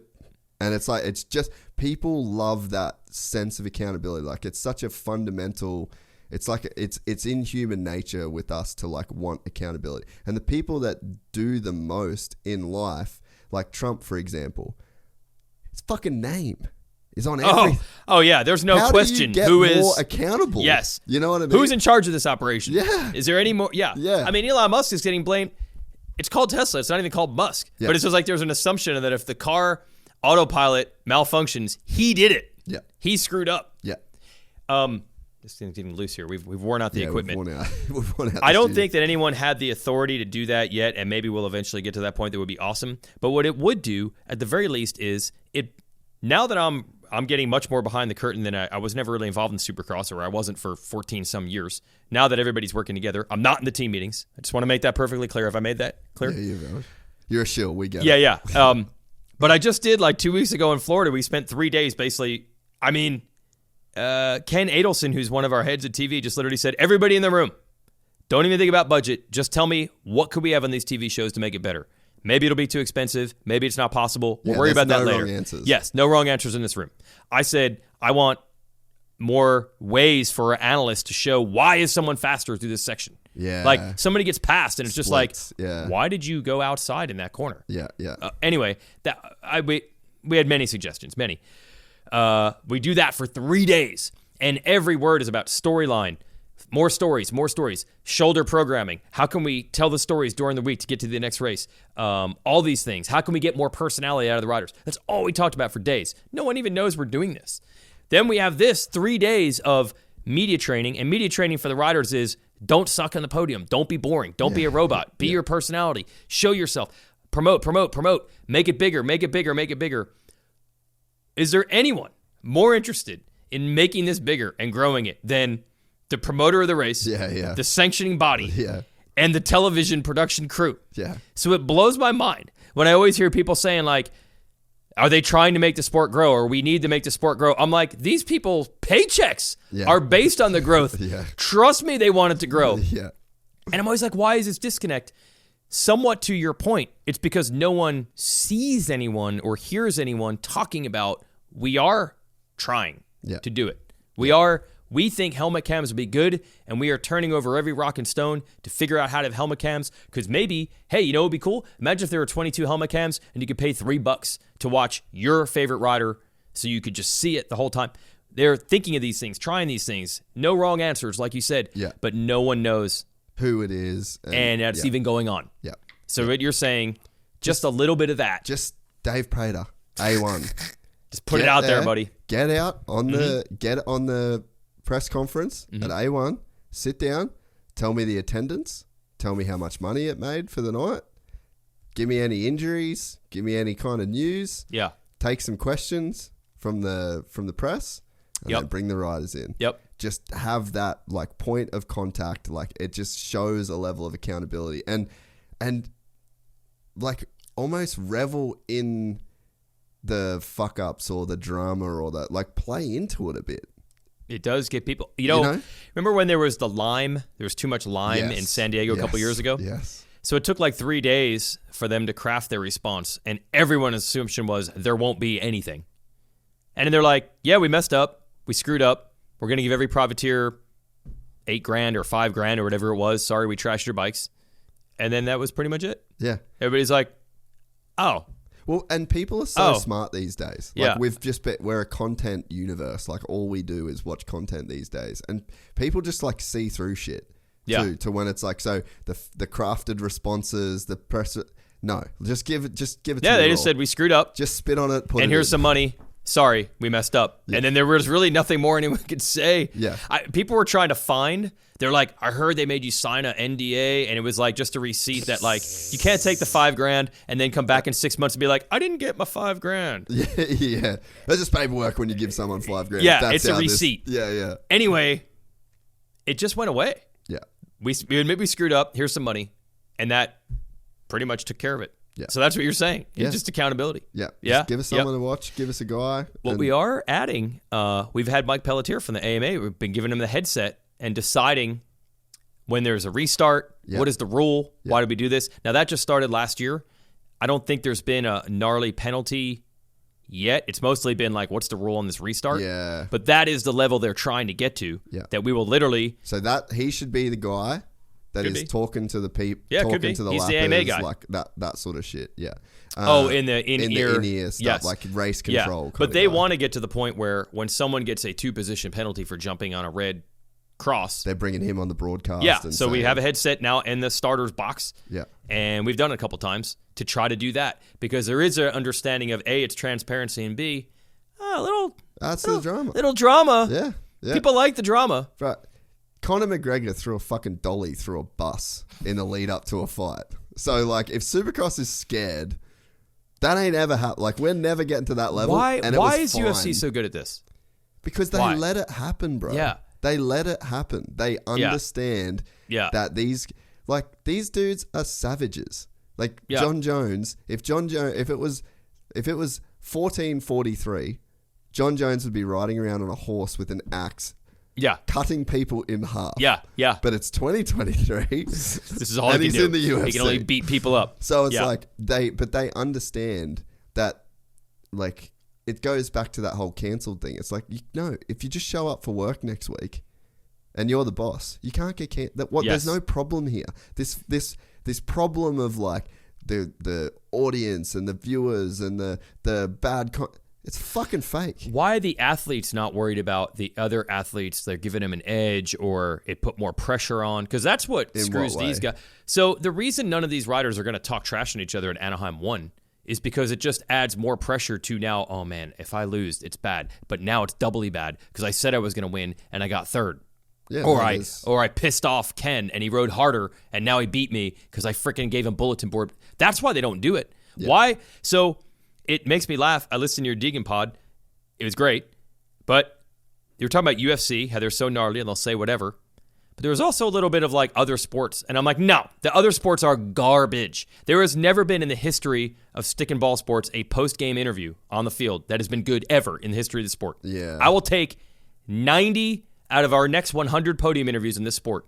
And they will all be better. Yeah. They will be better than any post-game NFL interview with a coach or a player. They are horrible. They are garbage. There is literally a term, coach speak, which is how the coach does an interview without telling you anything interesting. Because the fear is I'm going to give away strategy, or I'm going to motivate the other team, or give somebody some sort of an edge. Those sports are way worse than ours. The only one that's good is UFC. Why? Why can football not do this? Yeah, well, I think... Why don't they throw dollies through buses or whatever? Well, because I think it comes with like being the type of person that is a fighter. Yeah. You know what I mean? I think there's an assumption that motorcycle people have to be like that, don't they? Well, they're not. But yeah, and I've had this conversation with Vince Freeze, right? Mm-hmm. So he needs to play a certain role in the sport. Like, if he wants to play it, I'm down. But I've spoke to him and he's like, I just don't know like how. He's like, because I'm not the guy that's like this. And I said, okay, well, yeah, you're not going to be that guy, but you can be the version of you. Just say what you want to say, like articulate it. You're a smart guy. Like, go prepared, have some lines ready. Like, there's Chael Sonnen is the guy who I said Vince should be. He's just like the heel. He's witty. He comes with, he doesn't answer shit off the cuff all the time. He just comes with his line. He says it and then he goes. So it's like, that's an option. Like, not everyone has to be Conor McGregor. Not everyone has to throw the fucking dolly through the window. But like, so the reason Deegan can talk shit is because he wants that smoke. Oh, yeah. You know what I mean? Yeah. So it's like, but he's the only one. Yeah. He's literally the only one. Yeah. That is like, we're just playing a game here. Cooper, he wants that smoke too. Yeah, he does. Yeah, I'd put him in that category at least. I think the Deegans they're operating at a much higher level. They're like, it's all a show, man. Yeah. None of it's personal. And so Hunter is high level as fuck. Oh, He ain't talking. He has the best digs at Hayden. Oh, so good. But it's not shit talk. It's not. It's like, it's this condescending moral high ground. Yes. And it's very highbrow and it's very intellectual and he's thought a lot about it. It's so good. So it's like, when we say UFC, it's like, I'm not advocating that everyone is like a fighter kind of guy, because not everyone is that. Yeah. But like, Jet's got his stuff where it's like, kill him with kindness. Mm-hmm. Like, he just says the dumbest shit that's like borderline offensive, like the baby gift. Yeah. It's like, if you know Jet, he's literally the nicest person on planet Earth. Yeah. But he's just like saying what's on his mind. Just came out. And it's like, hey, bro, it's actually condescending when you just smash this dude. So, you know, everyone's just got to just lean into your own unique personality, you know? And again, I just think it's like, there's no wrong answers. Like, no one on the podium is going, like, I would think I think JT is a bit of a dork, right? And so that's the vibe you get. Okay, I like this. All right. But like, knowing Jason Anderson, I could see a world where on the podium, JT is kind of dorky to Ando, and if you were around Ando in real life, he would literally just be like, you want that? Yes. So it's like, that's not talking shit. Yeah. You know, but that's just like what you would be like in that situation. That's what you should just do on the super unfiltered. Yeah, just let it out there. Just be like, I know that kind, like the kind of response Ando is going to get in like a certain situation. It's like, just let that go then. Like, make it awkward. Make it uncomfortable. Yeah, like, it would be very weird and uncomfortable and awkward, but you're saying... Again, no wrong answers. Yeah, so it's like, you just do your thing. You know, Hayden can do his David Goggins, Andrew Tate shit. That's fucking amazing. That you got a grown man to go on a massive rant on his podcast that has thousands of listeners off that comment. Like, good, you win. That was great. You know, so it's not...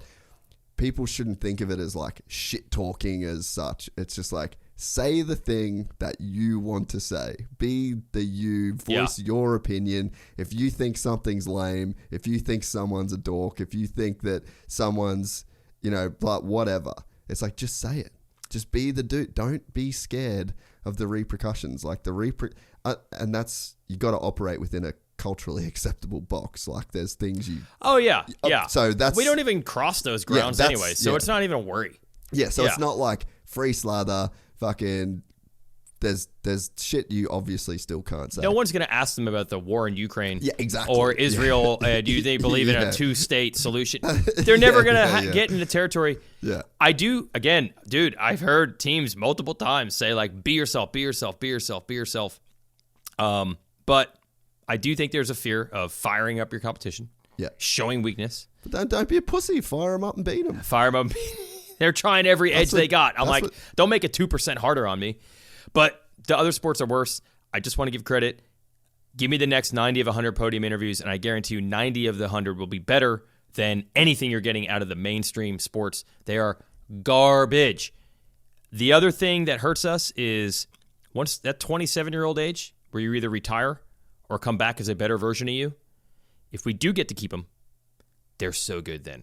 I think only then do they realize how I can use the media and influence the fans, make myself look good. Look at Barsha. Not get. Oh, he's great now. Yeah. He's great.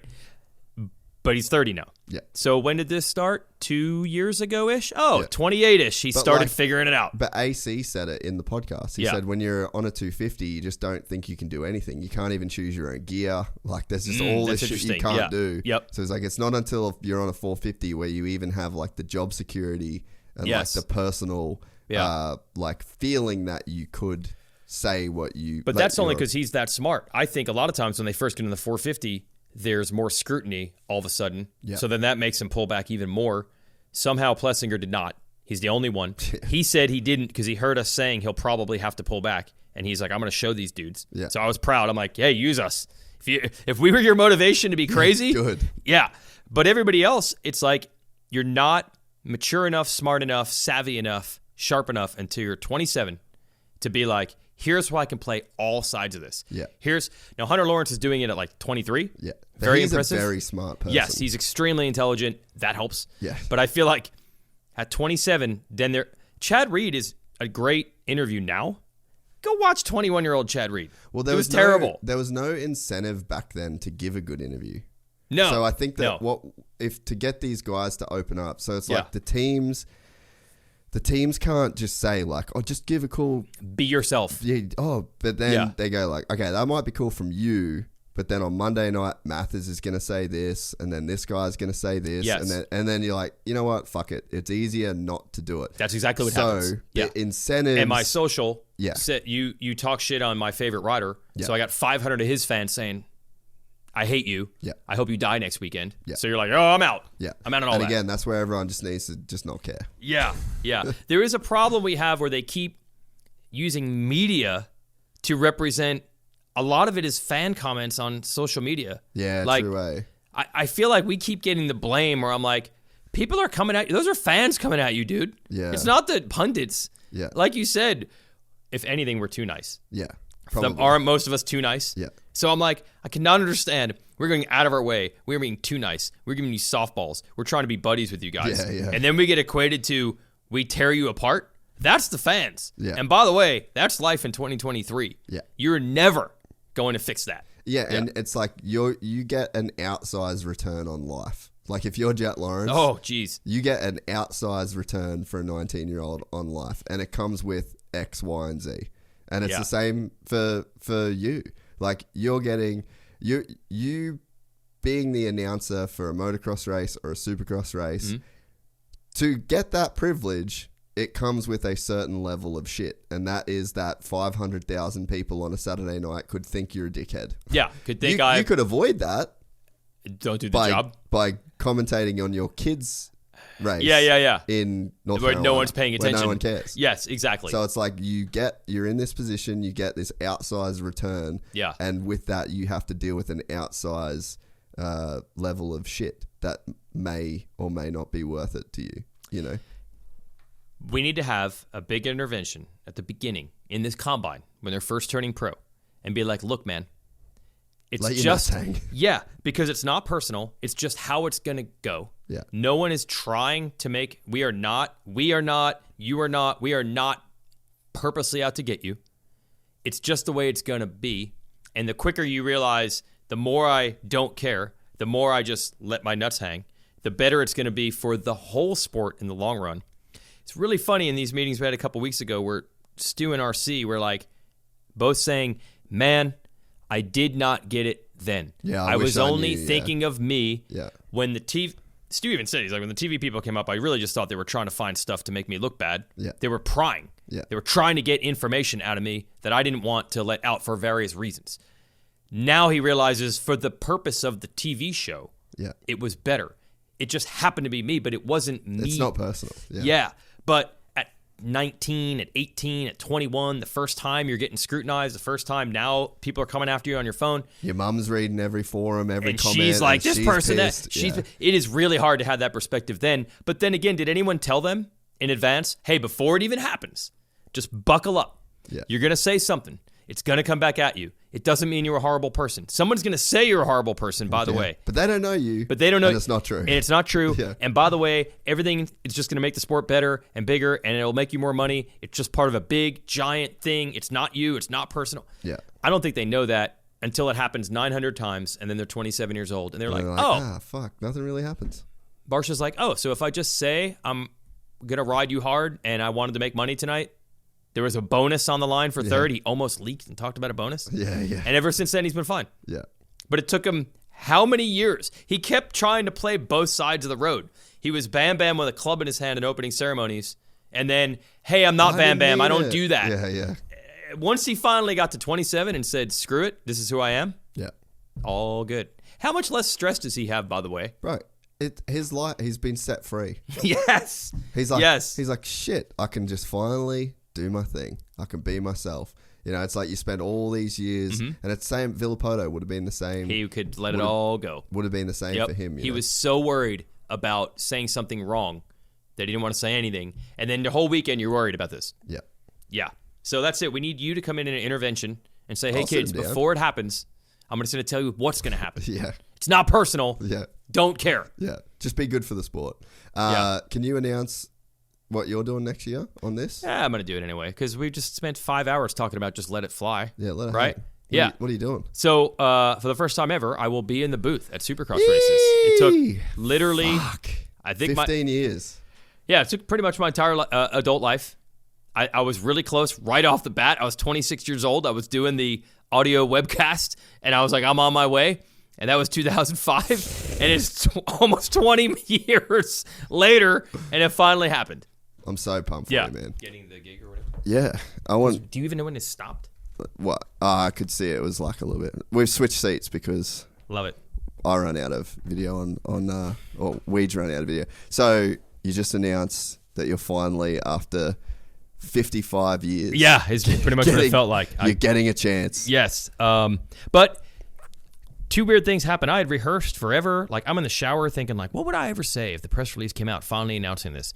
I waited my whole life to be able to announce this, and I don't know. I'm kind of numb to it. I was involved last year, and I could not believe how much that meant. I was involved with Supercross again, and just a sign of respect that I'm, like, not poison. Yeah. I'm not, like, I don't have leprosy. I'm allowed to be around. That solved most of it. The other part is I haven't actually done it yet. I could get hit by a bus between now and then. I could get canceled. Yeah. Yeah. For being on your show. Yeah. So I went to the great Justin Brayton because that's where you go. This is where everyone goes. That's where you go. Yeah. We were on the same flight out here, of course. And I'm like, hey, I'm not equating myself to you guys as racers. I just want everybody to know. Anyone listening to this, just put this in the beginning of any YouTube you take out of this, any viral clip.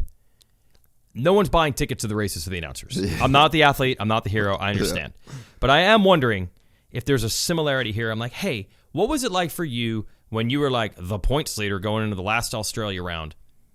Did you feel like, hey, this is going to be awesome. Tonight I'm going to hold the number one plate. Did you even feel that as it was happening? And he's like, no, one of the hardest things is you cannot make yourself enjoy it. Yeah. It's so hard to enjoy it. And I'm like, yeah, that's the way I feel. I've said this is all I've ever wanted. But why now that it's happened do I just feel like, okay, it's time to go to work? Yeah. I don't get it. But that's... Do you feel that way every day? Honestly, yeah. Yeah, like kind of. Because first of all, congratulations. Thanks. I'm I extremely... wish I was feeling that. I'm extremely happy for you. Yeah. And I'm very proud of you. I think it's very well deserved. And I think that you're the modern voice of the sport for me. And so Cool. that's my personal feelings. I know there's a lot of people out there that echo that sentiment. Dude, I don't get shit talk. I don't. Like, I pretty much got it. Like, people like it. Yeah. So, yeah, it's weird. Yeah. No, Yeah. so first of all, congratulations. Thanks. And I'm very, very happy for you. Yeah. But I just think that that's a part of why you got the job. Because there's no utility to be Justin Brayton going into the final round reflecting on how awesome it is that he did that. Like, that it doesn't serve any function. No. And so The job is you're the a job. person Yeah. that it's like you just keep doing the thing, and that's why these doors open. That's why, like, I always say it's good to have goals, but it's not the be all and end all. Like, the goal, everybody on the Olympic start line of a 100-meter final has the same goal. That's to be an Olympic gold medalist. Everyone that's on the gate at Anaheim 1 has the same goal, and that's to win A1. Uh-huh. But goals don't win the thing that you're trying to do. The process that you follow every day when no one's looking, when no one cares, like, that's the shit that gets you there. So when you end up being a person that just, like, lives their life and follows that path, then you end up being the kind of person that gets given the job to be the super. So that's why it's like, it's a weird dichotomy, you know? That you almost can't, Yeah. or you wouldn't have it. Yeah. Yeah. If you were here to celebrate, you wouldn't be here to do the job. 100%. And that's what I keep saying to myself. I'm like, you know what, man? I thought getting this phone call was going to be like the greatest day of my life. No, it'll just be actually doing it. Yeah. Until I'm actually doing it, it doesn't really mean anything. Yeah. But, I can tell you, there's never been a time once where we're not going on the air, and I'm like, this is awesome. Yeah. I don't know who's going to win, and I get to talk about it. So that's the only thing. That's the only thing that feels good. Yeah, I guess that's the work and the process. But, so yeah, you don't get to, this show didn't even exist. This show didn't have to exist. No one told you to do this show. Yeah. So you don't walk around every day patting yourself on the back saying, I did it, man. Not real. Like, I have a level of cockiness and confidence about it that lets me do, like, the next, like, lets me keep doing it. Yep. But yeah, I mean, there's little times and there's, like, little places and events, I guess, where I'm like, fuck, that was cool. Like McGrath. Yeah. Like, McGrath wanted to come on this show. Yes. That's cool. That to is me, cool. You know? Yeah. Yep. So, yeah, there is those kind of milestones and those things along the way. But for the most part, like, it's just fucking stressful and it's expensive. It's just work. And you just weird levels that you kind of get to. And it's like, I now spend more money to produce this show than what I made in, like, the first 3 years of doing the show, you know? So it's just like, it's Harry Bink says it, new levels, new devils, you know? So you reach this new level, and then it comes with all this extra mental baggage that you've got to then work through and process. And to do that, you can't sit and enjoy, like, the old spot that you were. But I think that exactly it. That's where a certain level of, like, mindfulness about your experience and, like, trying to enjoy things in the moment as for, like, what they are. I'm sure if you do A1 or whatever the first Supercross is that you do, I don't even know yet. Yeah. Like, you're gonna feel that at some point. So I it's hope like so. That's what you should enjoy. You know, Yes. It's like they're the moments. Like, live those, breathe those moments in. Like, make sure that that's a memory that you have, you know? I hope so. And then just keep doing your thing. Keep doing the thing that made you Jason Weigandt. We really have to go now, but I'm sure when you are done doing a show, or you did, like, McGrath's show, for example, nothing gets you more jazzed up than that. Doing good work. Yeah. Right? That's what I do enjoy. I'm like, I'm like, that was a fucking good show. And I Yep. get real pissed when I suck. That's it. It doesn't matter what you've already done. Yeah. The high you're chasing is doing good work, not having already done good work. And if somebody gave you $100 million for this, you wouldn't be like, okay, I can retire now, because that's not what got me here in the first place. You wanted to do it. Yeah. And it's exciting, and it's when it's cool, like what we got going here. Yeah. That's what it's all about. Yeah. Yeah. You do the thing to do the thing. Yeah. You're not doing it to get a result. No. And the people that do things to get the result, they never get the result that they want. They don't end up doing the thing. This is why I think I did say in your show 4 years ago, it's not about the money. because I was thinking that that's the way the riders felt. It's not about the money in the bank. It's about the reward of winning and the process. But we kind of found out It's about the money too. when we publicly hung $1 million on the line. Yeah. They did try really hard. All right, let's go. That was awesome. You're a fucking man. I'm very proud of you. Thank you. I'm very excited to listen to you in Supercross. All right, I won't let you down. We're excited to announce the launch of our new membership site, gypsytales.com, packed with exclusive content and perks that you won't find anywhere else. This is your chance to become a part of the Gypsy Gang. And as a special bonus, if you sign up to an annual membership, you'll be entered into the draw to win our custom-built TC125. Gypsy Gang.